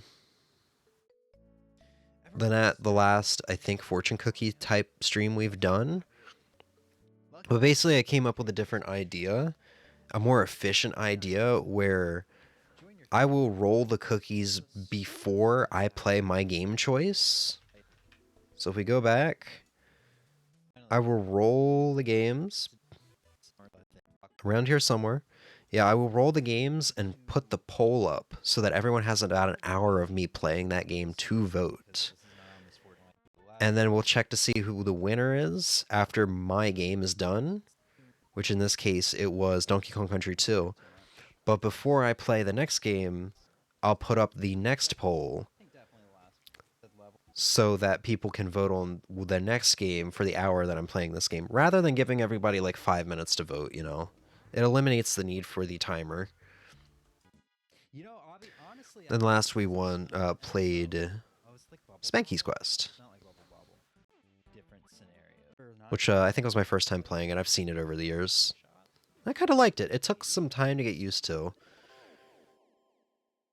I wouldn't mind going back to that game at some point. September 15th, full burnout is here. But I'm messing around with Bison and Leberless, playing against some level 6 CPUs with some arcade stick. This was a fun stream. Let's see, Emmy was sick, but it still was good. I got everything I wanted and more. I put only 3 things on my Christmas list because that's what I really wanted, and I got more than that. And my family all liked their gifts. I did Christmas with my best friend last night, and that was very good too. She loved the Gilmore Girls sweatshirt I got her. And one of the things she got me was a book journal. Very excited to use that. And a new cup that doesn't have a straw, which is timely because I can't use straws too much now because of my teethers. Are you still having teeth pain? You hadn't been talking about it, so I figured you were like good. I just figured that was a bad week of your life or something.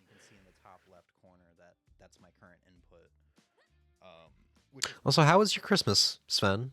I'm not sure if I asked yet. If I have, I'm sorry. I guess I've forgotten the answers. It's kind of weird. But I've actually been enjoying Bison. I haven't used this keyboard controller in a while. I need to pop it back out at some point. It's kind of fun. Nice. I think I mentioned it last night. I was like, I wonder how Grand Blue Fantasy versus Rising would be with this, considering there's no motion inputs.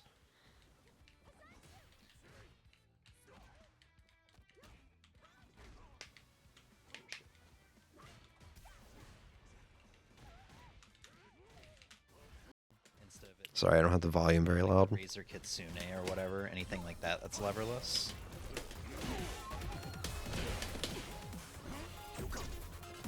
Essentially with robot hands. Yeah, no, like frame perfect links and stuff that makes like KOF so hard. You'd just be amazing at it. You nail it every time. And same for a while. Oh shit. Yeah, so this was like the whole stream, just the CPUs, just kind of like getting a feel for it, showing it off. Nearly a 2-hour stream? Yeah, 2 hours and 45 minutes, or an hour and 45 minutes. Oops, accidentally did EX. And then we got nearly a month jump between streams. We have October 8th, 2024, Street Fighter 6, Terry Arcade Story, and Ranked Placement. I don't know if this is the launch stream for him. No, it's not. I remember launch day with Terry. I didn't like Terry for a good while. So you would just do medium punch, heavy kick. I kind of missed Bison at the time. I wanted to go back. Instead of, you know, We'll see. Not really. Okay, so when I was sick, I was getting mouth pain again, and I switched from my tumbler with a straw back to a spout. Oh, and then it went away. Sometimes when you have like a very bad cavity, the suction of using a straw can cause pain, and you can't use them after teeth removal for a couple days because of the risk of dry socket, which is painful. Ew, that kind of sounds nasty. So I think it's that. So you're going through it really bad again because of your illness? Or is it just kind of like minor compared to what it was before? After first hit. We had to change the date of celebrating and opening presents because my mom came down with a flu. Proper flu, not a cold. Oof. It was the day we did celebrate. It was very good. Yeah, it seems like everybody's getting sick because of Christmas. He's not like super good. Like the flu is, I think the flu is going around over here. There's also like a new strand of COVID from what I understand going around, which I may have right now. I don't know. We got, the government gives out free COVID tests every now and then. The problem is they've been sending out expired ones for a while now. So the ones that we got a month or two ago have an expiration date of January 2024. And that one I used today, which says I'm positive, but I don't know if I'm really positive or if that's just a false positive. Meanwhile, Bison, When I was having my bad pain that week, and until it got better, I thought I was good, so I went back to my straw cup, and then the pain came back. Oh, so you kind of made it worse a little bit.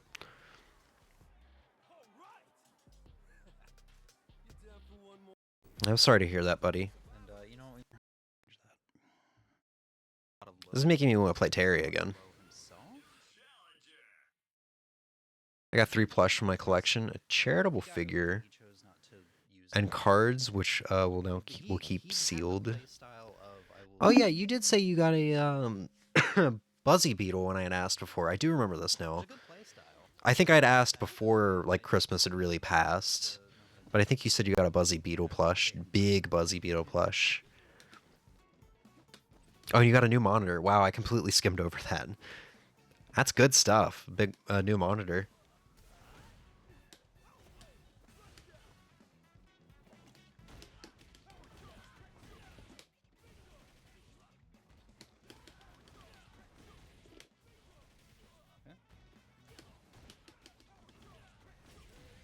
This guy just in the corner having such a bad time. A giant Buzzy Beetle and a giant Goomba? Hell yeah. I wonder if you have like the same Goomba I have. Emmy got me a giant Goomba years ago. I think it's the Mochi Mochi one? Oh. Mochi Mochi... Giant... That's not how you spell Goomba. Yeah, this guy. I really thought that was going to be attack. Is it this guy? I guess all Goomba plush probably look the same. He's very eager. Oh, look at the little family of Goombas. This is the one I have. Both of the ones you got are... Okay, yeah. Yeah, dude, the Club Mochi Mochi ones are... Dude, they make such good plush. They make such good plush. At this point, if I don't get a Squishmallow plush, it's gonna be Mochi Mochi. It's like the two best brands. Oh shit. I hit just heavy punch, not heavy punch plus heavy kick. Sinus pain can cause... Oh wait, hold on, I missed a message. I think it was a combo of being sick and using... Let me get this back up. I think it was a combo of being sick and using a straw constantly. It was not the same take me out Lord pain from before the antibiotics fixed it, but I got painful. Motrin helped, so I took that a couple days despite my bleeding because it helped. Well, it's nice that a non-prescription painkiller was enough to help this time around. Sinus pain can cause like jaw pain, so being sick something to do with it. Probably not. Wait, what? Oh, being sick had something to do with it. Probably, but I'm good now. Yeah, I got the Club Mochi ones. And then I flattened him. Yeah, my Goomba got flattened because Emmy spent a lot of time on laying on him because he just happened to be on the couch. And Emmy's like, oh, I'm just gonna sit on this pillow. And Goomba's like, I'm not a pillow. My Makar Club Mochi Mochi plush has a Mario tag, and it's so funny to me. Wow. Like a Mario tag or like a Nintendo tag? Got a Thwomp, a Blue Shell, and now a Goomba, a Buzzy Beetle. Wow. In my old job, we had those plush sitting around all the time. The temptation to not buy one like every day was strong. Also, Happy New Year, son. Yeah, Happy New Year, dude. He was a good pillow. Okay. I need to stop. Peace with this guy. See, I made it to gold. Did I make it to 2-star gold in this? I went back to Ryu for some reason. For me, but Kind of just because I wasn't feeling Terry as much, I think. last one, I'm gonna take my points and fucking leave. Got 1-star gold, halfway through 1-star gold. Halfway through 1-star gold is what I just said. Okay. I think I said it's kind of the thing. It's a Spent some time talking. Oh, looks like we were ranting about whatever Nintendo was doing. And I've been playing Animal Crossing. So I don't know. And just a Super Mario tag? That's weird.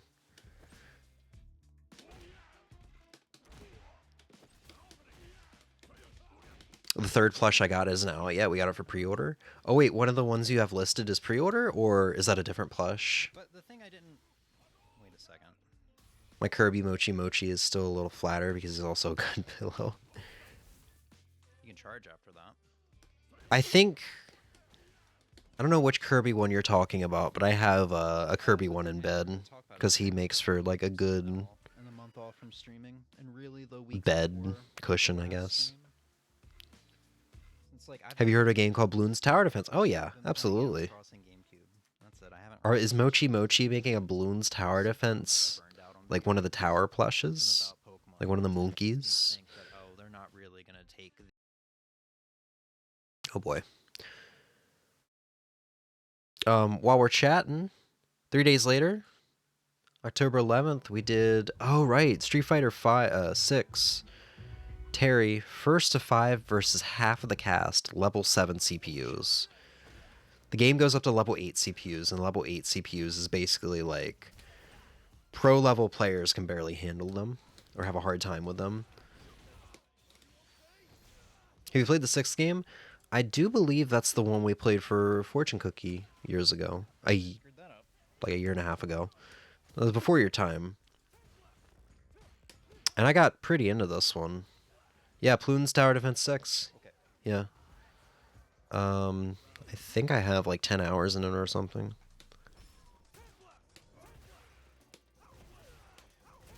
Six hours and 22 minutes still. Yeah, somebody had chosen that as a fortuitous roulette cookie pick several years ago. And I got pretty into it. I think it was actually like around this time. I think it was actually like December 2023.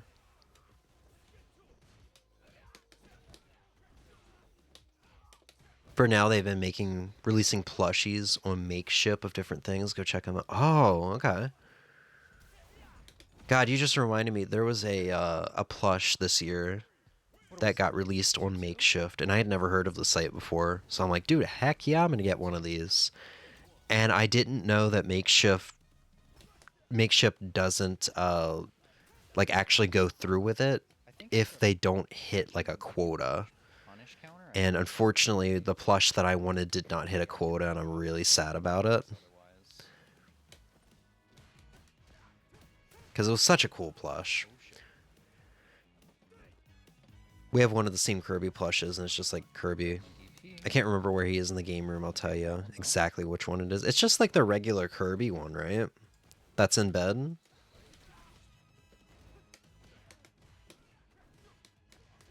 Yeah, just like this normal one right here. Okay. I have a sleeping one. Yeah, since This one I really wanted when I first started my my previous job in 2019. I had to get him. I got him on my first paycheck. Oh, I shouldn't have seen this. There's a new Mochi Kirby plush. He's got the Invincible candy. Oh, there's a Dream Buffet one too. Crap, I am on the worst page right now. I'm on the worst page. I haven't been punished for it quite yet. And it kind of Yeah, the mini shoot plush. Before I was doing In bed is Sleepy Kirby, I thought.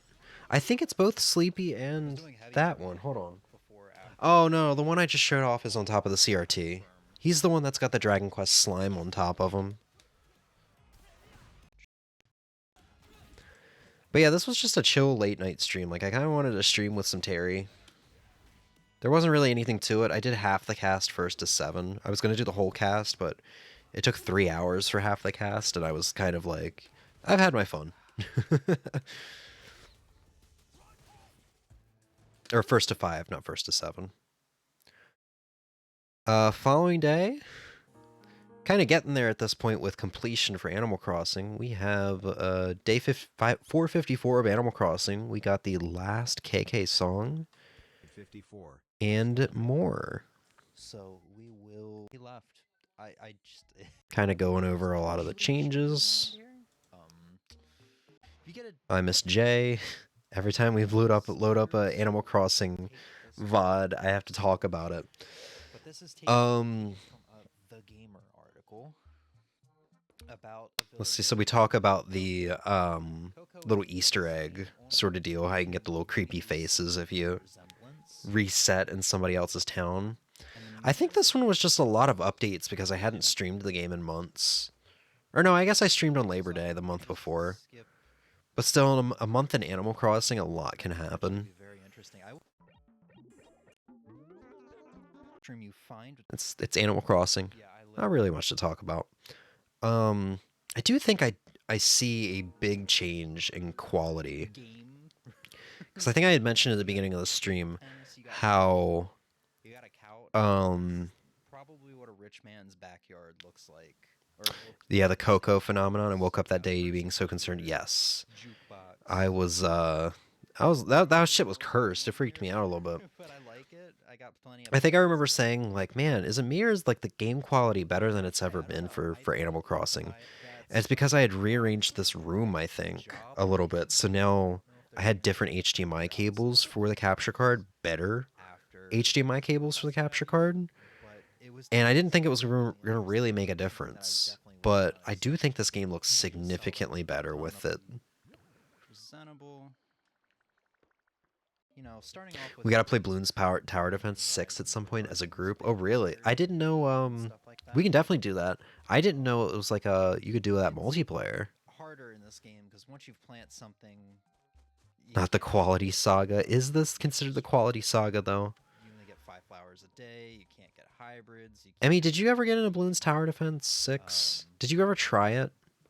like just regular vinyl player to come in. Because I thought you would really like it. I don't remember if I ever got around to getting you to try it. I'm getting my notes back out. It's the 16th. It does have multiplayer. It's quite fun. Wow.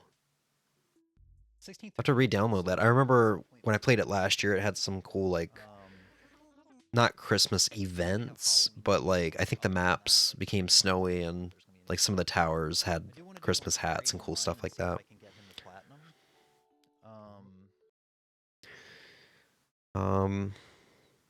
Oh god, we're getting there. October 23rd, Animal Crossing 4 day 465. Okay, this one was a big one. Nearly 3.5 hours for Animal Crossing. I started getting hardcore into more of the features of this game, stuff that I hadn't really done before. At this point, I was burnt out on video games, so Animal Crossing and a bit of Street Fighter was really my love, the love of my life. Because at this point, I was watching movies. I'd been watching movies for about a month, so I had gotten back into movies and like TV shows and stuff like that, and I was kind of getting interested in like Marvel and DC at this time. So when I wasn't watching stuff, or even when I had stuff on in the background, I had my CRT with Animal Crossing going. So I was constantly doing stuff. I wouldn't be surprised if I was kind of tan here, which I'm not. Cross-platform multiplayer or same platform? I have no idea. I haven't seen fossils in a very long time. I can't remember if we got around to me playing it.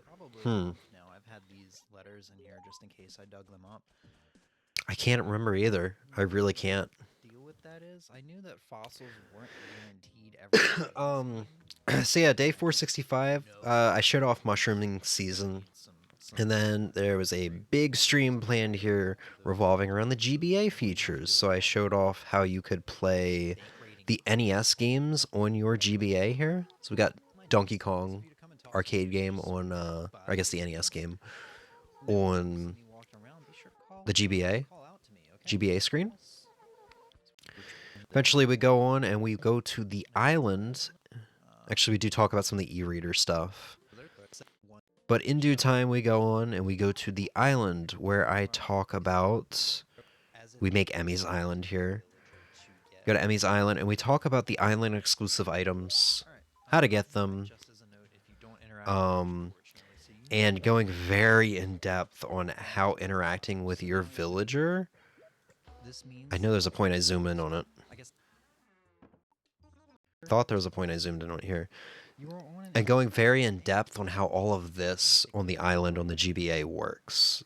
How the bug net works, how the shovel works, how its happiness works, how its happiness works. I mean the villager, how the villager's happiness works. And I don't know if at this point I kind of showed off some of the island exclusive items that I'd already gotten. Yeah, I was already starting to build this house. Which is complete at this point. We just need to show it off. I'm not too... I don't really care about... And yeah, jammed packed stream. This is when I was... jam-packed stream. This is when I really got back into Animal Crossing. Like, up to that point, I was just kind of playing it daily or every couple days for Wisp or whatever, but...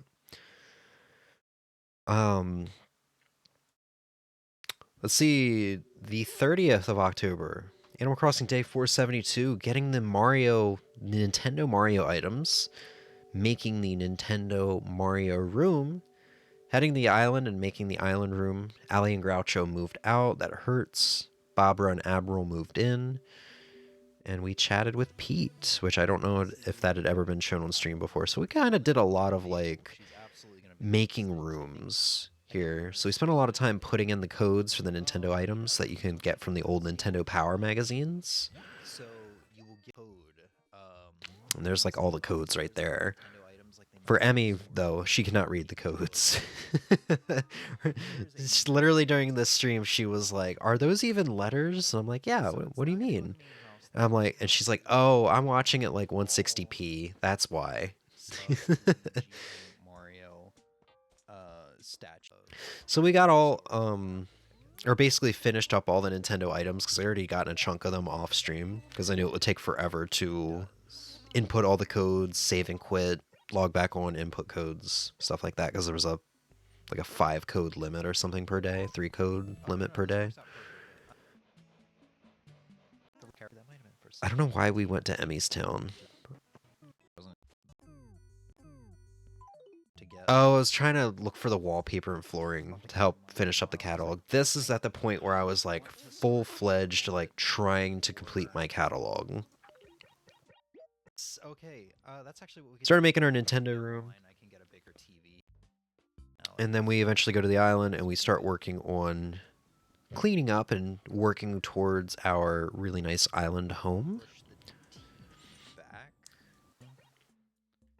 Yeah, maybe not next, you know. And I guess from me going to Emmy's Town, that's kind of when Groucho moved out. And that kind of hurt. Oh shit, I've never actually seen him put the mail in the box.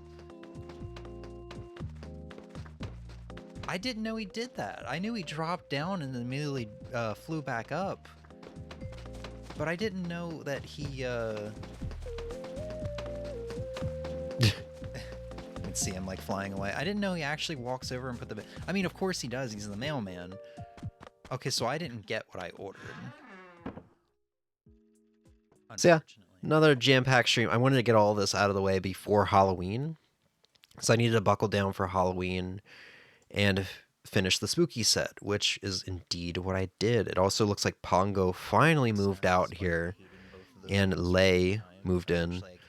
Also showing off the completed Nintendo set because I happened to get the R-Wing after stream, just kind of from the island. Mario or Zelda.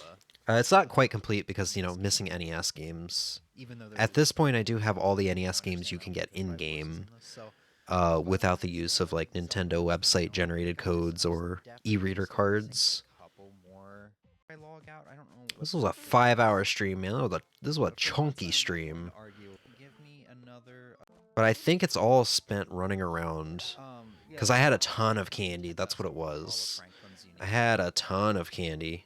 I was buying candy in-game in my town every day. And I was going to Emmy's Town occasionally and getting candy. In prep to really try to finish up this Halloween set. And we barely got it, too. That was the thing. We only needed, like, 5 or 6 pieces of furniture, I think.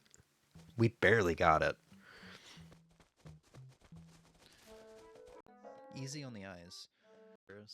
Yo, this is actually kind of. Yeah, Monster Hunter. I almost said World. Monster Hunter Wilds.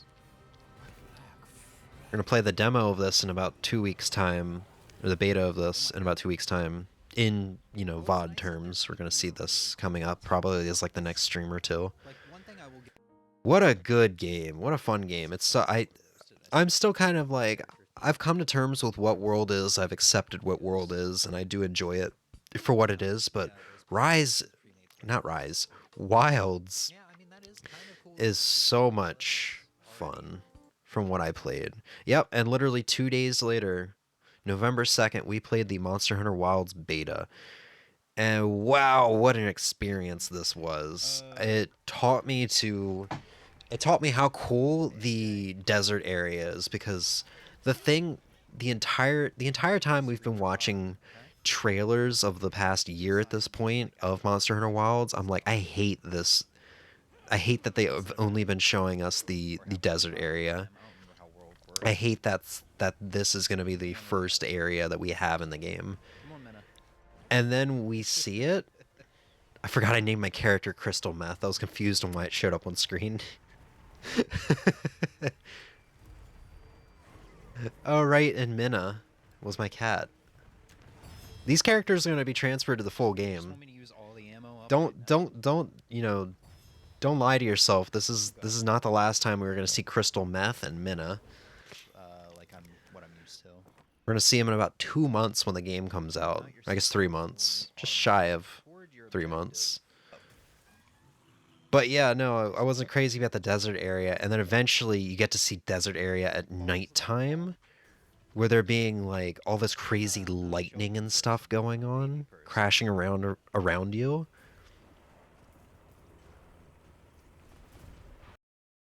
And then you get to not the flagship, but like the big baddie that we know of thus far. What were people were calling it, like Thor Magala, I think somebody in the stream had said. That guy, yeah. Thor Magala. And then you get to see him at night. And it's just so beautiful. And it's like, this game really surprised me in so many ways. Gameplay wise and everything was stupid fun. I actually enjoyed playing online with randoms, which I haven't done since like 4 Ultimate, I guess. 3 Ultimate, technically. These newer Monster Hunters. It's not something I had really done since like the early to mid 2010s. I didn't even really start sliding there. The weapons were a lot of fun. Just getting around was kind of fun. It was nice to have your secret just instantly take you on a trail towards the monster. You don't have to steer him or anything. You can just be like, okay, well, I'm going to fumble through my inventory while he, you know, takes me there. That far into a world to even warrant buying the... And yeah, just the desert. And that was the other thing. Just seeing the desert and experiencing it and being like, wow, this area is actually really beautiful. It's really nice, especially when you get to nighttime. A lot of damage. I'm trying to find the one area with Thor Magala that looked insane. This area, there's obviously compression for you guys, so you don't get the full extent, but if you get the game and you see this, or you play like the next open beta, if there even is one, just this area with all of these like glistening stones with like this electrical, almost like seafloor, like aquarium sort of like look to it. It's so cool. I think there's another point in the stream where I see it at nighttime, but yeah, bow and arrow is different and fun. You got like the homing attacks, the interesting like Or no, there's probably 50 coatings or so, but it's... Yeah, I don't remember what it's called. I'm looking up here. The tracer, that's what it is. An arrow knocked. For you to home shots. And sadly, like, I didn't play much more of this after this 3-hour stream. I played maybe another hour. Emmy got to try it for a little bit, but I didn't. I kind of missed the game during its during its beta experience. But I mean, I got to fight all the monsters and try probably half of the weapons. So it was fun. Moving on. November 12th. This is our first Animal Crossing Pocket Camp stream. Nintendo announced that Pocket Camp would be going down, the free version, and they would be replacing it with a paid version. I wanted to try it out and just basically give it a good look. Just kind of give it a look at the game for the first time on stream before it goes down. Yeah, because I had no intention of ever playing this game again. I had no intention of getting the full version, so I'm like, well, let's take a look at it while I still can. And thankfully Emmy was here because she kind of talked to me and explained to me some things. I'm sorry. And this caught my interest in the game. He wants 2 dragonflies, red dragonflies. This caught my interest in the game, and I ended up playing it a ton. And as of right now, I'm like level 99 in the game with a ton of leaf tickets, leaf tokens, whatever, money, furniture, stuff like that. A ton of villagers. And yeah, thoroughly enjoyed it. I bought Pocket Camp Complete the moment it dropped on Google Play. I got to play it before Emmy. We were literally watching Home Alone 2, and I got the notification. I'm like, fuck this movie. I'm gonna play Pocket Camp Complete. Because the game was down for like 2 or 3 days before Pocket Camp Complete when it came out. And I was like, man, I'm missing my fix. I had to go through Thanksgiving without that game, because it would have just been nice to open up and play during Thanksgiving when there wasn't really much going on. Yeah. So yeah, we did this with the mobile game aspect ratio so it would be on YouTube Shorts, or like in the Shorts format, the mobile phone aspect ratio, like I said. And then we went off to another really good stream from this year, Animal Crossing Day 485 with Emmy. We showed off the 3.5 million bell investment in turnips that is completely scattered around today. my town.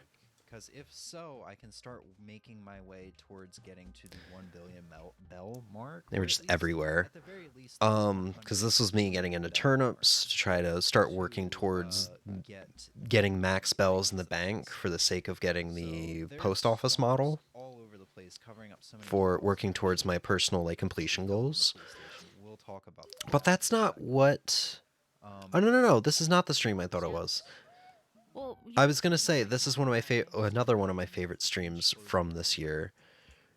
And it had nothing to do with Animal Crossing here, even though it is funny how Emmy just started sending crudely written letters to villagers with just symbols, and they were really happy with her and started sending her fruit. The thing that I could not get them to do for the life of me for the longest time.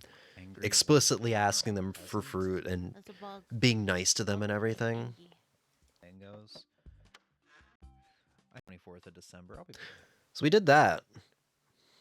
It was the next stream, a little over a week later, on the 20th of November. This stream is one of my favorites from this year as well. Animal Crossing New Leaf with Emmy. We did island tours. This was kind of me getting back into New Leaf. This was, yeah, as it says here, first time playing since like March 2023. I received some Pocket Camp items in New Horizons, so it was my first time playing New Horizons since March 2023. Received Pocket Camp's items and caught up with the town and the villagers. This was nearly 6.5 hours. This was over 6.5 hours. So this was me getting back into New Leaf. And we spent some time on the island and had a good time. Got a ton of medals. And I showed Emmy off the Happy Home Designer exclusive items like this and sent some to Emmy. That's a UFO. I'm like, I think I go to her town too at some point. And she has inflatable Rossetti already up. And the reason I know is because I made that like the YouTube thumbnail. It's somewhere. It's somewhere, but I'll never find it, so. Did you get Twiggy to Oh my god. Yes. Who did you get that from? Oh, no, I think it was my town, maybe? Did I go to her town first? Was quite blind. It's around here somewhere. And now I am. Because I think she had the... Inevitably shows up on my game. She had something. God, what was it? But I watched Emmy play about 2 hours. Because I made it the thumbnail of that video. In the middle of the goddamn river. We go to videos, and yeah, she's got the inflatable Rossetti in the sweets room. Unless this was my sweets room? Above the reach of my Yeah, it's right there in the thumbnail. So I don't remember. Yeah, I spent an hour looking for it, but it's probably not in my best interest. This is also showcasing that I had made a new villager, a second villager. On Nintendo's on my screen, so it's a light. Yeah, here we go.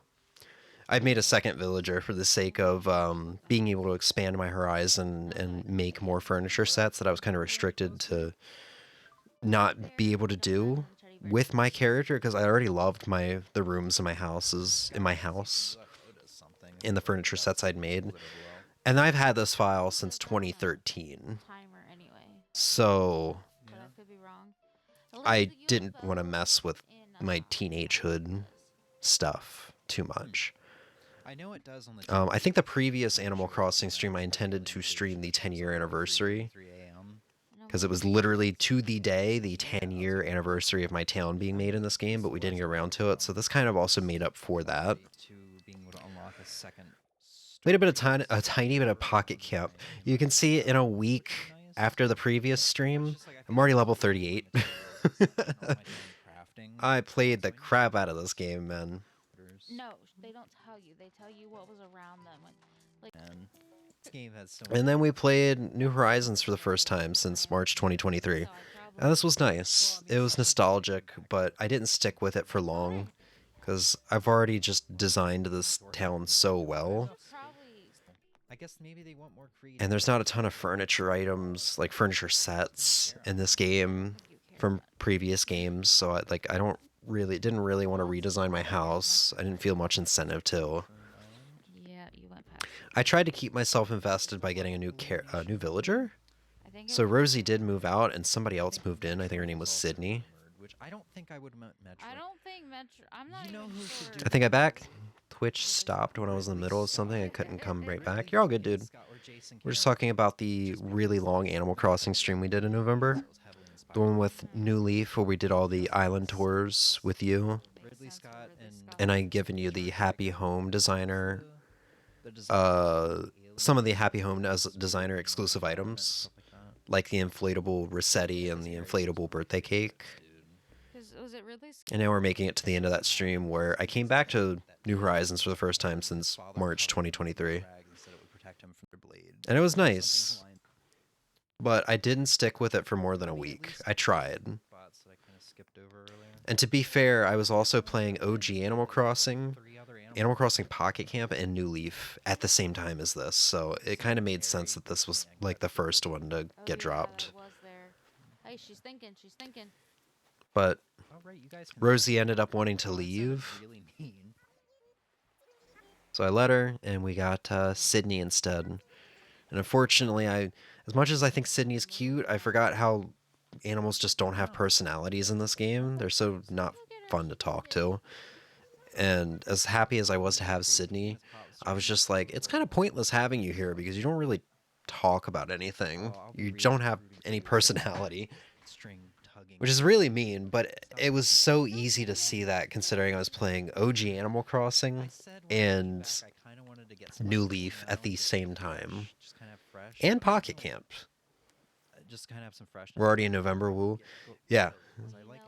Keep in mind, after August, September had very little streams. October had like 5 streams. And there hasn't really been many streams since then, since the big burnout. We're actually already in December. December 8th, Game of the Year Stream 1. This is the point where we're going to start going through a little faster, because every year once we get to December, it's just kind of like, yeah, we lived through this very recently. But Game of Year 1 of 7, I believe, we still have 3 more of these shits to go. But we did Final Fantasy VII Rebirth. I said this year I wasn't going to be adding games to my Game of the Year list if I haven't beaten them. This was the one exception. I put 40 hours into it, and had I beaten this game, it would have been my #1 game of the year. It's incredible. The story, the music, the characters, the environments, all the stuff that you can do. And apparently, opponent's turn. And Queen's Blood. So good. Square, you need, if you want money, put this on like Android and Apple devices, the iOS store and the Google Play store for just like $5. Put Queen's Blood on the stores for like $5. No ads. Just do that. You will make shitloads of money. So many people love Queen's Blood, dude. I have no more movies. Got business with the bookstore? If so, I won't keep you. Real quick, for the sake of showing it. Okay. So yeah, this was really fun. If anybody wanted to see more of this, really any of the Game of the Year games that we do here, you can request for it on a future Fortuitous Roulette cookie whenever we get back to doing those. It doesn't feel like they're going to be anytime soon. And I'm like, granted, I think it took like 2 hours here. So we did a nice little over 5-hour stream of that. I forgot about clouds, no Christmas cloud. Yeah, so like the next stream, or not even these two streams, it's for the fourth Game of the Year stream that we did, which is not in this because my hard drive doesn't have enough space for the others, but we have a couple streams here. But Emmy eventually gave us some really cool, I would show them off, but it would spoil my future Game of the Year games for the next 3 streams, even though I've talked about 2 of them. Emmy gave us cool little photoshops with Christmas hats for all the characters, which is going to be kind of out of, it's going to be a little late for those now. I can actually just boot up the Stream 5 Game of the Year just to kind of show off Jin here with a little Christmas hat. So Emmy did that for all the upcoming characters of the remaining Game of the Year games. But she missed the first 4 streams. Did that say Game of the Year 5? Game of the Year Stream 5? That says Stream 5. Huh. That shouldn't be Stream 5.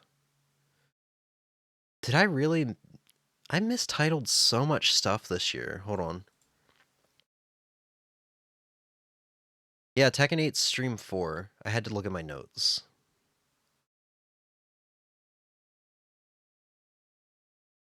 Stream... Tekken 8. Tekken 8 Stream 4. Jesus, man. Struggling. I guess I should make New Year's edits to replace the Christmas ones for the upcoming Game of the Year games. You could, or we could just acknowledge that I was sick and leave the Christmas ones. So next up we got December 14th, Game of the Year Stream 2, Eureka, a nice little Mario 64 ROM hack that we played a little over halfway through. I think we played 3/4 of. This game's fun, it's memey, it's got good music. Holy shit. Oh my god. What the heck do you mean your hard drive's full? I mean, my hard drive that I bought a couple months ago is already full. The 4 terabyte hard drive. The stream VODs take up a lot of storage. So I am now filling up my desktop. I'm filling up my PC with these VODs. And I only have about 400 gigs left, so... What I'm going to do after, I have no idea, because I cannot afford a new hard drive right now. And all of the stuff on this hard drive right here is not double backed up. So I double back up all this stuff. This is 4 terabytes of stream footage from April 15th to December 19th. None of this stuff is double backed up, which is something I need to do.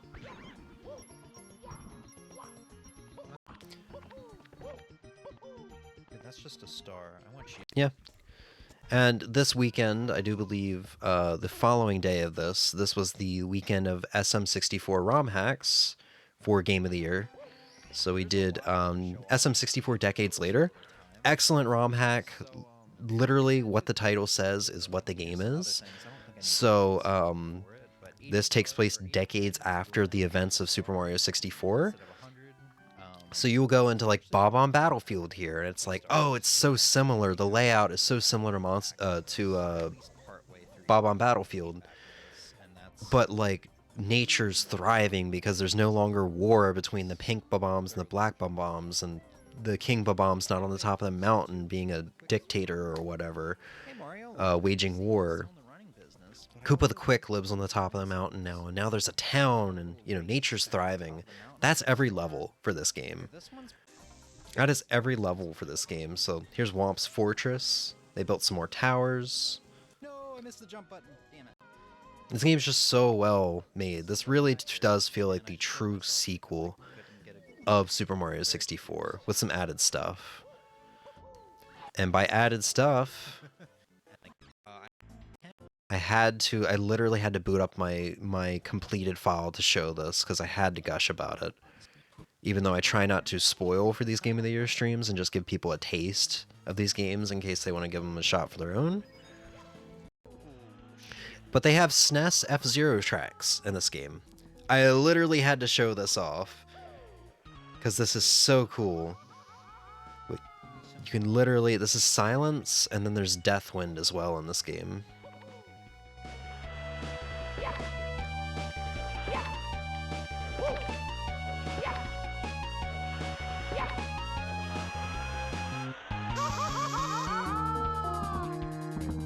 Okay, do not jump up here.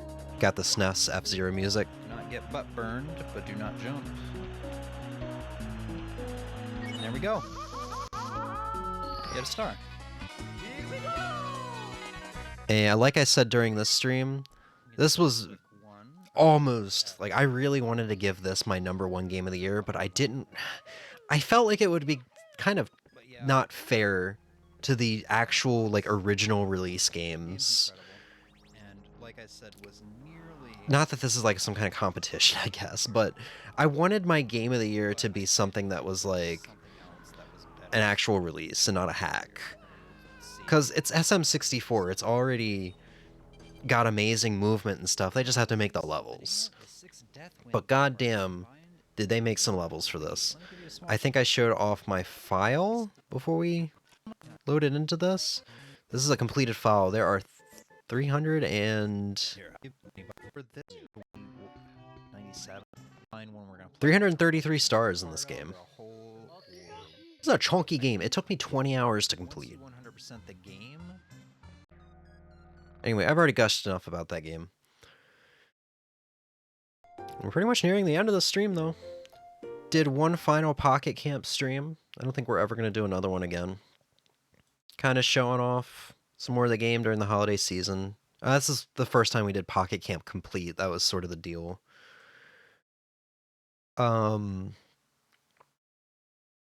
Yeah, we just kind of did this. I made some Christmas rooms in the top of my camper and the 3rd floor of my house, which turned out really well.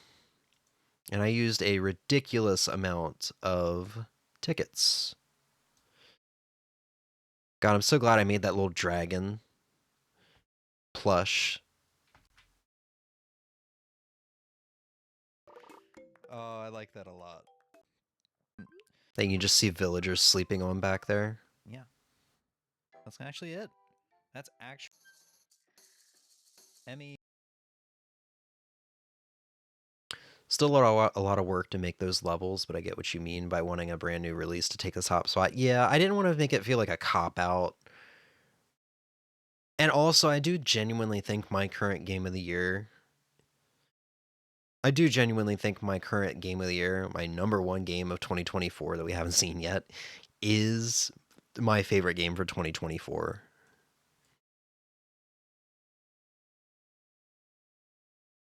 Similar how you wouldn't put a re-release at the top of Game of the Year. Yeah, re-releases are usually honorable mentions, unless they were remakes or something like that, or a really good remaster. But like, we talked about Scott Pilgrim versus the World, the game, for 2021, because that technically came out like 2011 or something like that. But it's been unavailable for purchase. It was like unavailable for purchase for like 8 years until it finally got a re-release.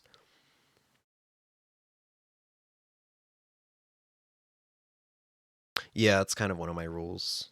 Because we have like Ghost of Tsushima as an honorable mention. It got released on PC this year, but it wasn't going to be like something I would talk about and showcase. I think there's some other good examples in here, but I mean, we'll talk about it in due time. All right, and then this is it. We can kind of blow through this. I mean, stream 4 of Game of the Year. Did some Tekken 8. Oops. I kind of played through all the characters that I had kind of briefly mained. Oh, shit. And I'd forgotten how fun Reina is, man. We'd spent some time at the beginning with Jin. I'd be thinking of Kazuya. I definitely am thinking. It appears like I'd kind of forgotten how to play Jin.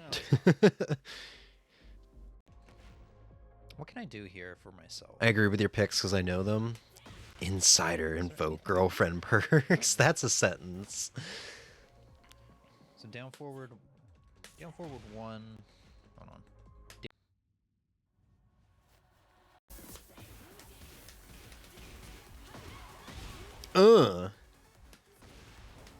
Game's so beefy. Got beefy attacks.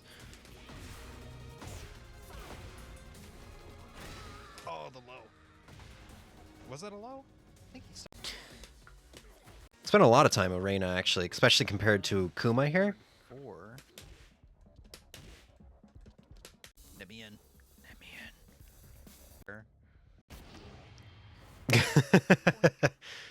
The fish. This should be some good damage. Already at 66.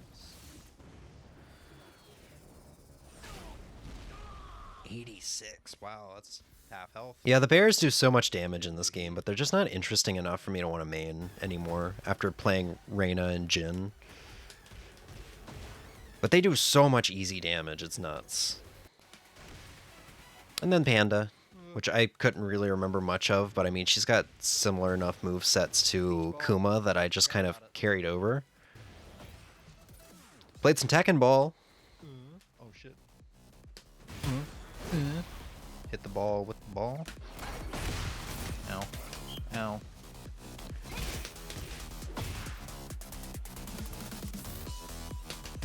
I would honestly love to see. I would honestly love to see competitive Tekken Ball at like Evo or something. I don't know if it's a thing. I'm sure some people probably play this game pretty seriously. Tekken Ball, not Tekken 8.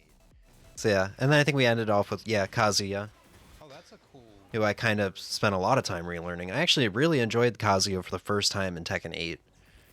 Which I guess it's finally because I kind of forgot how he played in Tekken 7, which was the thing that made me not really gel with him all that well once I played Tekken 8, because I played the 2 back-to-back.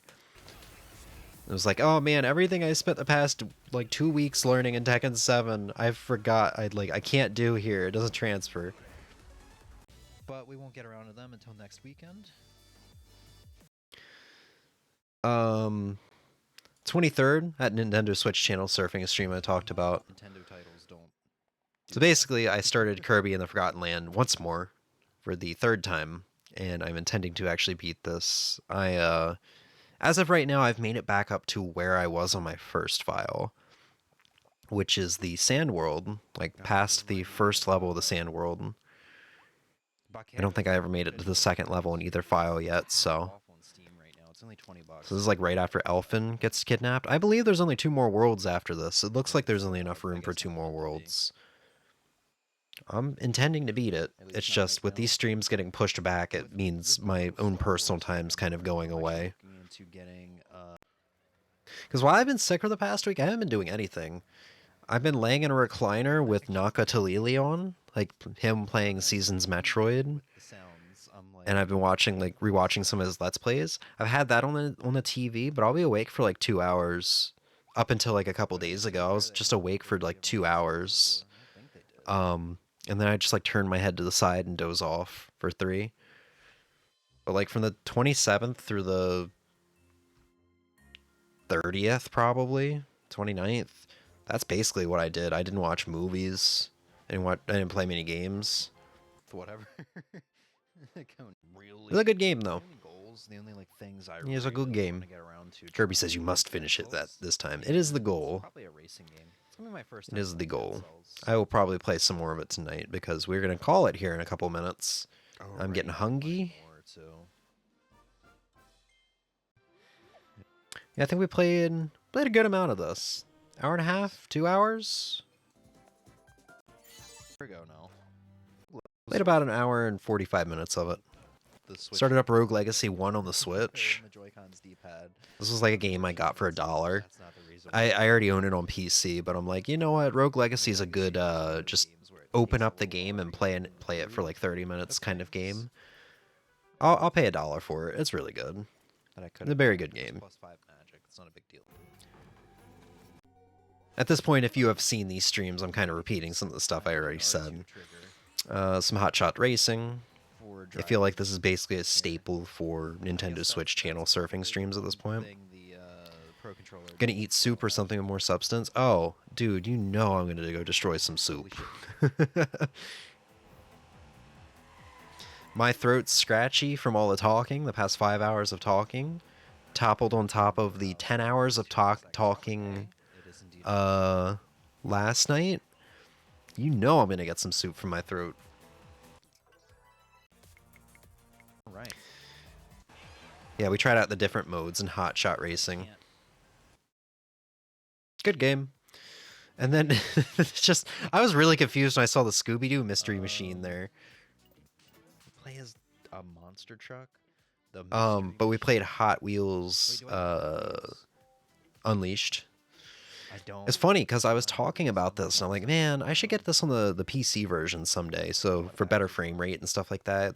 'Cause I bet these cracks in these cars could look really good. And then like literally the next day, Epic Game Store had it for free.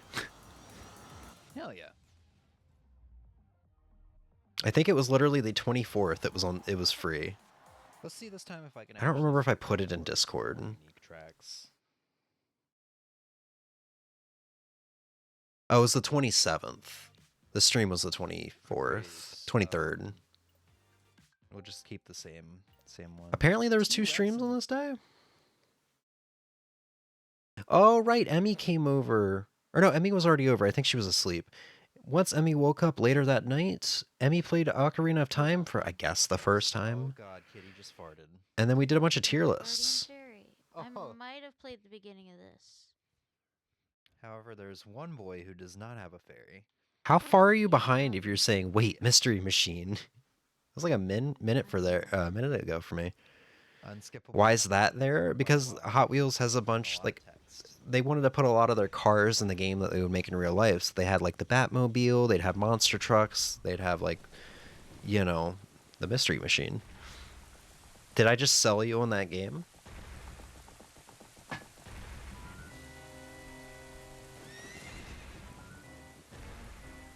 Oh yeah, true. I wasn't sure if you were like really, really hungry because food hasn't seemed super appealing. Oh, I'm really, really hungry, but that Panera soup is so incredible. Navi, Navi, where art thou? Come hither. Yeah, Emmy was asleep during her first stream. Killed one at least. Yeah, this was very recent. I don't need to go over it. I think I ranked my 10 top favorite films right now. I have to make sure I don't say of all time because that's something that will always change. We did the Picky Eater one. You actually liked him. Could arguably put it, and then I made my top 10 favorite movies. Must watch movies right here. Yeah. And Highly recommend. UHF, Scott Pilgrim, Kindergarten Cop, top 3. It didn't feel completely. I was mid-typing the message before Miles. It did maybe it sent, I guess. That's why it seems really late. Okay. Before all the other Spider-Men kind of like started surrounding Miles before the horror slashers are. Yeah, did some well, not this, but we did some quizzes. When I got Bowser's Fury, I was like, fuck. Yes. Next day, a very blasphemous Christmas. I kind of already talked about this earlier. I honestly wouldn't mind a very blasphemous Christmas to be a yearly thing, similar to Nakatali's Seasons Metroid. But I'm not going to force it. If it happens naturally and I want to play Blasphemous around Christmas time next year, we'll do it. It just so happened that there was a Silent Night, like Christmas skin here, which worked out really well.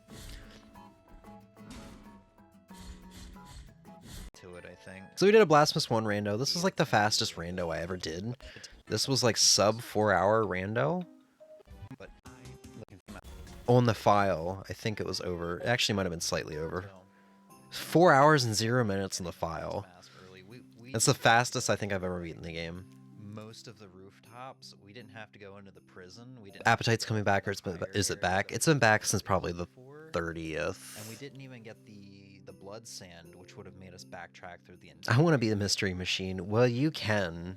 You can just play Hot Wheels Unleashed next time you're here, and you can be the Mystery Machine. That's what it is. I don't know if you ever played Hot Wheels Unleashed or not. I probably didn't even ask because I felt like you would just kind of look at that and go, no. It's a fun racing game. And yeah, we played Blasphemous 2. I complained about it, but I had a good time with it, despite the game's gripes. And then let's reflect the reflection from yesterday. New Year's Eve of Animal Crossing, and then all the reflection we did yesterday of the first half of 2024. I think even if I wasn't sick, this still was going to have to be the first reflection we ever did that got split in half, because the amount of streams in 2024 is significantly higher than any other year. Not significantly higher, because 2023 was pretty high, but like 2023 didn't have constant streams until like June.